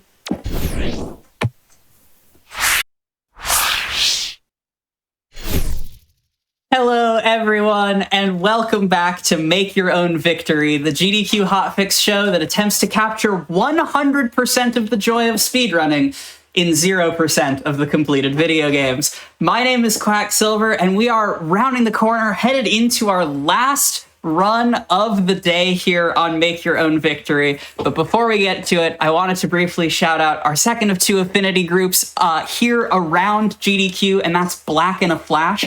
Black in a Flash is a community that uplifts and connects Black speedrunners of all levels, hosting special events throughout the year to raise money for charity and celebrate Black voices in the speedrunning scene. You can learn more or apply to get involved at gdq.gg/BAF and follow at blackinaflash.bsky.social on Blue Sky for all the latest updates. It's been so fun to see Black in a Flash take on a new level. Their first charity event earlier in the year. It's been so sick to see, and I hope you'll consider supporting them. For our final episode, for our final run of the episode of the most anticipated games of 2025, there was always from the start only one clear answer for the game everyone has been thinking about. I'm so excited to be the world premiere of Hollow Knight Silk. Hello? Game's not out yet. Nothing, not even a release window. I mean, 2025, but nothing. How's the community taking it? Here to run Kronk %, one of the best meme categories ever developed while we wait, in Hollow Knight. Please welcome to the stage, Quadapine. Thank you, Quack. Hello. I am Quada, and I'm thrilled to bring you some Kronk % content. And I do have to explain this. Kronk % is the category where we get all the levers in Hello Nest. It's a great category, aptly named, and I'm joined here by my lovely co-commentator, Vexens. Hello, that is me. I'm here to support Mr. Quadopine and his adventures in hitting all of the levers, all 63 levers specifically. You know the amount. I know the amount. I did my research. So I'll explain real quick. We are on a modded version of Hollow Knight. Only mods using one called Kronk, where we can see the lever counter in-game. Another one called Bench Swap, which is just going to speed up our quit-outs. And then the last one is Custom Night, which is just a cosmetic mod, just to spice things up. But yeah, I'll just head into the run right now. I'm going to start in 3, 2, 1, go. Good luck, Quada. Thank you. So I would say it's not a requirement to say Kronk after I hit every single lever, but I think most of them would be fun, especially the first few. Yeah, and while Quado, you're rolling through King's Pass, I'll tip my hand here a little bit. Kronk %, in the distant past, I styled myself a Hollow Knight runner. This is a category that has been near and dear to my heart for half a decade. That started as a joke on a non-community member stream of flipping the first lever he saw in his casual playthrough of Hollow Knight, and then the bit stuck, and now it's one of the more run meme categories, one of the more like hefty meme categories into the present day. It's beautiful. I actually didn't know that. That's awesome. Yeah, I got the origin story and everything. shout outs Good to origins. communism if you're familiar with the Smash scene.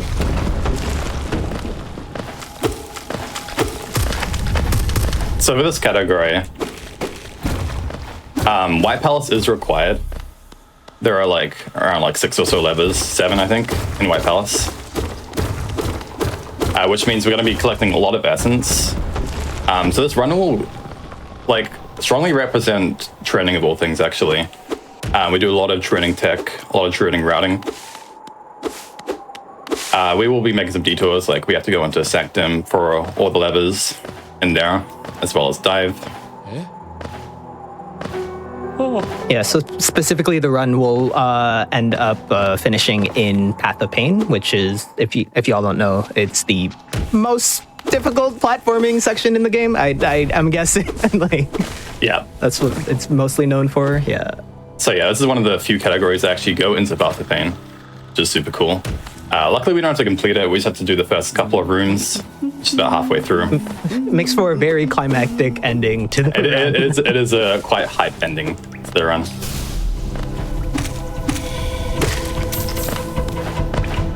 So yeah, just some standard stuff. We're gonna go towards False Knight and collect our first spell that we will be using throughout the category.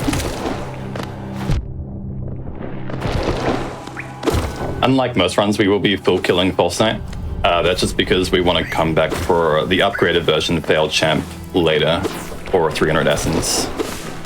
Yeah, so specifically to enter White Palace, we need 1800 essence, so we'll be fighting a lot of Dream Warrior and Dream bosses. And how similar would you say... Yeah, nice. How similar would you say contemporary Kronk percent is to contemporary true ending routes? Well, I'll explain, I guess. Well, if we're talking about True Ending latest patch, which I guess we can base it off of that. True Ending latest patch now does a nifty little trick called Itemless Balder. Which, True Ending's Eyebalder now. Wow. Yeah. So we don't even come this way, but we instead skip the Fireball spell and enter Green Path using Shade and getting hit into using the Shade to hit ourselves into the Balder. It's a whole thing. If y'all want to understand it more, I'd hadly check out the latest patch, True Ending Speedrun. You know, I was hoping to go this whole run without mentioning Eyebalder, but it took like 3 minutes. It took like 3 minutes. That's on me for not doing my research. I'm sorry. No, that's okay. I don't want to bring up the Scourge here. This is a safe space. Answer your question, Quack. This is like definitely a lot closer to 1221 training, because we pick up Shade Soul, and that's our main source of damage, like training 1221. All the boss fights similar as well. Yeah. Except for one, which we'll probably get into later. That being Tyrant. Oh, yes.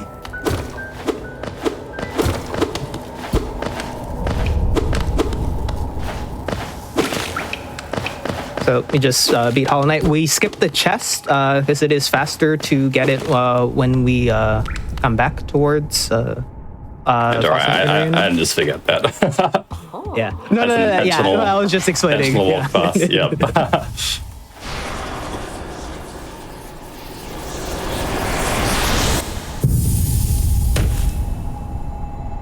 And obviously, I noticed that because Kronk is a modded speedrun, because we need the lever counter, it's so important. I also noticed you're playing with a custom skin. What custom skin is that? I have not seen this before. I believe it's the blue and purple gradient is the name. Simple, clean. Yeah. I wanted something like basic that doesn't like change my spells or night skin too much. But it's something that's like obviously different and unique.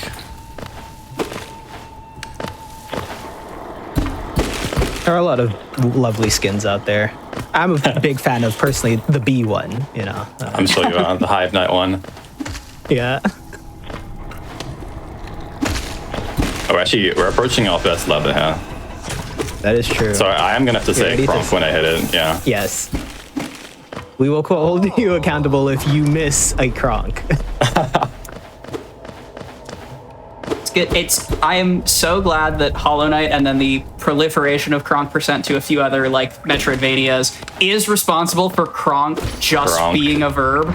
Thank you, Quado. For Kronk just being a verb in some people's minds. Like I have read route notes before where someone instructs you to Kronk the lever, and I think that's beautiful and perfect.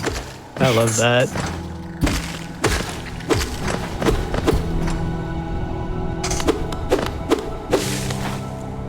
So we're making our way to our first new area of the game, Green Path, where we'll find a specific character that, I don't know, I haven't really heard about them. I think they're supposed to have some sort of sequel, I don't know.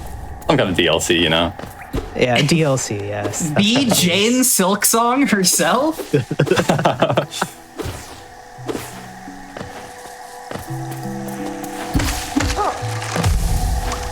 Good. Chat's ready. Chat, I see a couple Kronks in chat already. We can get those numbers up. If you haven't watched The Emperor's New Groove, you're gonna want to pull it up alongside this run so that you can get the culture.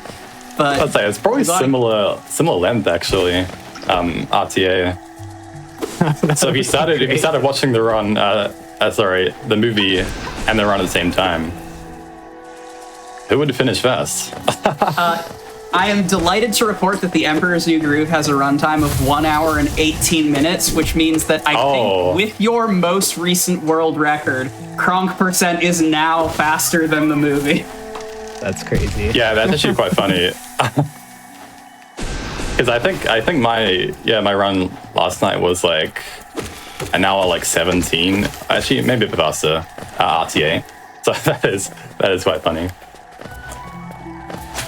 I should know what it was, RTA. Just verified the run. I can look it up. 1:15:29. So coming in Thank you, Quack. with minutes to spare on the movie.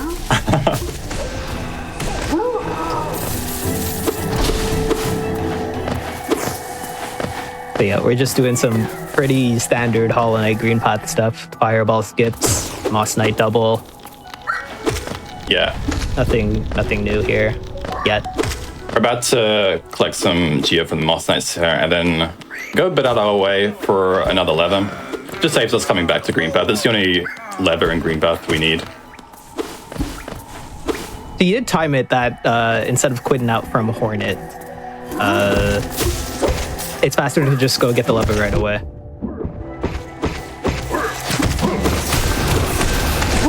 I did not time it personally, but I hope someone did. Okay. I assume so.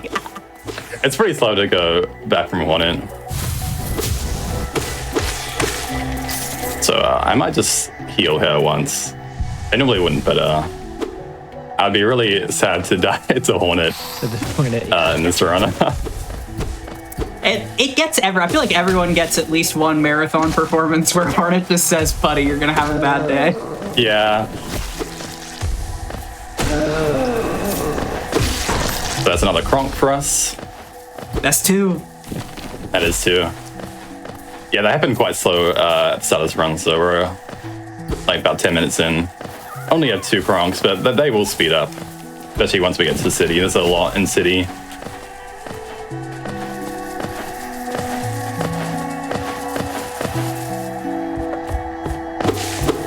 You love to see the Kronks in chat. Chat's doing well. They're ready. Yeah, that's about 40 seconds out of our way, that lever, but it's nicer than just getting Green Path Sag and having to come back, so. After this fight, we are done with Green Path, actually.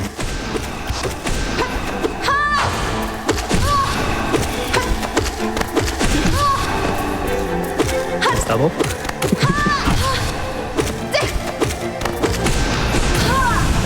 They are a lot harder to come by in LP compared to 1-2-1. And Jane Silksong did not bully you too hard today. Yeah, she was kind. Actually, not the last of that character, who I don't remember the name of. We'll see in this run. So yeah, now we're gonna go back through the False Line Arena towards Slooper and Sly.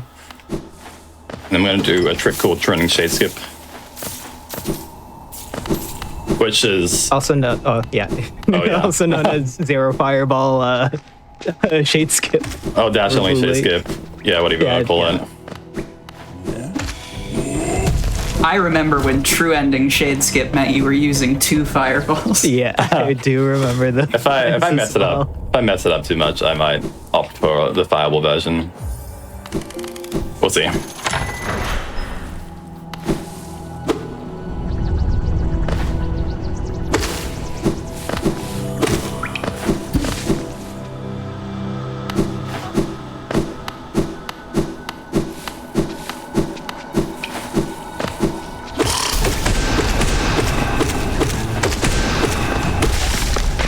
Poor mother. Didn't deserve that.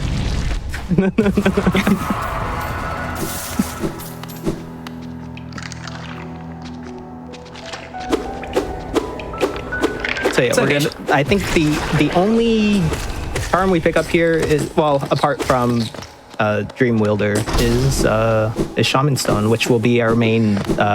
Spells are insanely busted in Hollow Knight, so upgrading the damage of our spells, is pretty worth it, honestly. Yeah, especially Shaman Stone plus Dream Builder is a really good charm combo. You'll see that highlighted with Failed Chat mostly, which is going to be like very much towards the end of the run. So yeah, we will be intentionally taking damage here to the Shade Skip. There's an intentional death, don't worry.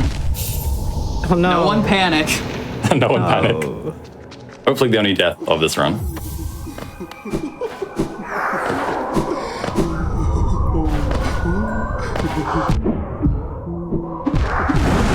Nice. Nice. Clean.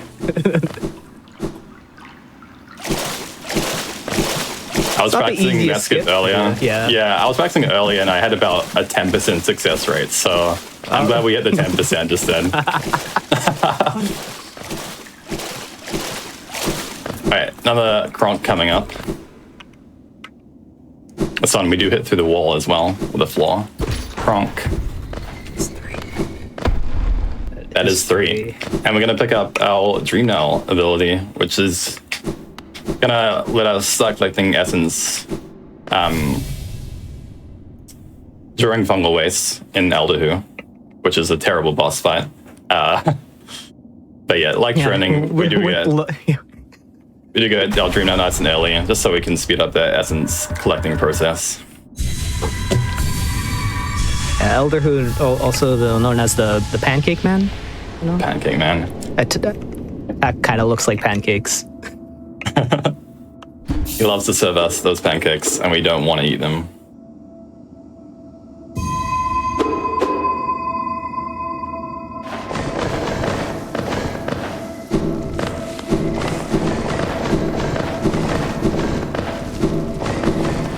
Just making our way through Dream Plats. Trying to hold right the entire time.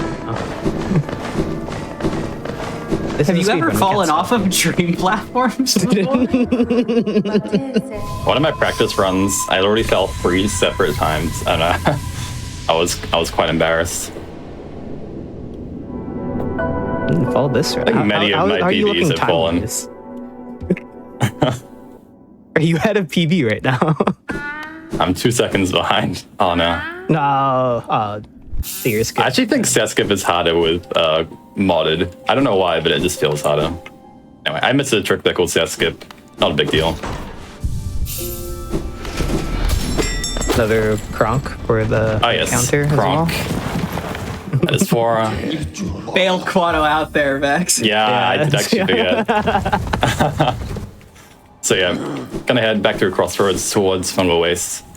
I'm gonna spend quite a bit of time there actually. There's a lot of levers in Fungal Waste. Just gonna go around collecting those. Yeah, Yeah, as well specifically as Mantis Village, there's a lot. Oh, yeah. Which we'll get to later on. yeah, It's we kinda will like a be hub of visiting levers. that later in the game. But for now, we're going to be collecting Elder Who and our Claw ability. Claw ability being the wall jump ability. The walls in this game also work. You know, no issues there. I mean, this is still a nominally like glitchless NMG in the low glitch category for Hollow Knight. If you want to see the walls absolutely fail to hold speedrunners back, look up the all glitches runs.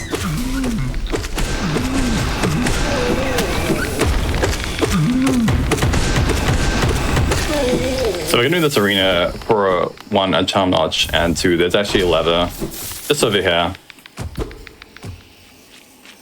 Gronk. So I'll quickly grab that and then head towards Elder Who.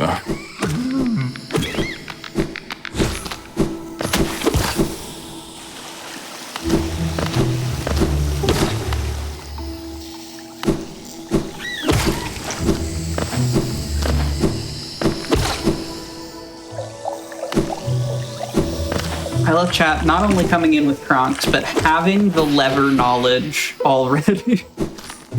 Yeah, FF is another Kronk percent speedrunner, so they'll also have some insider knowledge. Yeah.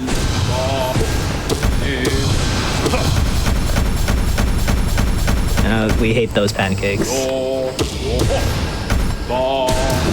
Yes, I noticed the boss simply disappeared. Yeah.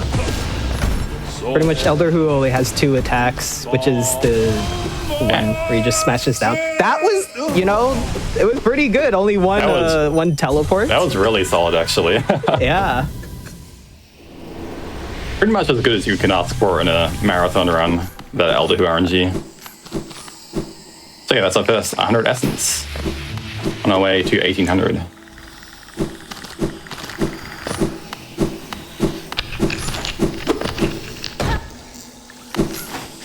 So now we're just gonna make our way towards Mantis Claw, which is our wall jump ability.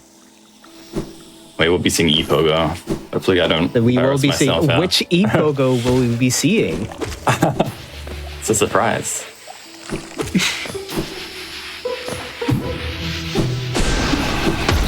Love to see it. So that skips just the little Mantis Safari we would have to do going towards the right. Stays about like, I don't know, 40 seconds or something. And nailing Mantis Pogo as well. Fada, you're kind of a gamer, you know? Has anybody told you that? Nah, it's the first time I've heard that. So yeah, most categories we would quit out here. Instead, I'm gonna go back through Fungal Wastes, picking up some more levers. First one's gonna be this one over here, which will open the Mantis Village Vault, I guess you can call it. That is technically true. We did miss a Kronk from the Mantis Pogo. It's not Too even busy something with that the you speed tech. Yeah. But it's not even like a lever that I would consider. Like, it is a lever, but it's not like. Oh yeah, I something totally that forgot. Yeah, I'm just focused on the skip. Yeah. Yeah. My bad, chat. Foolish I'll remember this one now. speedrunners and you're being good at the Wrong. video game.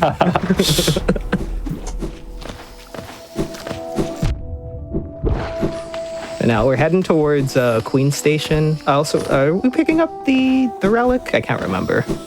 We're picking up one relic over here. One relic. Right, where there's a lever, of course.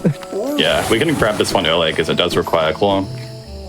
But yeah, there's a lever plus a journal over here we're gonna pick up. We call this one in the community Palm Relic, so shout outs to Palm. And now we're gonna head towards Queen Station. Why is that called Palm Relic? It's a rando thing. I believe Palm loved reminding people to pick up that relic in rando, hence the naming. Not most of the things named after people in my memory are because of people forgetting it. Yeah, well, one time I thought that was the case here, and Palm got a little annoyed at me for misremembering that. Funny. So yeah, picking up another Kronk there. Don't need the mouse shard, just the leather. Now we're gonna head And then we're towards city.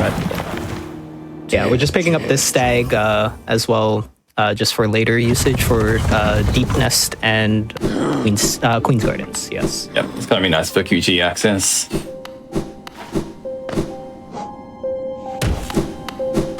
Gonna pick up another Dream Warrior here in Zero. Probably the most consistent Dream Warrior. Yeah, it's like this fight actually is quite scripted though. Yeah. Admittedly, I didn't really learn it. I just kind of try things. You didn't get a single double there. That's really Yeah, no. unfortunate. Usually you get 2 there, and I didn't get any. Yeah. So yeah, you will hear us talking about doubles quite frequently. Both VS doubles and Shade Soul doubles are very useful for damage in this game. And you'll see that quite often later on with all the Dream Warriors and Dream Boss fights.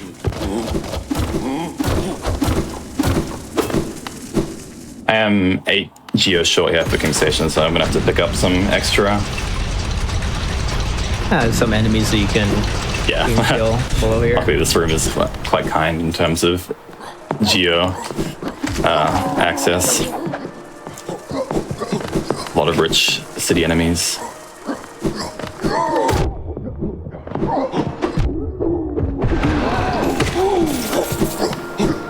There we go. Now we're gonna get a bunch of levers here in City. City is very lever dense. And we're gonna get quite a few on our way to Sanctum here. As well as a pit stop to Lem. Sell, I think we only got 2 relics. Sell 2 relics. They'll give us money for stuff like E-Key, and some sags later on.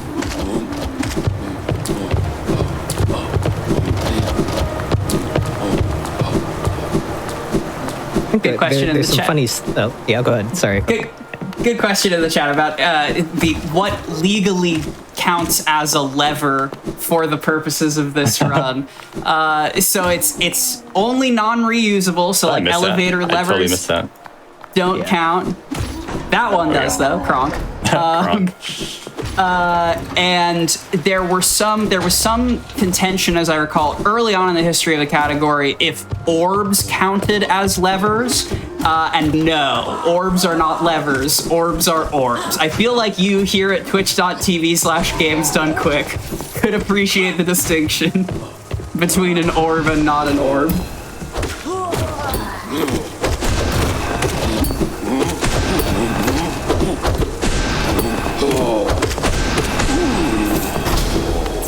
You know, I'm happy with you, Quado. You didn't like complain about your controller there. That wasn't a control issue. That's just the wall turning you around. But yeah, 3 Kronks in that room. Gonna head towards Lamha.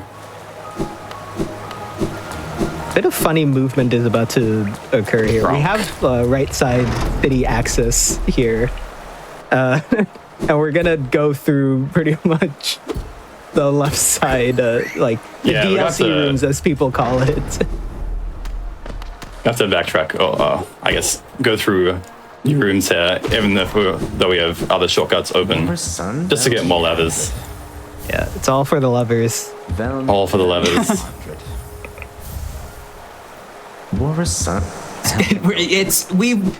We've changed our energy somewhat from Clair Obscur earlier in the day. For those who come after, nah, fam, just for the levers.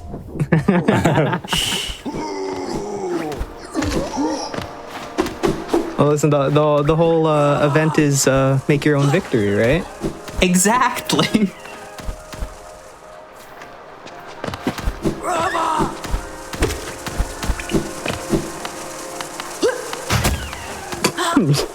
Just wouldn't move. Yeah, some owns those. flying house can be a little bit annoying. Kronk. Shoutouts to chat, as always, being funnier than I ever could be with "you wouldn't Kronk an orb." I'm so glad we don't have to hit that orb in this run. All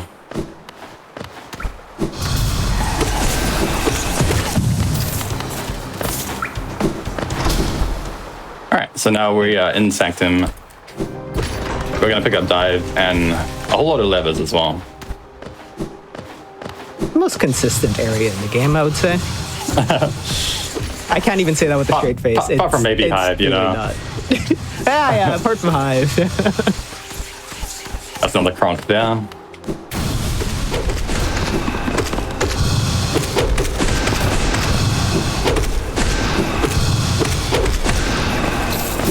Very nice. Let's say I won't say anything until we're actually through Sanctum, but Quado making it look like a little bit consistent. Oh, we'll see you now, Quack. Yeah. Just setting you up for the most fun in this next room. I will be healing to full health before this room. We call on the community hell room for good reason.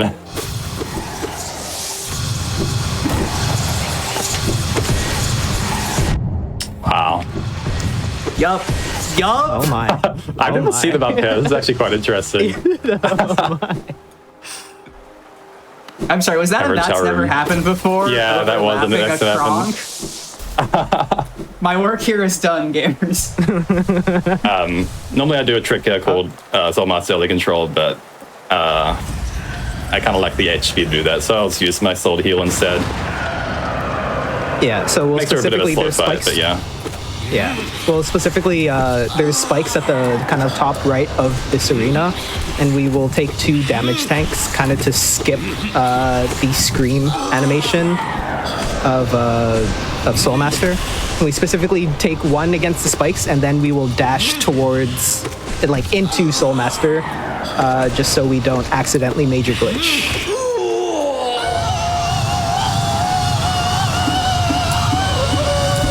That was a nice phase 1 as well, without the screen. Yeah. Skip. Got a couple doubles in that fight.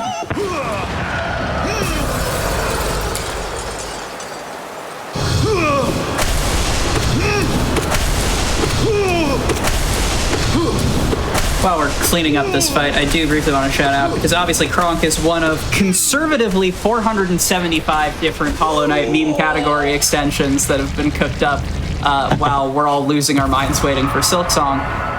And I do want to shout out to our glitched friends, the King Soul percent speedrun, which uses major glitches to essentially pick up half of King Soul from this drop instead of Desolate Dive, which I think is hysterical, and I love that people are still discovering things about Hollow Knight. It is such a crazy 8 years discovery, on. that I one. didn't know about that. I did not know about that one. It is wild. Yeah, we joked during DK Bonanza about how, like, the category is getting rerouted every 5 minutes. In Hollow Knight, it's sort of like that, except it's just there is a new category every 5 minutes. That's another Kronk for us. And another one. The lever movement. The lever movement is actually optimal here. Yeah. Well, I mean, great. technically it is optimal, but it's a little cranky. So I think it's like 0.1 faster. So we will be coming back for Soul Tyrant when we have Shade Soul. Speeds up the fight a lot. This is one of the few categories that actually goes back to fight Soul Tyrant. I think, Yeah, not many do, actually. All bosses. So 107, 106, and then P5 boss order as well. Of course, does Path of Pain percent do it? It used to, but now Path of Pain percent is just trending light, essentially. It's quite a shame, actually. Ah, you hate to see it. Yeah, it really is just a trending route, minus like Trader Lord and Dreamers. We just opened that top bench for later on. I don't need it now, though.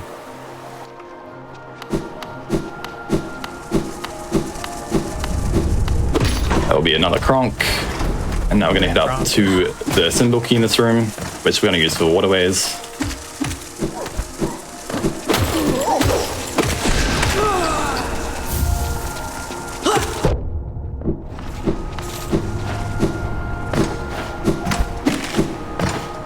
Storms is pretty mean, usually. I would say. Especially after like Sanctum, you have usually low HP. Kind of don't want to get hit by the sentries. You saw Quado do a little bit of wiggles there. It's kind to act pretty much. It's to pull up the toll faster, pretty much. I don't know how exactly it works. I don't know if it like overloads. Animation jank. Yeah. Animation. Yeah. Gonna be heading up to Pika for a C-dash and also another lever, bunch of levers. Quite a lot on Peak, another one there, Kronk. And we are gonna be making another Peak trip, so this is our only one. So we'll see us going all over Peak, getting all the levers, and then warping out. Hi Mila, bye Mila. Specifically only one peak, not multiple peaks. Not crystal peaks, as some people will say. Yeah. Thank you for your dedication to accuracy. I've been bullied too much for this.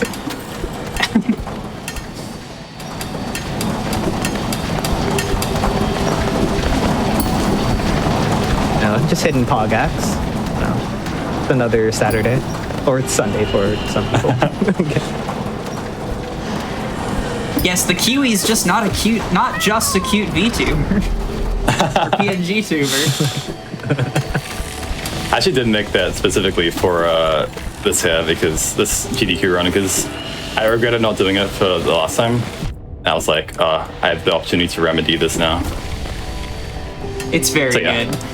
Save that grub there, plus got the lever.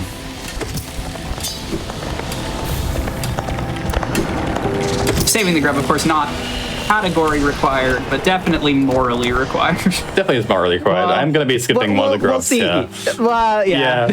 I might be leaving one of the grubs here, which I'm sure some people will be upset about. But it's in the interests of time and focusing on levers there. The nice little dream nail drop there, just to fall a little bit faster. Or another lever. Another Kronk. So yeah, quite a few in the row there. Now we'd be picking up C-dash.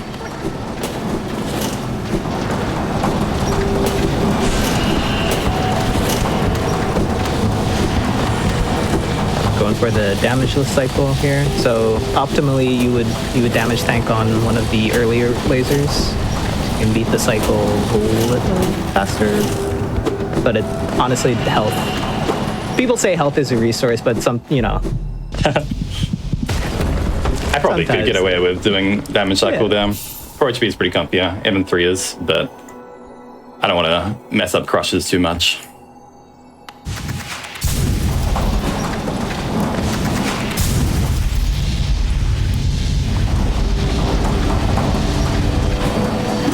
So yeah, gonna be backtracking for a few more levers here.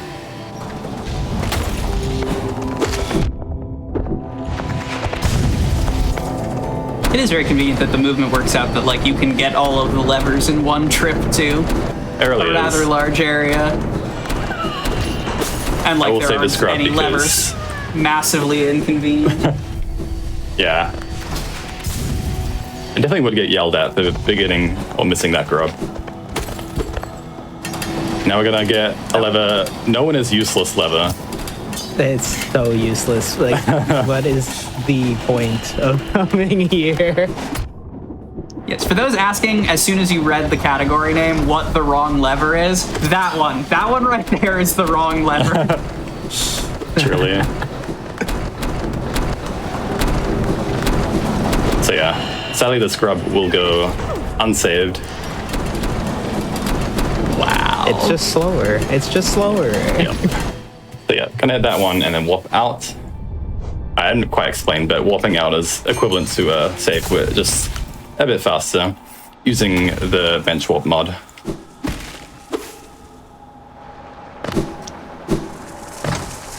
because this is a modded speedrun, rather than require you to sit in menus, a Hollow Knight community has a mod for that. So modded speedruns just enable bench warp.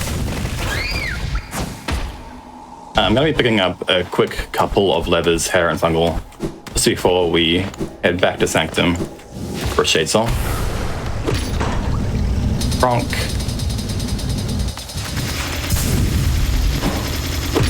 And Kronk. Whopping as soon as we hit that.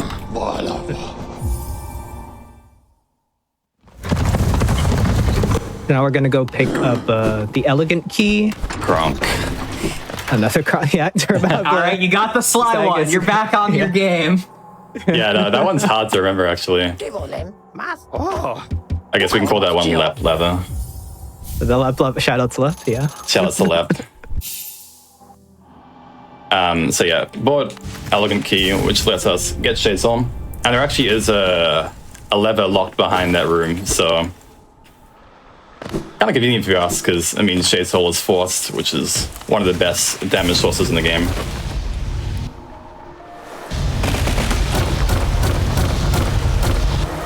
Which we're gonna be picking up now.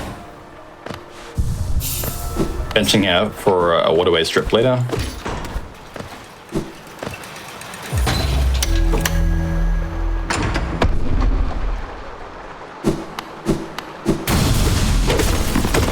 And it's this guy again. Yeah, wait. Hold on this one guy second. again. A little bit harder this time. Spawning in the follies. So the ones who fly are called follies, but the ones who are on the ground are called mistakes. Why the game gotta be so rude? Yeah.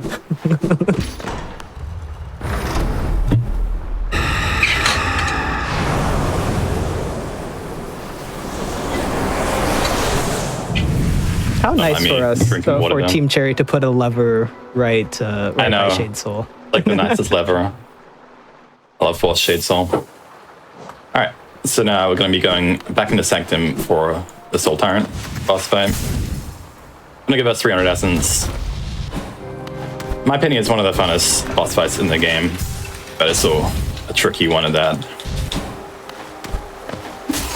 You know, not too consistent with the constant teleports, but definitely a fun fight with Shadesol. Yep. Also, you see Quado doing some little elevator squeezes. That is a 1.5 patch exclusive. Does not work on any other patch.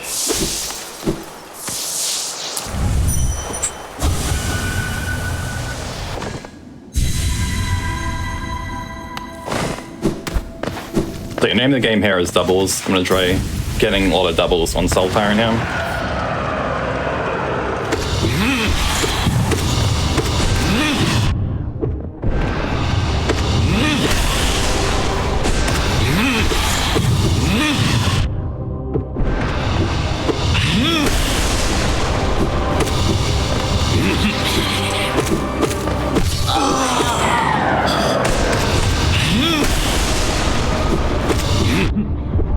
Yeah, so Shadesol right now is doing, with Shaman Stone, is doing 40 damage, so every time we get a double, that's just 80 damage. Don't exactly know how much health Soul Tyrant has. Someone in chat probably has that ready, but it does, doubles do quite a bit of damage. I mean, you're doubling the damage. I used to know this offhand. I want to say it's either 800 or 900 in the first phase. Someone studious will have the answer, I am sure. Yeah, I was told that doubles do about 10% of his health, so probably something like 800.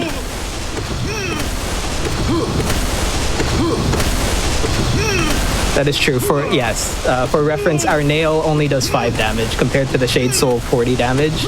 So yeah, using spells is kind of mandatory. Very clean. I was about to say, not too clean of a fight. Phase 1 was a bit iffy there. I did take a heal, but we got through it. Burn Essence is going to warp as soon as we pick it up. And I'm going to head down to Waterways now.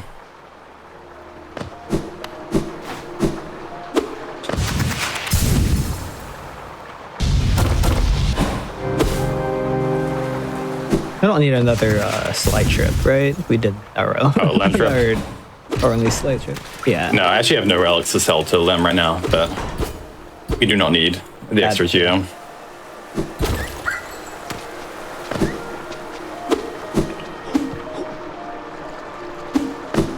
You can also see Quado doing some up slashes and down slashes. That is just to make sure that we don't cling the walls. Because pretty much when the inhale animation is going, you can't actually cling the wall. So it just allows it to, you know, squeeze past some corners. Yep. So I think on the bench here, we're actually going to be exiting waterways now. There's a lever that connects waterways and fungal waste. We have to hit. And we're going to be actually using that shortcut to fight mana slots. I see you, Horms. Yeah, we did not get Horm today. I was holding my breath. I was truly wondering.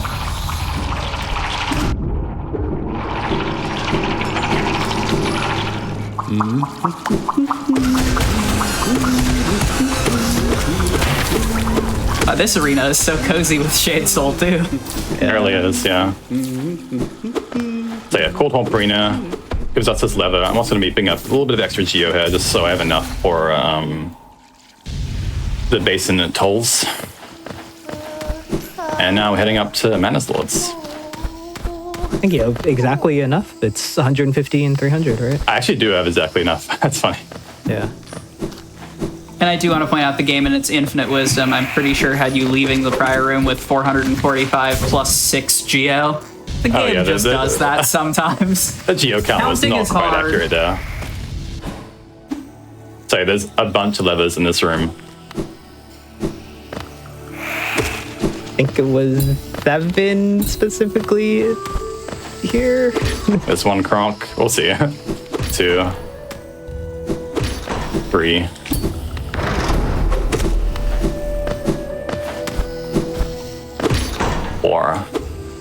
And now we're gonna do the fight.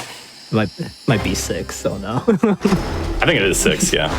Go close, Vex.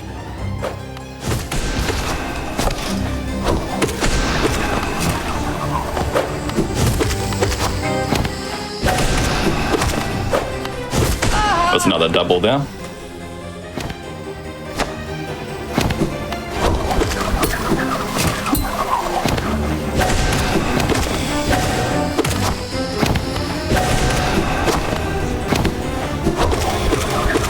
You can't Shade Soul them through the ceiling, right? You can do with... No way. Okay. Yeah, quite high there. Oops. Yeah.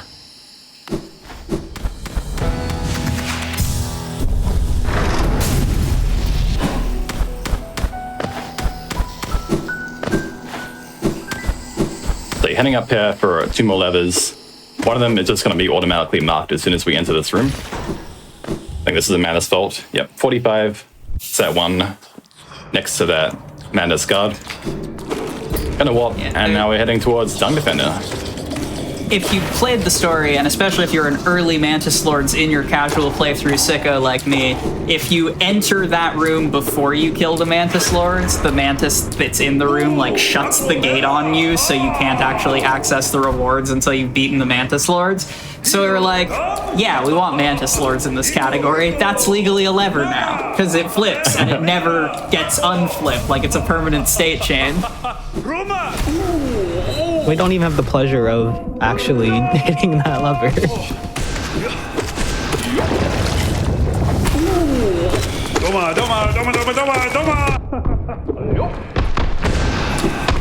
There's also no music here because we Oh yeah, I was wondering why that. Yeah. Another scream skip there. Yeah.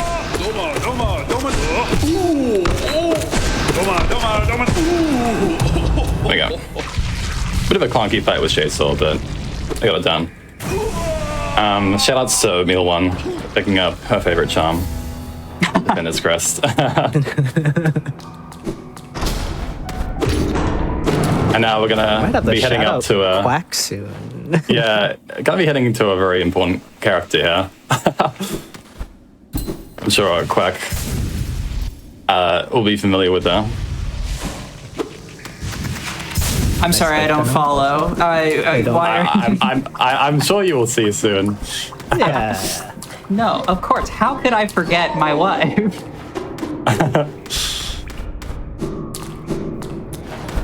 I did genuinely have a moment thinking you were talking about Marissa. At first, no. I was like, "You're not. That's not how routing works." I have to talk to her, of course, as well. Shout outs to Turtle and Alicia, my true love in Hollow Knight.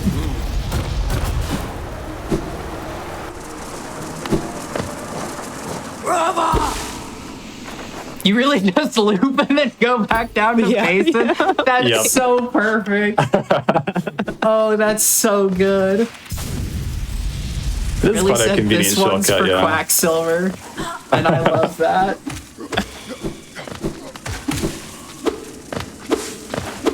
So yeah, I think the basin here for Wings, Lostkin, and I'm gonna be opening Hidden Stag for later. Did not have a dash apparently. I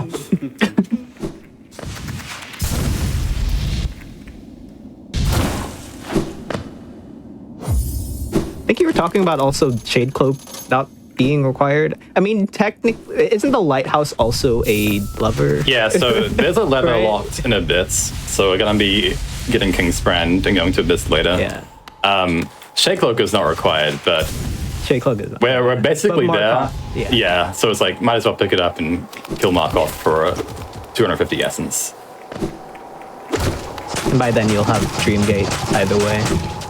You know, because there's some places in Hollow Knight that are hard locks. Like you can't, like it hard saves you there pretty much. And Shade Cloak is one of them. Dive was another. Vengeful Spirit is another. There's certain ones that are hard saves.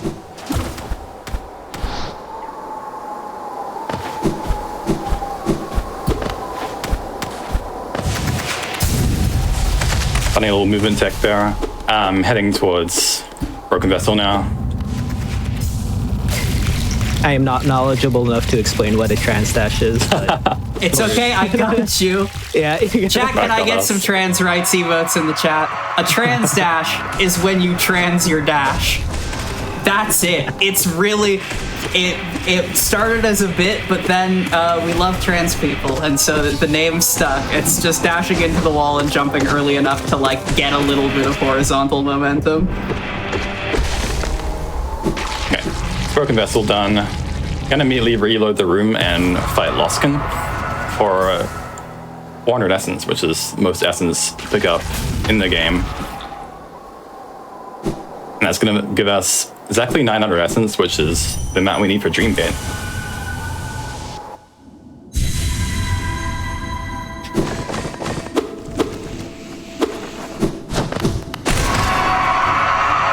Just a little double for 80 damage right at the start of the fight. Specifically can't do it. It loves jumping on me. Yeah. Specifically can't do it on Broken Vessel, but we can do it on Lost Skin. It's not the same for 1-2-2-1 though. There's a nice triple there. We can't. Yeah, we love those. Another one now. Very clean. Yeah, Loskin kind of just gets bullied with Shade Soul. You kind of like put it in a kind of stun lock. Yeah. Aw, I'm so sad I killed that. No. Yeah. Oh, no. God, the speedrunner impulse to clear the room. Too strong.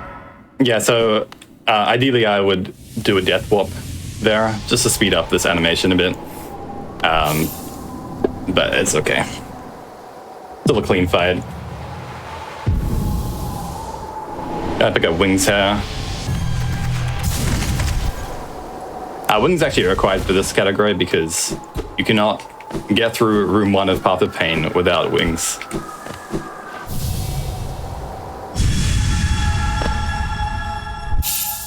But you can do it without dash. Well, you can do all of Path of Pain without dash. Yes. Of course Definitely you could. can. Yeah. It was my first time I did Path of Pain was without dash. Of course it was. Yeah. Granted, I had like 1,000 hours in the game. That does not shock me. Professionals, do not try this at home. I mean, definitely play Hollow Knight. The sequel's coming out this year in case you haven't heard, but maybe don't try Dashless Path of Pain on your first go.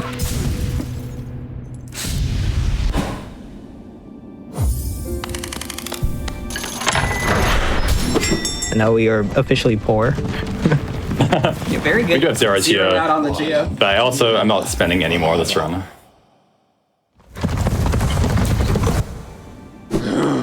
And so is this Dreamgate collection here? Yep, this will be Dreamgate Collection, so taking a break, I believe, once I pick this up. So I'll let you mash through Seer real quick. Yeah, just gonna be like 30 seconds of mashing.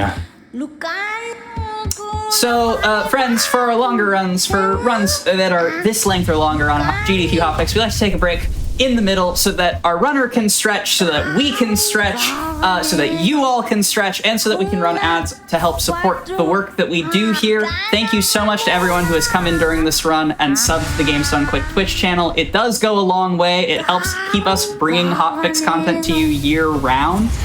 It is so appreciated.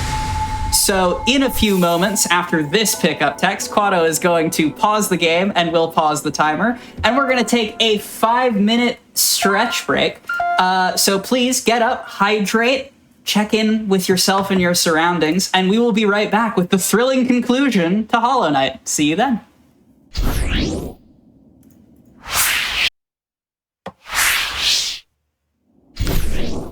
Hello, everyone, and welcome back to Make Your Own Victory. We are here in the final leg of the final run of our most anticipated games of 2025, in a little bit of scare quotes for this run in particular. So here to finish out Kronk% in Hollow Knight, please welcome back Quadifine. Thank you. All right, I'm gonna count us down and I'm gonna unpause and continue the run.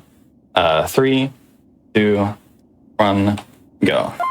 Okay, so I'm gonna walk out here, immediately equip Dream Builder. Did you which remember? Is gonna be, yeah, thank you. Do not remember which stag to go to, but oh well. Gonna place a Dream Gate here for later. The Dream Gate's basically like, what would you call it? Like a checkpoint, like I'm trying to remember like the game equivalent. You can instantly teleport to it pretty much. Yeah, it just gets like a teleport location that we can go to. So it basically lets us skip hard saves. For instance, we're about to fight Hornet 2 now, which is going to give us a hard save. We can Dream Gate out of that fight to skip that. Doing a little acid skip there just to speed up movement. Tragic, no ACN, which is no ACN. Slightly faster, you know. And you don't take damage. It is a lot harder though. I'm gonna be fighting second edition of Hornet here, who's guarding King's Brand, which we need to get into the Abyss. Wait, Hornet 2nd edition? That has a nice ring to it. Someone should make a video game based on that. Yeah. So yeah, you're gonna be to see me utilizing the Stream Wielder charm here in the fight to get a lot of soul.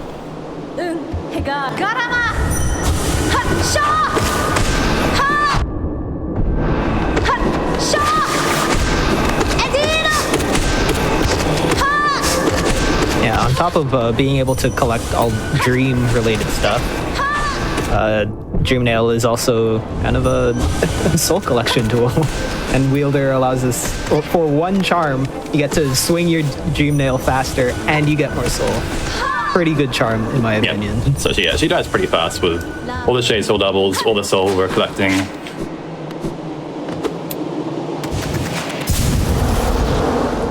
That's our King's Brand.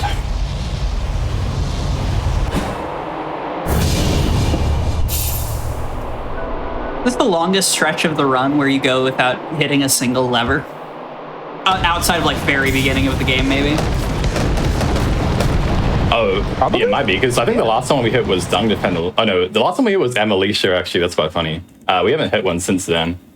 She leaves a lasting impression, what can I say? She really does. But yeah, in training, you would just immediately Dream Gate him. We're going to go a bit out of our way to get the Tower of Love lever first. Fun piece of Kronk% history. I think 2 or 3 out of the 3 first runs of Kronk percent all forgot the Tower of Love lever. And It's so hard to remember. It's so hard to remember. Actually, so in my practice run I did a couple days ago, I forgot QG upper lever. It's like right before frogs, but you don't think about that. You're thinking about frogs. Real. So yeah, I'm not going to be forgetting that this time.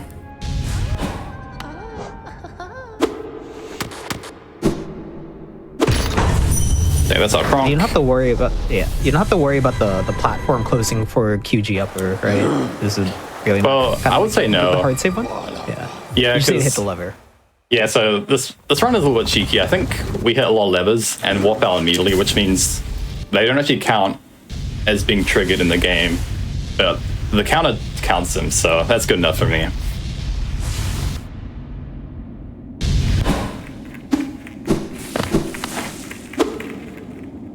So yeah, Now this is we're the heading abyss. into the abyss. Yeah. Yeah.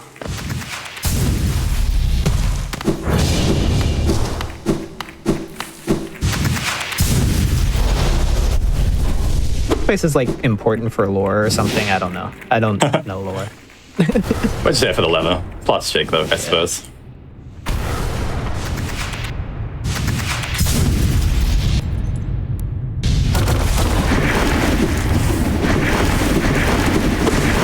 That's true. Chat, what was your favorite lever so far? We fold. Like we only have 15 left actually at this point. Let's be so clear, there is a right answer, and it is Emilicia lever, but what's your second favorite lever? Kronk.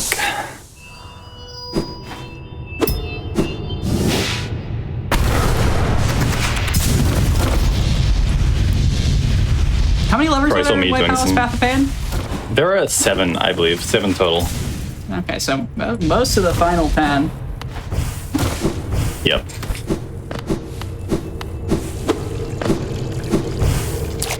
Flipping up J-Clerk, gonna warp to skip the animation now, but we still picked it up. Now we're gonna go back into Edge to fight Markov. Very long animation. Yeah, it's quite a long one. Been getting out of this just because we get hard save there as well. So with Markov, if we get doubles, the fight is great and awesome. If we don't get doubles, I might just die to the fight. Also, nice essence drop there. That actually is, yeah, that actually is relevant. Extra essence lets us skip a little bit of Dream Tree essence later on. 1 in 200, by the way, on every enemy death. I think it's a little bit high if you just stream get it right. Is that how it works? Oh, true. I forgot there's some extra math with that. Yeah. Yeah, so every time we Dreamgate, we use 1 essence. So we'll need to collect a bit extra, or hopefully get to some essence from random drops, just like that Bellfly. Nice. Nice. 3 doubles, So, yeah. you love to see it. Yeah, so if you get all 3 shades or doubles there, he will die. I don't have to worry about dodging his attacks.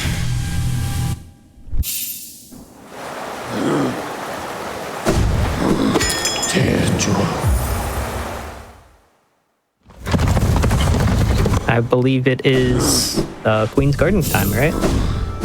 It is, except we're gonna make a little bit of a quick, quick detour just for this other lever and Dirtmouth, connecting Dirtmouth and Peak. Shout outs to, I forget who it was in chat who said that this was going to be the lever you were going to forget. Not today. Slorin. Not today.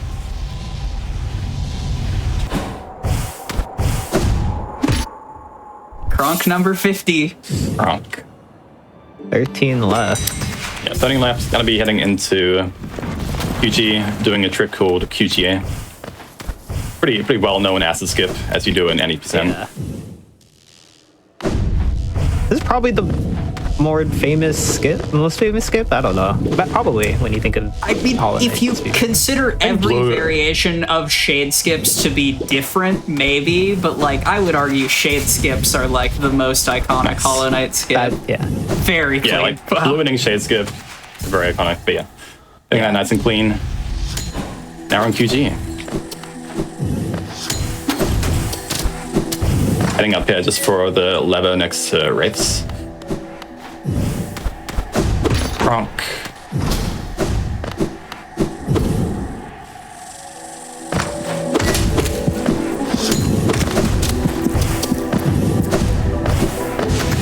I really don't like that spiny husk. It's funny ask is really annoying, whether you're coming from the right or the upper transition. Yeah, specifically on 1221, their kind of projectiles do not do damage. Yeah. Veterina is made nice and easy with Chaseol. Another Kronk here.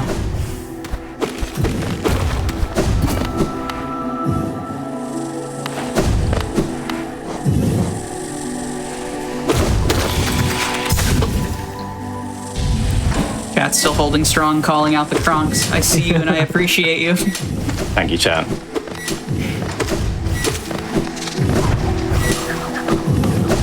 I was gonna say, how long are you gonna be able to go without collecting Geo? But I guess we have the arena coming up Yeah. here. So yeah, setting a Dream Gate there for a deep nest later, and then heading towards this arena.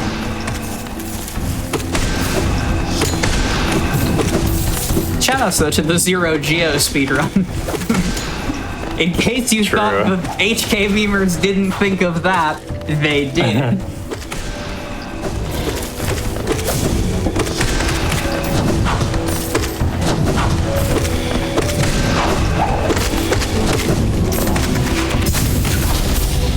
Pretty clean.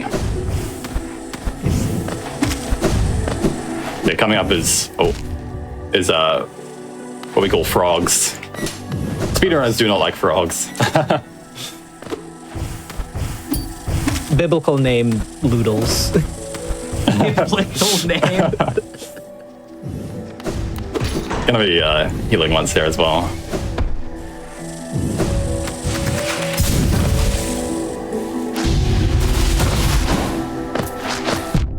I'm just gonna shout out Fort Loodle because Ben Trando. I love Fort Loodle.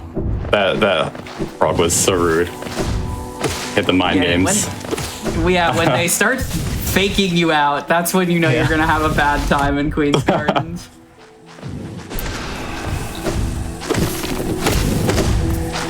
This is a little scary, I will say. I'll heal once. Yeah, it's just normal to be at like 1 HP at the end of frogs, honestly. Oh. They are very rude. Okay, I'm just gonna go for it. I might die to Mamu here. We'll see.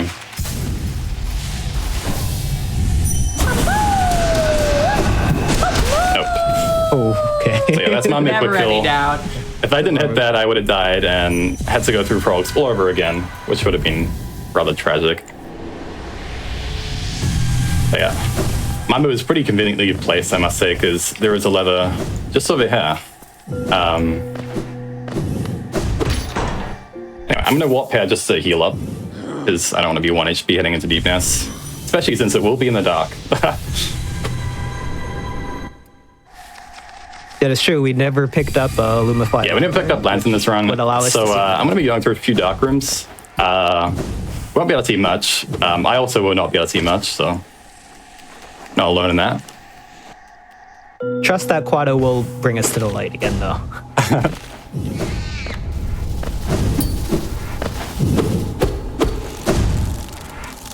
So yeah, if you hit any hazard in the dark room, any of the spikes, you will end up back at the start of the room.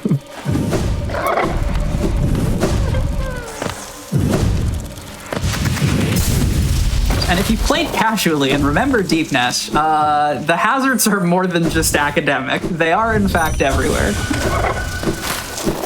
Some placements feel very mean as well.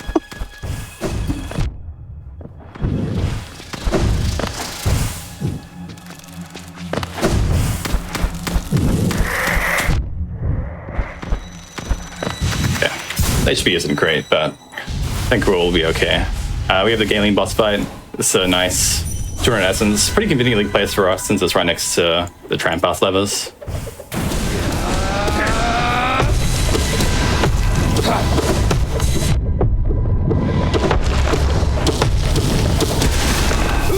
And no one ever died to Galian. Yeah, not the fastest Galian fight, but didn't die. And so now we're going back into the dark. Yeah, just one more dark room.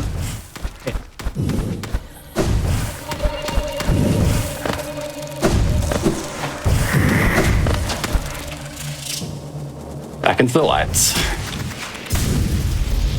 Back into Just the light, picking up. but at what cost? What cost? Picking up a couple levers here. We don't actually need the Trampas, just the levers. You're forgetting the lever Oh, and yeah. hive. Poor Vex. Oh, this is one up. So yeah, that actually is all the levers in Overworld. So now that's all that's left to do in Overworld is pick up our extra 302 essence and get our Wilken Dream now.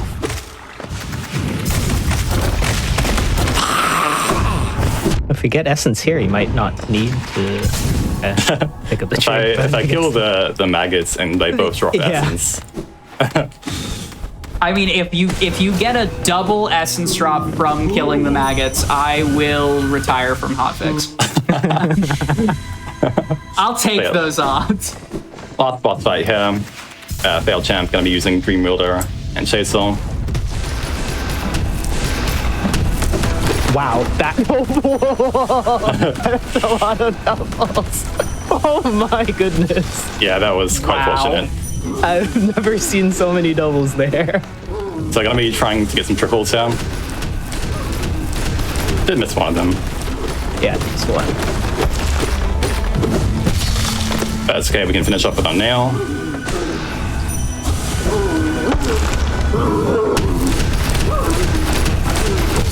There we go. There we go. Yeah, the first phase is really the only phase. Of Yeah, this Dream fight Wielder with makes this Shadesport. fight so much nicer. Yeah. So yeah, that's a fight done.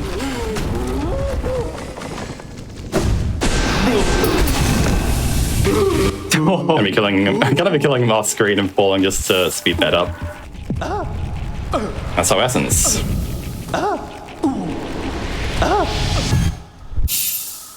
Not even going for the maggots. Thank you, Quano, for my job security. Okay. So a quick trip to Seha to pick up our Woken Dream now.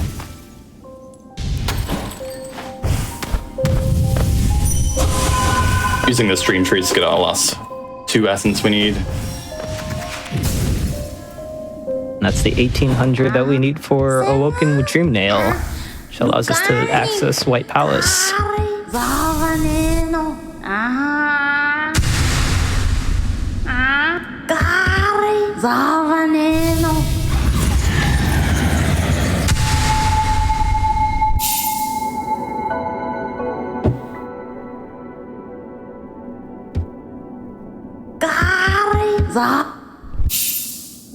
I do have to ask because RTA is not obviously the best indicator of pace in Hollow Knight, but how you doing? I know you have splits up. Where are we at? Not the most accurate because of the pause, but it says I'm 10 seconds behind my PB. Oh, now it's 3 seconds. 3 seconds behind. Very casual, for sure. Let's just say White Palace wasn't also the best.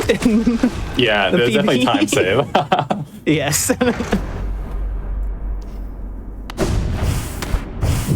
All right, so heading to Palace here, I'm gonna be starting it off by doing a skip known as King's Mold skip. Just gonna skip doing the second King's Mold fight. It's gonna look funky. I'm gonna be pogoing some clouds here.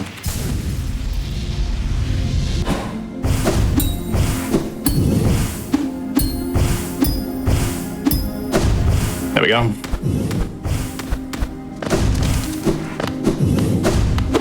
Not the cleanest, but Another. we don't dunk, so that's good.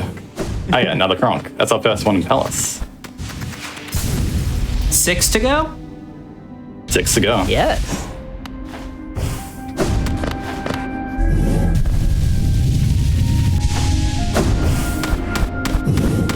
We're heading to everybody's favorite section of White Palace, left atrium. Definitely not my favorite. Yeah. But yeah, there's some cool cycles that I'll hopefully hit in this next room.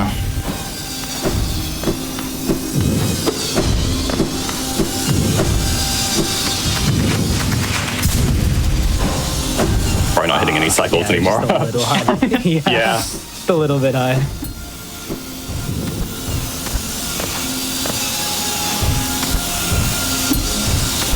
That is okay. Still works. Yeah. I'm saying, you could have fooled me.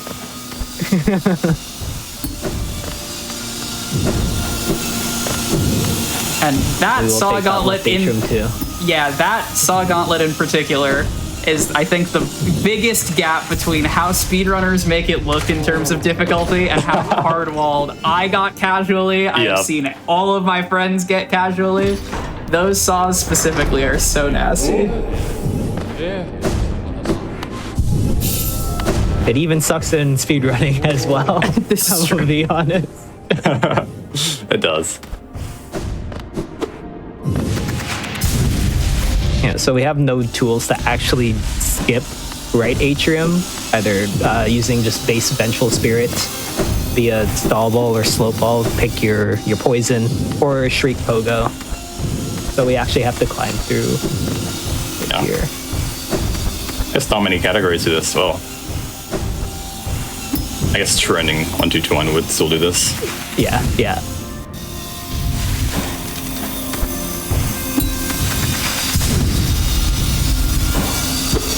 Nice little solo pogo to skip that entire room essentially. And then we do have dive, recently so I saw- can Yeah, that is true. Yeah.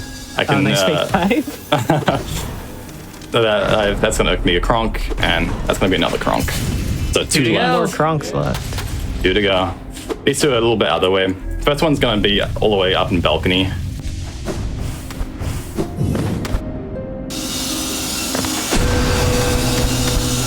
Wow, opening Path of Pain early, you love to see it. As speedrunners do. That's the speedrun diff right there. Yeah.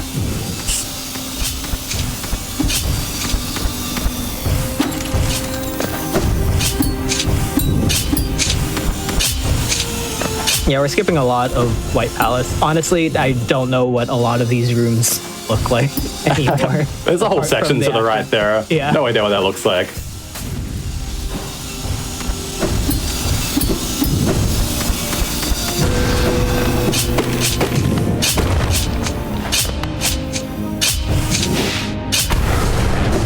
Kronk. And we have The one final left. Kronk. And it is located in room 2 of Path of Pain. It's ending with the classic Half of Pain.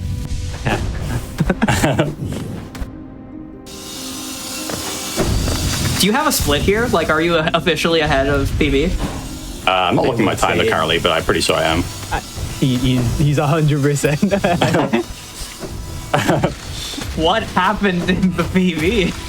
There is a lot of left atrium stuff and a lot of Yeah. Path of Pain stuff that happened.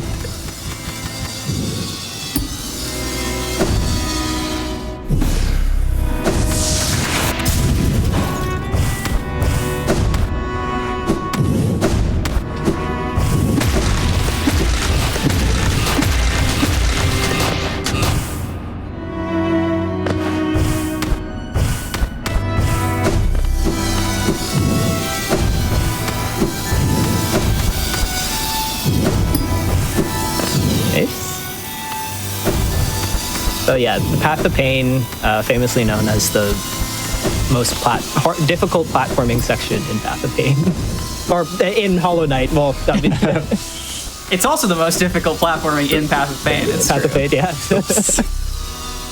One That's on mistake. us for the jokes. I'm sorry.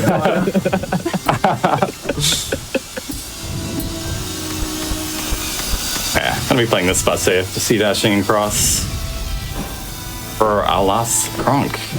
So yeah, Kronk, that's gonna be time. Yeah.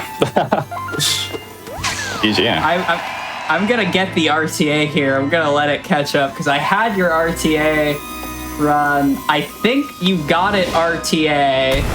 Let's see. Yeah, it looks like RTA Reki at least by about 15 seconds. What was the load this time? Looks like a 40-second PB. It's like give or take a few seconds to the pause, but yeah. Saved a lot of time there. Leave it to Quado to get a invalid world record. Yeah, definitely not submittable. But that's the beauty of Hollow Knight memes. I could think of no more perfect note to end it on. And because Quado PB'd, Hollow Knight Silk Song will be coming out. Oh no, Quado Vex, please shout out your people. Let the good folks in chat know where you're at on the internet and what you're up to. Yeah, so big shout out to FF300 who helped me like learn the new route of this, route the category themselves basically. Did a lot of labbing for tech and stuff. They were a big help. Shout out to like the whole meme community, to be honest. Like there was a lot of like good people like Arconopura, Rekka, really cool people who also do modded runs, because the modded leaderboards are a little bit empty, but there are some awesome people that keep it ongoing. Stuff like all Georox is another really fun category on the modded boards. People should run that as well as Kronk Percent. Vex, do you have any other shoutouts?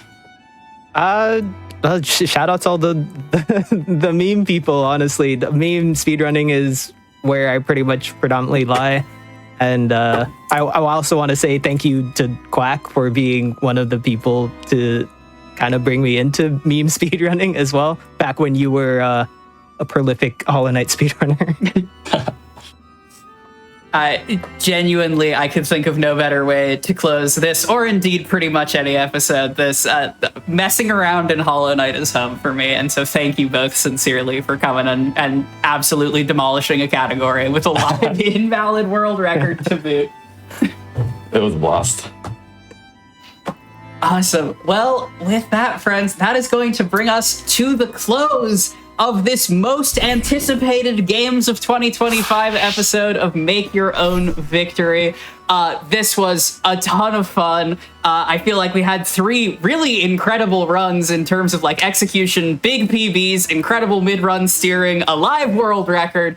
It's been so much fun to bring this to you. But Hotfix is not done, because indeed it is never done. It's year-round. If you missed out on any of our runs today, we will be looping back into a replay of this episode shortly after this. We're going to loop right back into Clair Obscur Simon Percent, which if you did not see that, you definitely want to stick around and check it out. That run is wild. And also, tomorrow, you can tune into Hotfix starting at 1 p.m. Eastern to catch a special weekend event, a Resident Evil special. We got a bunch of Resident Evil speedruns back-to-back being hosted by Dangerous. That will be a treat. Be sure to check that out. This is always so much fun. If you enjoy Make Your Own Victory, our next episode will be in September. It's going to be in late September, because the first weekend in September, we're getting set up for an event you've probably heard of called Flame Fatales 2025. I'll be there. I hope to catch you there. And I hope to catch you for Make Your Own Victory when we return on September 20th. Speedrunning is a beach day. Thank you so much for playing in the sand with me. Have a good one, y'all.